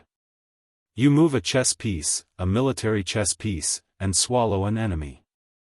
Then, your flag will be planted on the square where the enemy stands, and it will be dyed with your color. That place is yours. The prince and the archduchess listened attentively to their new teacher's words with solemn expressions. The old crow lowered his head slightly. His expression was contemplative. But in reality, Extet's example tells us that everything is very complicated. Everything requires more consideration. You may have eliminated the enemy and obtained victory, but it does not mean that you can keep that piece of land. You may be able to order an army to invade and win, but it does not mean that you can accept the price that comes with it, even if it looks like a victory. Hicks raised his head and looked at the sky outside the window. He sighed and said, perhaps this is the limit of governance. When you are faced with war and peace, enemies and allies, perhaps there is no harm in first understanding what the limit of governance is and where it is. He turned his head. The gaze that flashed behind his lenses made Thales subconsciously straighten his chest. Do you agree? The Prince of Constellation took a deep breath and nodded solemnly. Yes, I agree very much. Saroma also nodded vigorously. Hicks turned his head sideways. The wisdom in his eyes seemed to have disappeared without a trace. He put on a relaxed and happy smile again and said with a chuckle, then, we had a good chat today, didn't we? As he spoke, the skinny Hicks stood up shakily with the support of his walking stick. Perhaps, today, we will call it a day. Thales and Saroma quickly stood up and bowed politely to him. Of course, the prince said seriously. Thank you, Mr. Hicks. You are a good teacher. Hicks laughed. Oh, don't be in such a hurry to say that. After all, I don't even have the qualifications to be a scholar in the academy. The old crow closed his eyes and shook his head. By the way, everything we talked about today, why Extet withdrew its troops that year, why it gave up its land, and the limit of governance, is very interesting, isn't it? The two students nodded respectfully. Hicks opened his eyes slightly. His gaze behind his lenses flashed with a cunning look again. He changed the topic of conversation. If that's the case, then how about this, the next time we meet, I hope that you will tell me with reason and evidence again, just like you did today. The two students immediately pricked up their ears to listen. Hicks held his walking stick with both hands, narrowed his eyes, and looked at the two solemn teenagers with interest. Why, everything we discussed today, all the conclusions from the beginning to the end, the old crow said softly, are all wrong. Time seemed to have stopped for 2 seconds. 2 seconds later, Thales and Saroma, who had come to their senses, were both shocked. Saroma could not help but cry out involuntarily, what? Thales stared at their teacher in a daze, unable to react for a long time. Everything we discussed today, are all, don't be nervous, Saroma. Just like what I said, Hicks raised his left hand and waved as he watched the two of them with their mouths agape. Like a child who had succeeded in a prank, he laughed out loud. We are just chatting. This is the topic of our chat for the next episode, why everything we said today was wrong. The teenager and the girl stared at the old crow in a daze. They looked at each other, unable to accept each other's words. A tutor told you at the end of the first lesson that everything he said just now was wrong? At that moment, Thales suddenly felt that the nickname Old Crow was very appropriate for him. We had a good chat today. The weather is good. Why don't you go for a walk together? Hicks breathed in contentedly and winked at the two students with special identities. Then, he turned around and left with the support of his walking stick. Don't let your youth go to waste. With the sound of his walking stick hitting the floor, the new teacher who had left a deep impression on them pushed the door open and left. The two students were left dumbfounded. What do you mean? Saroma asked Thales in puzzlement. Was everything we said today fake? At that moment, Thales exhaled a long breath. As he stared at the leather chair Hicks had sat on, he suddenly had some understanding. No. I think what he meant was that the truth is not important. Thales seemed to be deep in thought as he tried to understand Hicks' intentions. What's important is that he wants us to take a completely opposite position when we are faced with a conclusion that is almost set in stone, and when there are already so many arguments against it. Thales narrowed his eyes. Convince him again. Wait. Use a completely opposite position to overturn a conclusion that has already been deeply rooted in people's hearts with reason and evidence? What a familiar rhythm. Saroma blinked and exhaled. She fell into her chair and pouted. I don't understand. Thales shrugged. It's fine if you don't understand. Just prepare to stay up all night in the library. With a faint sense of familiarity, the prince flashed a smile. I have a hunch that this topic is not that simple. Saroma sighed. She pouted and laid her head on the desk without a care for her image. But there's still Ging's etiquette class tomorrow. It has to continue, Thales snickered with slight disdain. Forget about the etiquette class. The prince turned around and looked at the unhappy Saroma with a profound gaze. Do you remember what I said? The education you received in the past was to train you into a dignified and elegant archduchess, he said flatly with a burning gaze, to turn you into, Saroma interrupted him. But? The archduchess raised her eyebrows. You're going to say, but, again, aren't you? The imposing manner that Thales had built up after much difficulty was stifled. All right, but... Thales nodded helplessly, then shook his head. He gestured with his chin at the door where Hicks had left. This old crow, the limits of his rule? The prince glanced at Hicks' seat, then looked at the golden-haired girl in front of him seriously. He looked at her aggrieved gaze. But he is teaching you honestly and seriously how to become a qualified. At this moment, the familiar sound of a walking stick suddenly rang out from outside the door. Asterisk clip-clop. Clip-clop. Clip-clop, asterisk under the two people's strange gazes, Hicks reappeared at the door with an apologetic smile. I'm sorry. I'm old and forgetful. The old crow shook his head. Although the time of our next lesson is uncertain due to my physical condition, I still feel that I should tell you in advance what I hope you can do the next time we meet. Thales and Saroma nodded respectfully in unison. Of course. Hicks smiled faintly. First of all, I hope that you might as well take some notes and seriously think about every word we said during our discussion. Saroma nodded and readily took notes in her notebook. Second, remember that we are chatting. You are welcome to interrupt and ask each other questions at any time. Then, we should express our views in an orderly manner and grasp the key points. Thales was slightly taken aback. Wait. These words, why? Hicks coughed and continued, also, we might as well be cautious and humble during our discussion. Before questioning something, it is best to ask our own standpoint and opinions. At that moment, Thales was completely stunned. These words, impossible. I put the following part of the text in the writer's speech after the chapter. It's free. Lastly, questioning each other is also an advantage and a privilege for schoolmates. Please be prepared to ask each other questions, and be prepared to receive each other's questions. The truth is always born in collision and conflict. The new teacher cast a strange glance at Thales, who had a strange expression on his face, and frowned slightly. Then, I wish you all the best. Under Saroma's respectful and grateful farewell, the old crow walked out of the door and left slowly. Thales was the only one who stood where he was without saying a word. He hesitantly pulled Saroma's notebook over and looked at the notes on it. He then looked at the door where the old man had left. His chest rose and fell, and it was difficult for him to calm down. Hicks. You.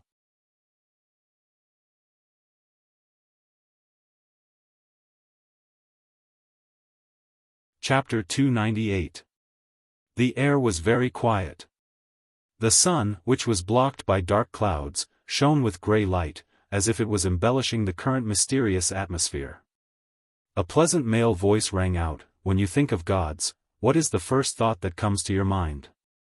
A few seconds later, Thales, who was deep in thought, opened his eyes subconsciously. His gaze was empty, and he replied softly in the strange atmosphere, "Gods are completely different from us. It doesn't fit with us. Opposite us from a distance." The male voice was silent for a while, as if he was savoring the answer. After a while, the other person continued to ask, "Then, when you think of this world, what is the first thought that comes to your mind?" The prince frowned slightly. "The world?" Thales raised his head slightly and looked at the other person as if he was looking at a statue in a temple. His expression was mysterious, and his tone was calm. "We are in it. We are embedded in it. We exist in it." The male voice paused for a while again and let out a low murmur. "Very good. You have the style of the main body." The pleasant male voice chuckled softly. "Now, eliminate the previous answer, empty yourself, close your eyes, and try again. Listen, when you think of gods." Thales nodded subconsciously, closed his eyes, and took a deep breath. "Gods," in the next second, bang. The prince opened his eyes abruptly and slammed his palm on the chessboard in front of him. Thales exhaled deeply, and an emotion called annoyance instantly appeared in his empty eyes. "Oh, God, I've had enough." The teenager leaned back against the chair, held his forehead in pain, and interrupted the topic. "How long have we been talking about this topic?" In front of the prince, the handsome man on the other end of the chessboard turned his gaze slightly. "Less than an hour," the latter said softly. Thales sighed in frustration and spread his hands. "An hour? How many answers did I give you to the same two questions?" "God?" The prince raised his left hand and counted with his fingers. His tone was full of perfunctory and dissatisfaction. "From Creator, holy existence, omniscient and omnipotent, puppet controller, observer in the dark, visitor from another world, answering prayers, heartless feeder, scheme outside the box." The man on the other side of the chessboard listened to Thales quietly and did not move. "World?" Thales finished counting the fingers on his left hand and raised his right hand.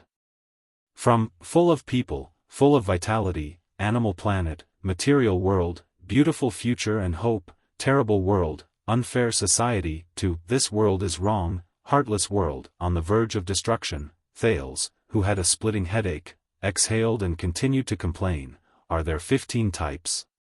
If you combine them, there will be hundreds of them." At this moment, the man in front of her raised a finger. In an instant, Thales felt the air he inhaled become fresh and moist. The cool feeling that went deep into his lungs made his extremely frustrated brain cool down. The prince stopped talking and blinked. He took a deep breath to calm his emotions. "Your mind is not here." In the open-air private room in the chess room, Asda Sakern, who was sitting opposite Thales, put down his finger gently and said flatly, "At least not with me."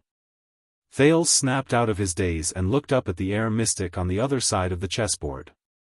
He then looked at heroic spirit palace in the distance beyond the balcony.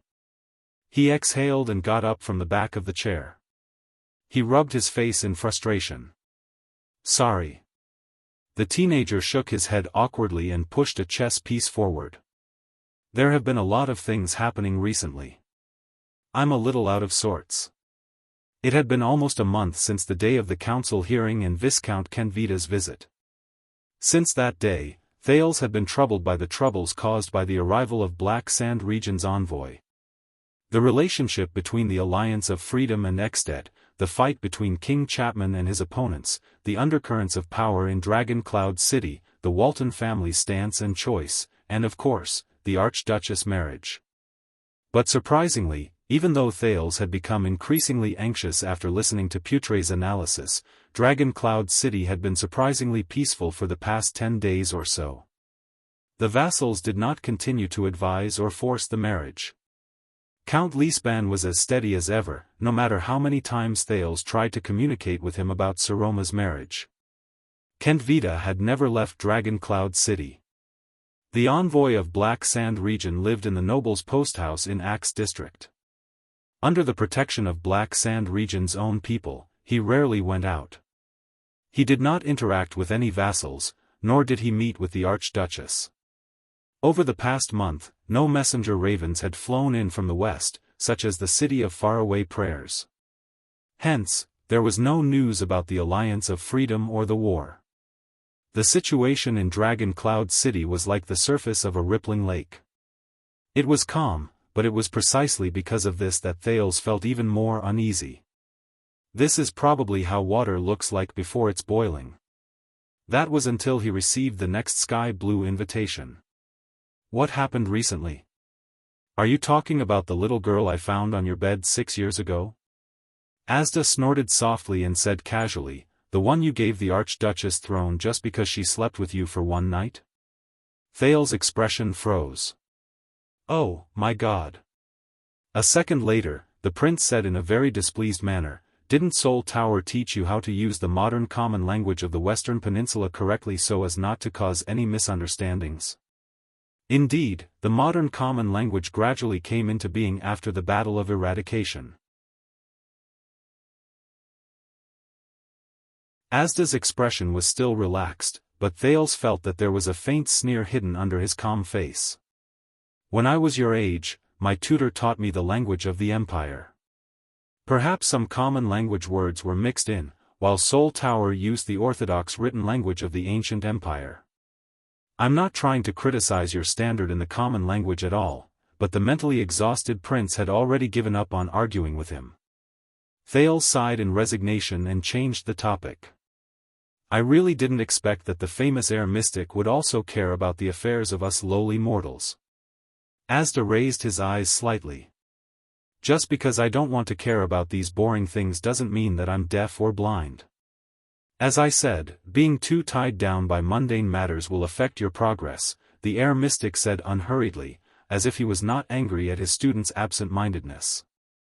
Perhaps you still don't understand, but as a mystic in preparation, if you don't have a solid foundation benefits from teachers who teach me wholeheartedly without reservation, not hypnosis without any reason or explanation.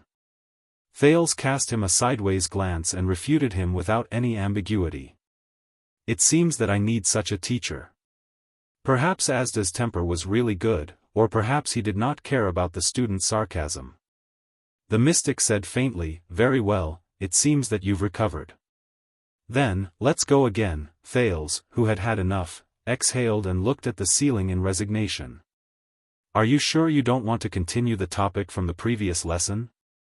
The prince tapped the chess piece listlessly, causing Lord Justin and Waya, who were in the distance, to look at him curiously. Remember, the two empresses? And how did they betray all of you? A blue light flashed in Asda's eyes. They're enemies. That's all you need to know. The mystic said coldly, the two empresses have already surpassed your level, unlike Giza and I. They have an immeasurable influence on this world. The more you know, the more likely you are to expose yourself to their eyes and ears, whether intentionally or unintentionally. Thales' gaze shifted. Immeasurable influence. Their eyes and ears, whether intentionally or unintentionally.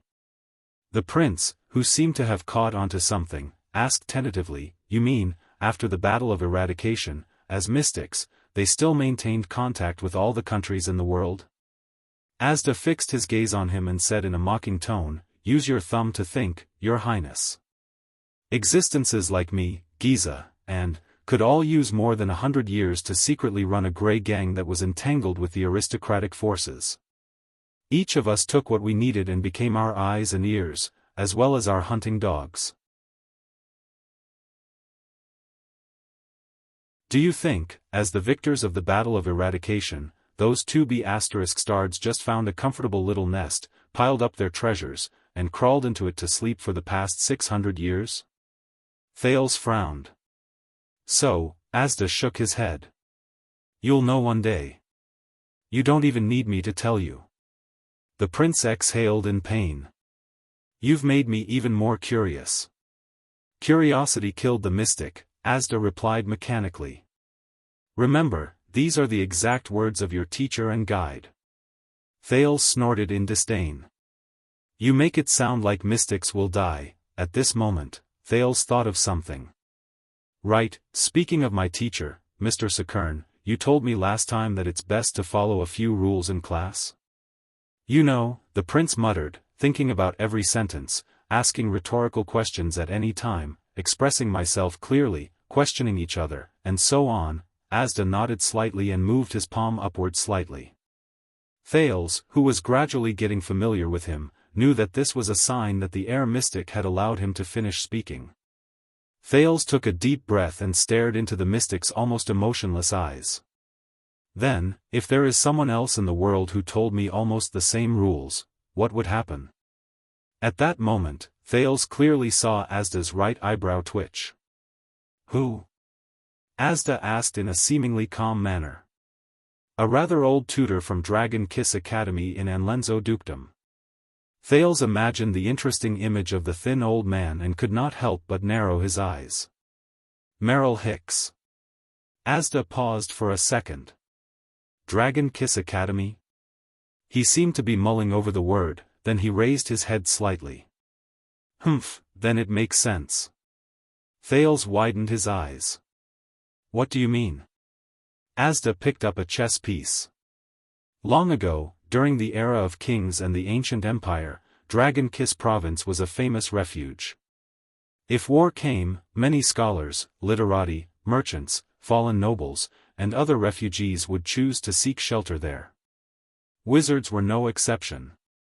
You mean that Dragon Kiss Academy and Magic Tower have a deep relationship? Not just a relationship.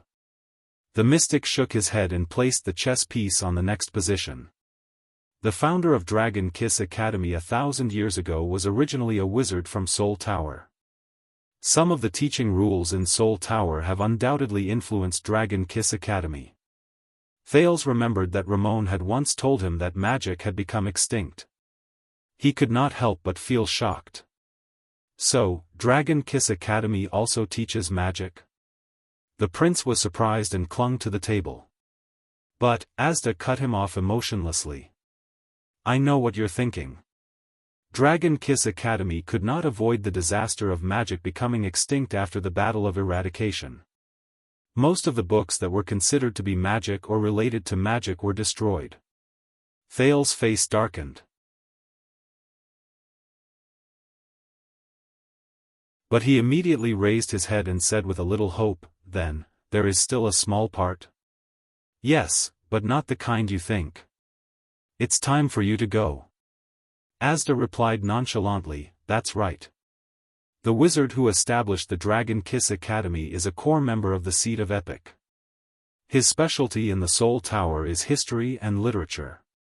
He specializes in researching the origins of civilizations in poetry. Naturally, the Dragon Kiss Academy's research direction has shifted towards him. Thales frowned and grabbed the king. He moved it out of Asda's hunting range. Their game of chess had unknowingly turned to checkmate again. But he immediately reacted to Asda's words. History? Literature, the prince said in surprise. Magic Tower also researches these? Asda chuckled. It's not just these. Among the 3 great magic towers, the largest Soul Tower alone has all kinds of magic branches. There are as many stars in the Milky Way. The mystic lifted his gaze slightly. Blue light flowed in his eyes. Under Thales's curious and longing gaze, Asda skillfully and quickly recited a series of terms that were too much for the eyes to take in. The Seat of Gold specializes in researching the economic currency's influence on humans. The Seat of Epic is good at working with ascetics to unearth new things from archaeological remains. The Seat of Thought is good at interrogating human language and logic. The Seat of Power believes that only by going deep into secular society can one better understand the world and oneself. It is Soul Tower's largest supply of resident wizards. Almost every suzerain's habit of hiring a wizard as a consultant started from it. It also set a precedent for the Seat of All Laws. The Seat of Nature is on good terms with the Alchemy Tower.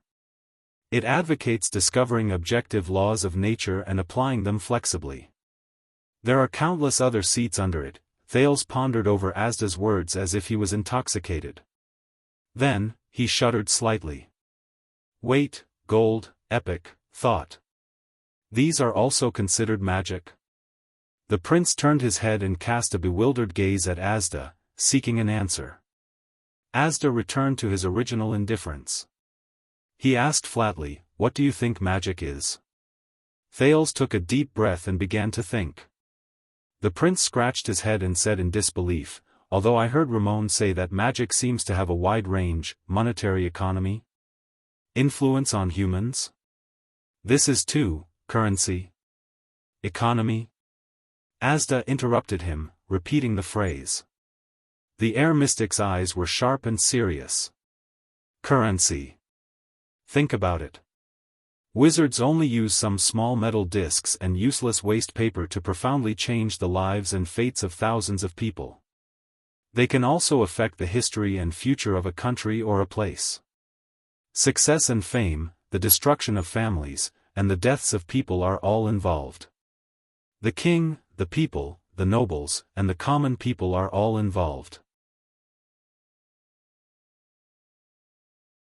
All of these come from the hard thinking in the magic tower and the endless nights of writing. Thales raised his eyebrows. Asda leaned forward slightly. His gaze was so bright that Thales could not help but avert his gaze. Tell me, what kind of incantations and what kind of magic can achieve such a thing? If these are not considered magic, then what else is magic?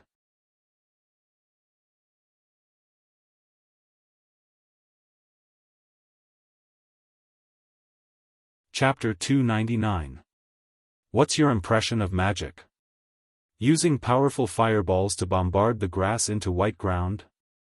Using magic to delude people's hearts to deceive the world and pursue power?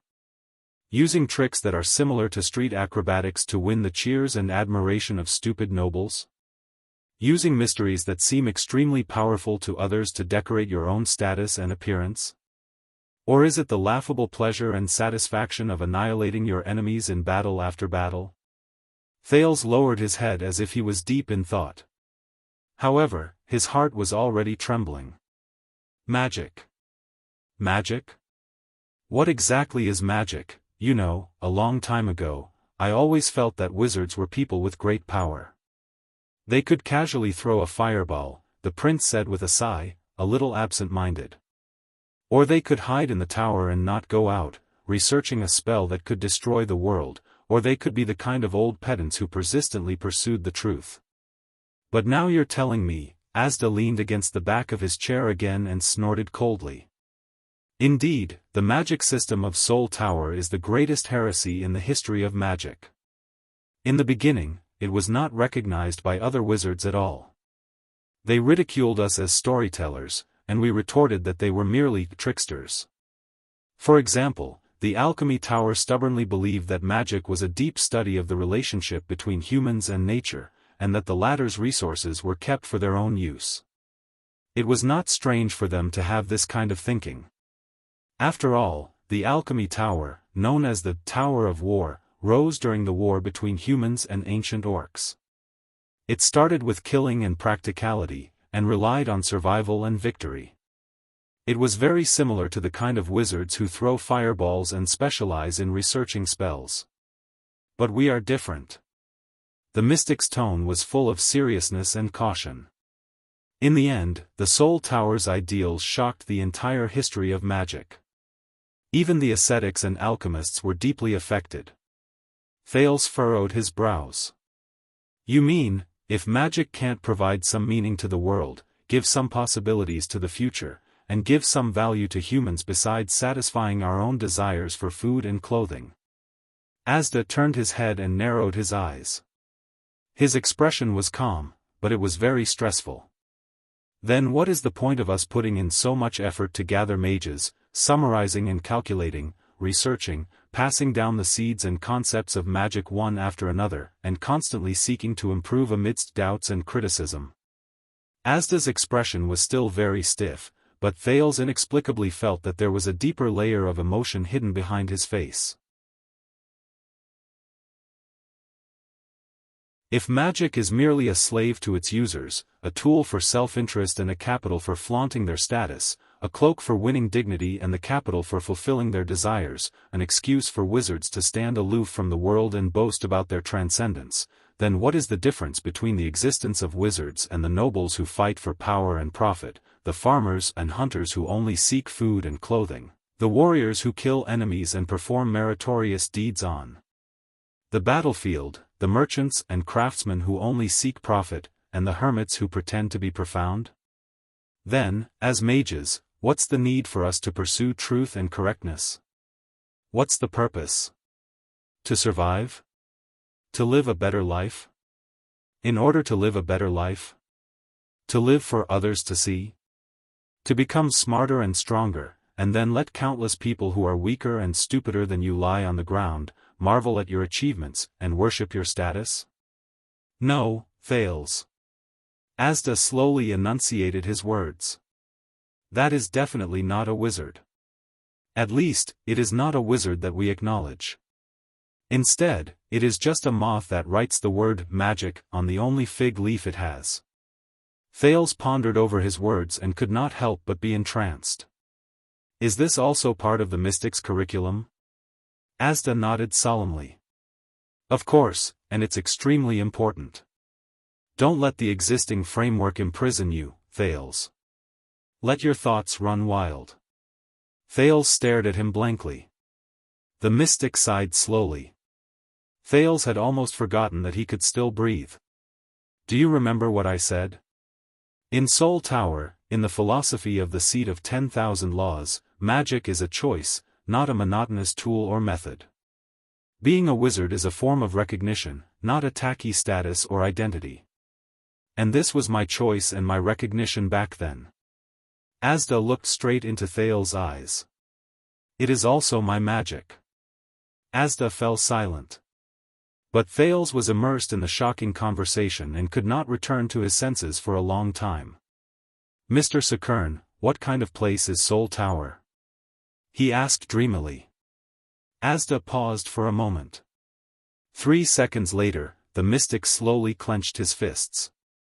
Soul Tower, Asda said very slowly. His voice was deep, as though there was a layer of sandpaper behind his throat. Wizard's holy land, apprentices' hope, and magic's future. Countless thoughts and ideals collide fiercely there. What we believe to be the truth is polished in lectures and discussions. Countless like-minded peers are moving forward step by step in debates. Every day is a new day, because there are always new things waiting for you. There are always new people in the future, because old things are always left behind, and old people are always left behind. At that moment, Asda seemed to have remembered something. He stopped talking and looked down at the chessboard. It was as if he had violated some taboo. His face darkened, and the blue light in his eyes gradually disappeared. Thales noticed his teacher's expression and abnormality. He wisely stopped asking. Everyone had their own story. But not everyone was willing to talk. Moreover, hearing you say that, I really want to see it with my own eyes. Thales sighed. It seems that Seoul Tower is a very great and beautiful place. Asda suddenly raised his head. Of course not. This time, the mystic's tone was exceptionally cold. Even Seoul Tower has its own filth, darkness, ugliness, and compromises. At the end of the day, wizards are just humans. Remember, Thales. An organization, a place, a group, as long as it is made up of humans. The mystic stared at Thales. Then it will never be that beautiful. Just like the vortex you are in, this game. The prince raised his eyebrows, a little embarrassed. Huh? But Asda ignored him. He only turned his head to look outside the room. Perhaps this is the limit of humans. Thales swore that he heard the mystic let out a barely noticeable sigh after the last word. Under the setting sun, the mystic's face was still handsome, but there were some lines that were usually not there. It was as if the artist had added a few more strokes. Class dismissed. Asda looked at the setting sun and said softly. In the next second, before Thales could even show his astonishment, the mystic's figure faded away. Hey!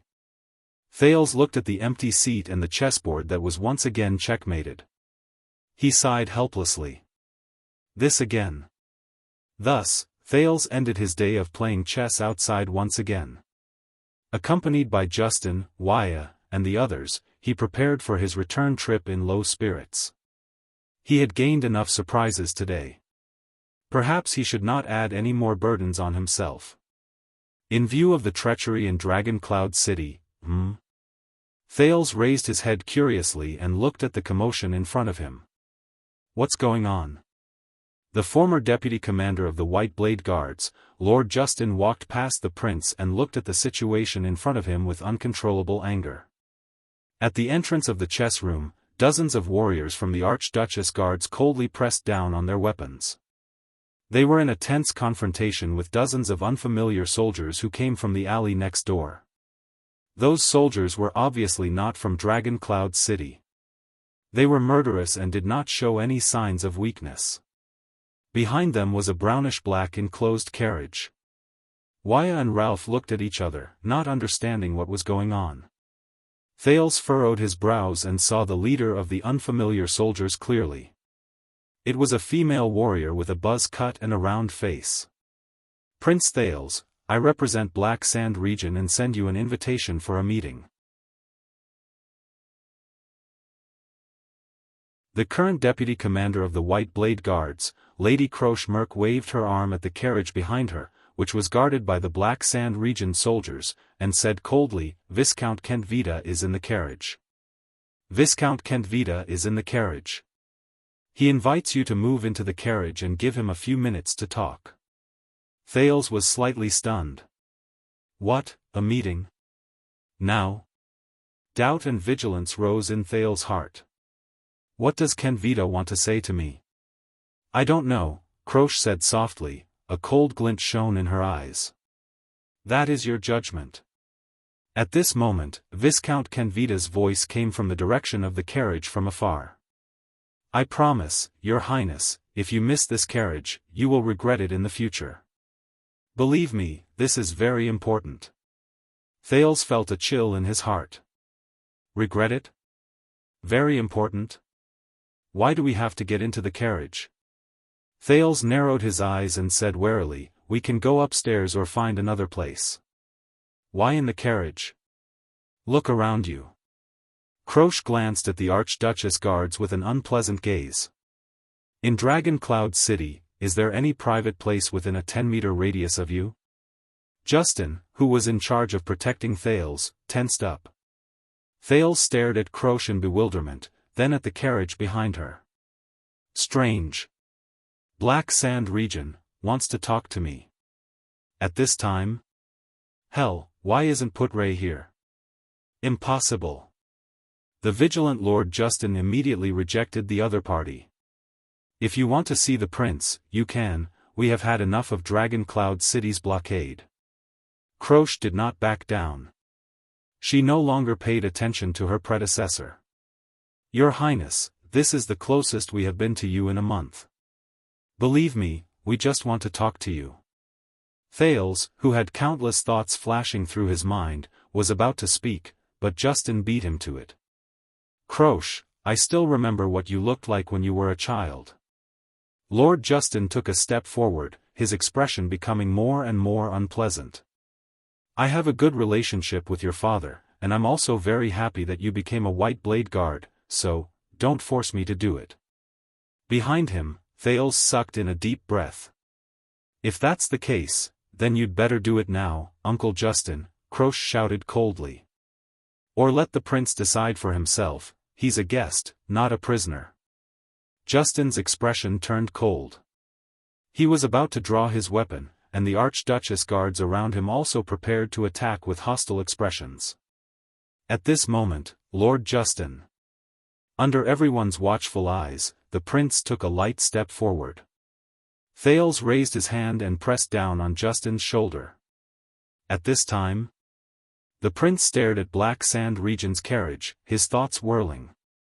At a time when Exdet and the Alliance of Freedom had a delicate relationship. At a time when the news from the city of faraway prayers was unknown. At a time when Dragon Cloud City was in a dilemma. "The people from Black Sand Region want to talk to me, a powerless, awkward prince of an enemy kingdom? It's too suspicious." Thales shook his head and said to Justin, "This is Dragon Cloud City, and they are the king's special envoys.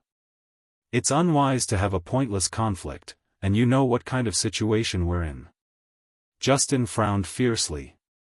"But you know, they are, after all, Black Sand Region," Wyatt could not help but say, "with all due respect, Your Highness, your safety, listen to me." Thales turned his head and looked at his own people. "The Archduchess needs new information to face the king. There's no doubt that this is a chance to see what they have in mind for Dragon Cloud City," he said to the frowning Justin, "for Dragon Cloud City." Justin's words were stuck in his throat. "And she's right, I'm a guest. Wyatt, the carriage is here, and I won't disappear into thin air." Thales smiled at his attendant. Justin and Wyatt glanced at each other. They both felt uneasy. The prince calmly turned to Croche and looked at the soldiers behind her. "Besides, the people of Black Sand Region will guarantee my safety, right?" Croche nodded and pressed her hand against her right chest. She said respectfully, "I swear on my life and the king's honor. You will get off the carriage safely in a few minutes." Thales glanced at Justin and Wyatt, who were still doubtful, and shrugged. Ralph, on the other hand, nodded at him.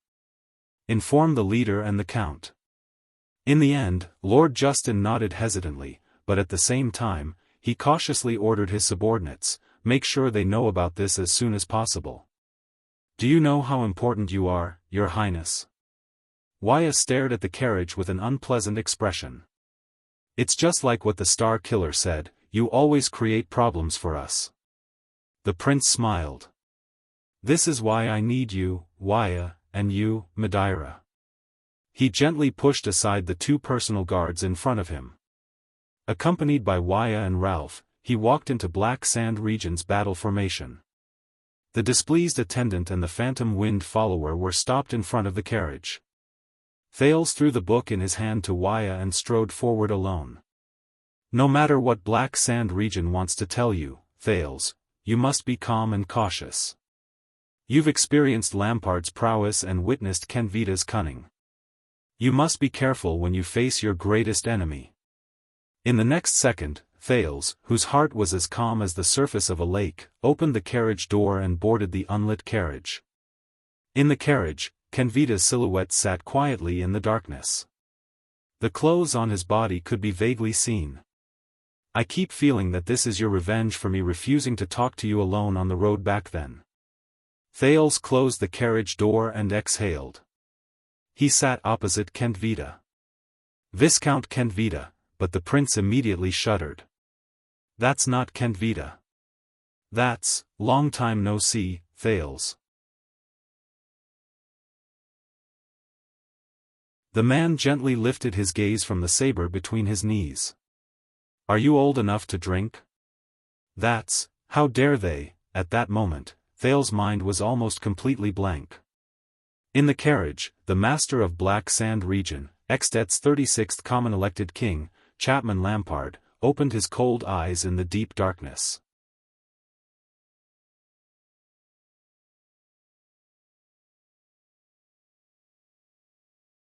Chapter 300. Never, never, never underestimate the Northlanders' courage. This was what Putre told Thales 6 years ago after the near-death battle in Heroic Spirit Palace. At that time, the prince deeply believed in it. But at this moment, as he stared at King Chapman, who sat calmly in the carriage, Thales realized to his horror that he still did not understand the weight of these words. King Chapman stared at him coldly. There was a scrutinizing look in his eyes. It was just like when they first met 6 years ago.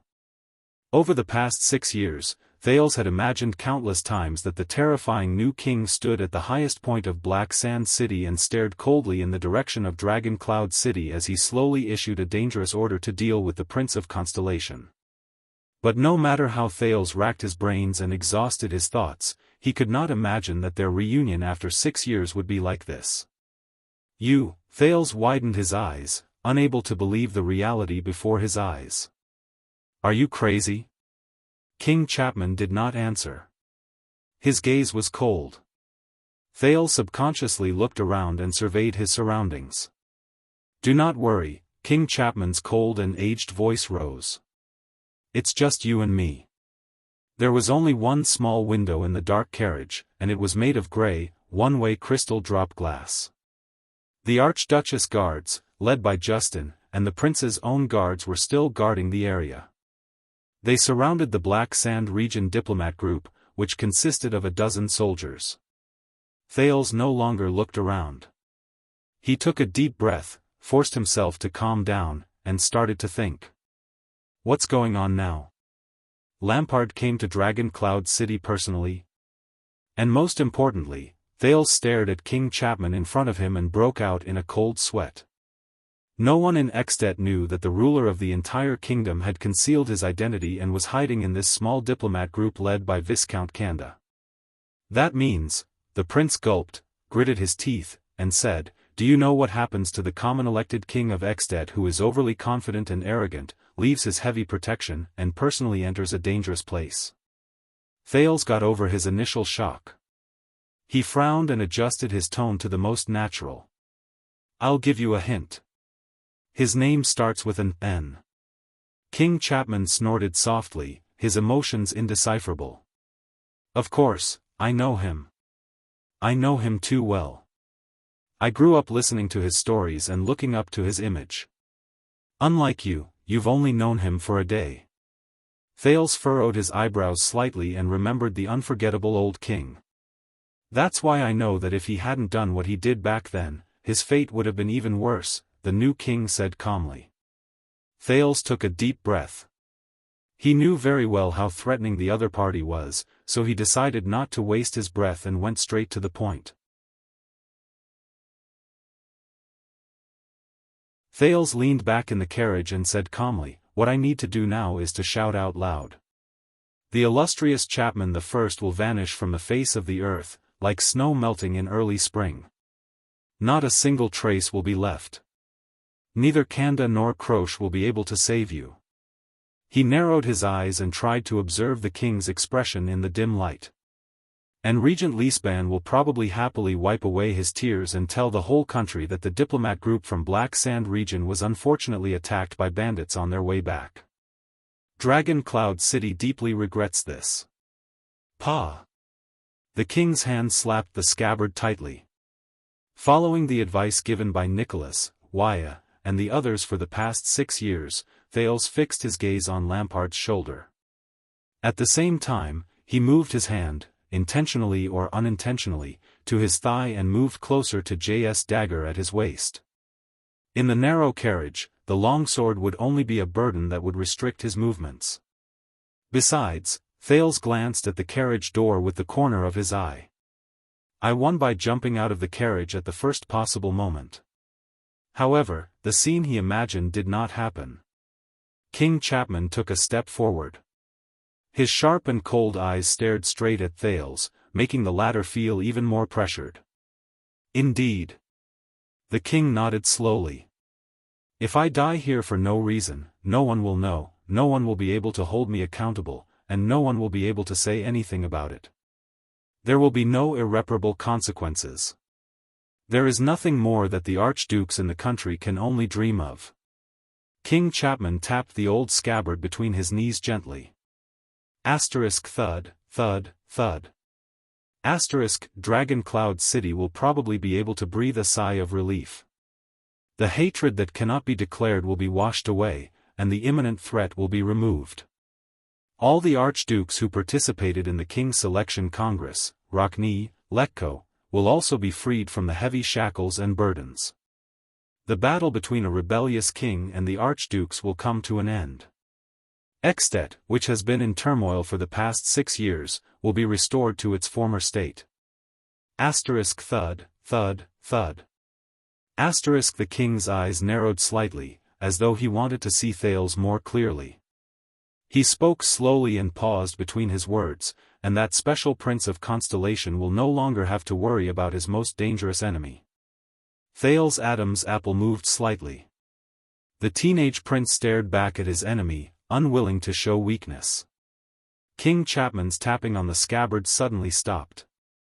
His face suddenly turned cold. But, damn it. I know there's a but. Thales snorted coldly in his heart. He remembered how he often used this word to tease a certain young lady. He would pour cold water on her when she was in high spirits and make her leave in a huff. He could not help but think of the phrase, retribution is not pleasant. If you do that, the prince who thinks he's smart might win this move, but in the end, he will lose the entire game, the king said coldly. His Majesty said coldly, even you and your Archduchess lost completely. Thales froze for a moment. He clenched his fists lightly, puzzled. What? Myself, the Archduchess? Cleanly? Do you want to see that Archduchess head pierced by a pike and erected on the city walls of Dragon Cloud City? The king said faintly, then open your mouth and call for help. Surround me and kill me here. Do not hesitate. At that moment, the air in the carriage instantly became heavy and stagnant. Thales bit his lower lip and sucked in a deep breath. What do you mean, Lampard? The prince gritted his teeth. What exactly do you want? Thales saw the unsmiling King Chapman curl up the corners of his lips, which was a rare sight. It looks like you've been living well in Dragon Cloud City for the past 6 years. King Chapman leaned back again with an indifferent expression. My men report every year that the Archduchess and the prince have a very close relationship, almost like lovers. Thales furrowed his eyebrows in pain. He could not refute the king. But me? For the past 6 years, as the common elected king of Extet, I've been acting like a fisherman fishing on the ice. I've been cautious and cautious. King Chapman looked out of the carriage and sighed with emotion. I've been thinking about how to catch those hateful shoals of fish to fill my stomach while trying my best not to become their food in the water. So far, you've been doing pretty well, Thales continued in dissatisfaction. Otherwise, you wouldn't have the leisure to come to Dragon Cloud City to catch up with me when the whole country is condemning you. By the way, the Alliance of Freedom played a pretty good hand. They used an imminent war to make the city of faraway prayers and Dragon Cloud City suffer. King Chapman chuckled, then snorted coldly. That's just what it looks like, Thales. You know it better than anyone else. The king tacitly acknowledged Thales' accusation. He said calmly, it's been 6 years, and that ideal Extet is getting further and further away from me. The Prince of Constellation was slightly startled. Saroma. Thales acutely grasped the main point. Why did he mention Saroma? Thales. The job you found for me 6 years ago. The king raised his right hand and gestured at his temples. There was a faint scar on his face caused by the crown. It's not a good job. Almost all the archdukes see me as an enemy. Needless to say, the 4 archdukes from back then, and the 3 who couldn't attend the King's Selection Congress also have a lot of complaints. All the decrees I tried to implement were met with many difficulties. Even in Black Sand region, there was a lot of resistance. Rockney and Letko have been running around, jointly denouncing the king's injustice. My vassals were seething with resentment and were ready to take action. King Chapman sighed softly. Kinslayer. The king lowered his head slightly and stared at his saber. This is the nickname they gave me. Even the most vulgar commoners laughed at this nickname. Even if my decrees could increase their harvest by 30%, even if my orders could prevent them from being exploited by tax collectors and oppressed by suzerains, even if everything I did was to allow these lowly and insignificant people to obtain their own future, yet, the king stopped talking. He stroked his saber gently, and his gaze grew colder. They are still against me. Perhaps one day, my authority hidden in the crown will be swept away, the decrees I issue will become waste paper, and I will die alone in a heavily besieged city without food? I don't know. Thales sighed. That's because you tried to use a new standard to confer nobles, change the status quo of the distribution of power, and change everyone's future. You tried to make a group of people who were used to the present and the past believe that the unfamiliar future would be better, and make another group of people give up on everything they were enjoying. Even when the wealth was at its most abundant, the food was at its most abundant, and the conditions were at their most mature, it was still difficult for most people to imagine. The prince shook his head. And you want to use 6 years to complete what Mindys III could not do in more than 100 years? Thales raised his head and stared seriously at the former Lampard, who was now King Chapman. This is the price. The carriage fell into silence. King Chapman fixed his gaze on him. Both of them stared at each other for a whole 5 seconds, until the king slowly laughed. See, I knew it was right to come to you. You are one of the few people who can understand me. King Chapman's smile was very cold, and it made people unconsciously nervous. This made Thales realize that because of his new title, the prestige of the Archduke of Black Sand region was also increasing day by day. Not everyone can participate in this kind of conversation, not even a smart person like Lessa. Thales sneered and shook his head. Lampard. Before I impatiently call out to the people outside, cut the crap. The prince's tone became firm. Why did you come to me? What did you mean by losing the entire game? King Chapman did not answer immediately. His increasingly aged face showed an expression of ridicule and mockery. Take a guess, Thales, the king said flatly. Just like before, aren't you the best at this? King Chapman did not answer immediately. His increasingly aged face showed an expression of ridicule and mockery. Take a guess, Thales, the king said flatly. Just like before, aren't you the best at this? Damn it. What makes him so bold? What gives him such confidence? No. No matter what he wants, it's obvious that the Alliance of Freedom is not enough to drag the City of Faraway Prayers and Dragon Cloud City down. Thales leaned against the leather backrest and seemed to be deep in thought. In order to save yourself from the predicament of being condemned by the masses, you have to add fuel to the fire. So, you want to start with Dragon Cloud City. I'm guessing the Archduchess marriage? You want to use her to plunge Dragon Cloud City, which poses the greatest threat, into internal strife? Thales raised his head coldly. Once you lose external support, the king can easily extinguish the resentment and dissatisfaction of the vassals in Black Sand region, allowing your decrees to be carried out unimpeded. King Chapman's expression did not change. He did not comment. Speaking of Archduchess Walton, I have a question. Unexpectedly, the king pushed the saber on his knees to the side, freeing his hands. Chapman Lampard placed his elbows on his knees. With a relaxed expression, he asked in a defenseless manner, "Back then, how did Nuvan turn you into his ally and make you willingly stand on Dragon Cloud City's side?" Thales shook his head rudely. "He didn't turn me into his ally. You forced me to stand on Dragon Cloud City's side, remember? Someone wanted to frame the Prince of Constellation and help him build his country, but in the end, he suffered the consequences of his actions?" When he said this, Thales was satisfied to see that King Chapman's originally calm and composed expression had become much more unpleasant. "I guess he gave you a promise." The king ignored his sarcasm, but Thales could feel that Lampard's tone had become colder. "A marriage contract, is it?" Thales sucked in a breath. "I know that when his bloodline was cut off, Nuvan must have promised to marry his granddaughter to you in exchange for the protection of the future king of Constellation." Thales subconsciously clenched his fists again. "So, that's why you care so much about the Archduchess marriage?" King Chapman's speech became more rapid, and the pressure he gave off gradually increased. "You think she's your fiancée, something you have in your pocket, and an important chess piece for Constellation to control Extet from afar? But now, she's facing..." Thales clenched his fists so tightly that he chuckled. "I admire your imagination, Lampard."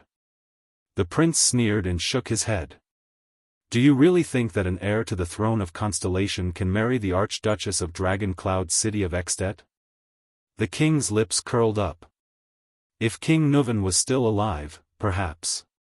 Chapman I said softly, "But my uncle still made a good deal. Even after his accidental death, the gift from the late king was exchanged for an unexpected gift in return. Under the illumination of the starlight, the dragon spear survived the unpredictable torrents and storms.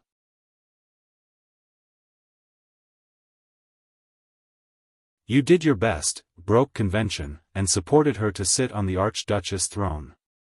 In these 6 years, you, together with Lisban and the others, did everything you could to help her gain a foothold.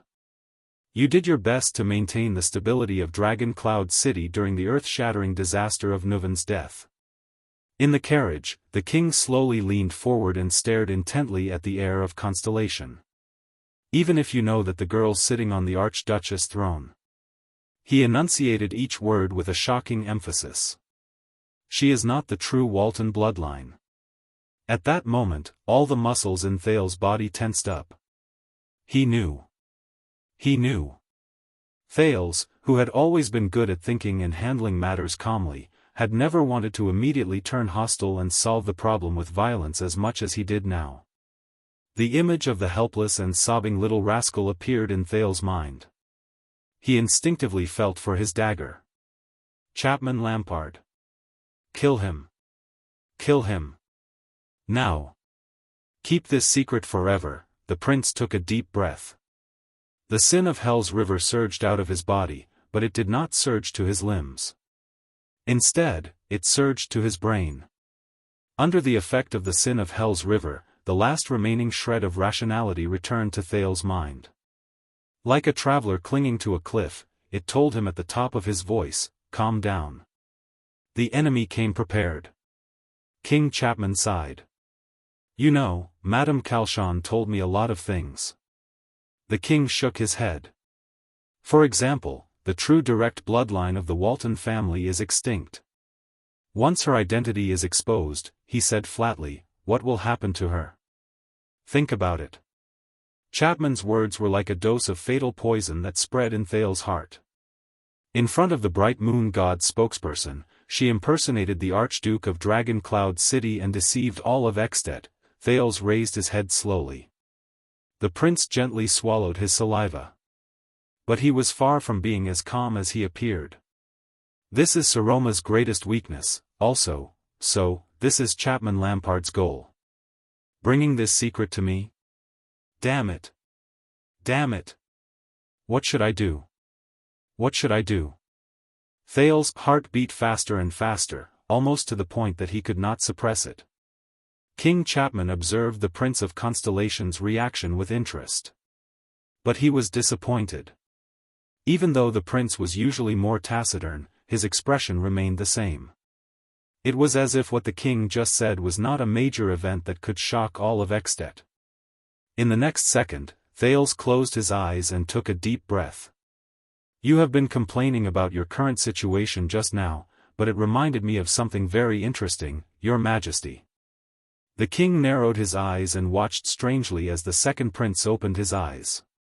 With the calmest and most composed tone, he said as if nothing had happened, that year, you were chosen as the next king in the 6-person king selection congress. Thales shrugged in a relaxed manner and said, so, if one of the Archduke's votes is proven to be invalid, King Chapman's expression changed. Then you obtained the throne by relying on the difference of one vote, the prince said flatly and launched his counterattack. Is it still legal and reasonable? King Chapman? In the next second, King Chapman clenched his fists, as if he had been struck in his weak spot. His gaze returned to the cold and fierce look that Thales was familiar with.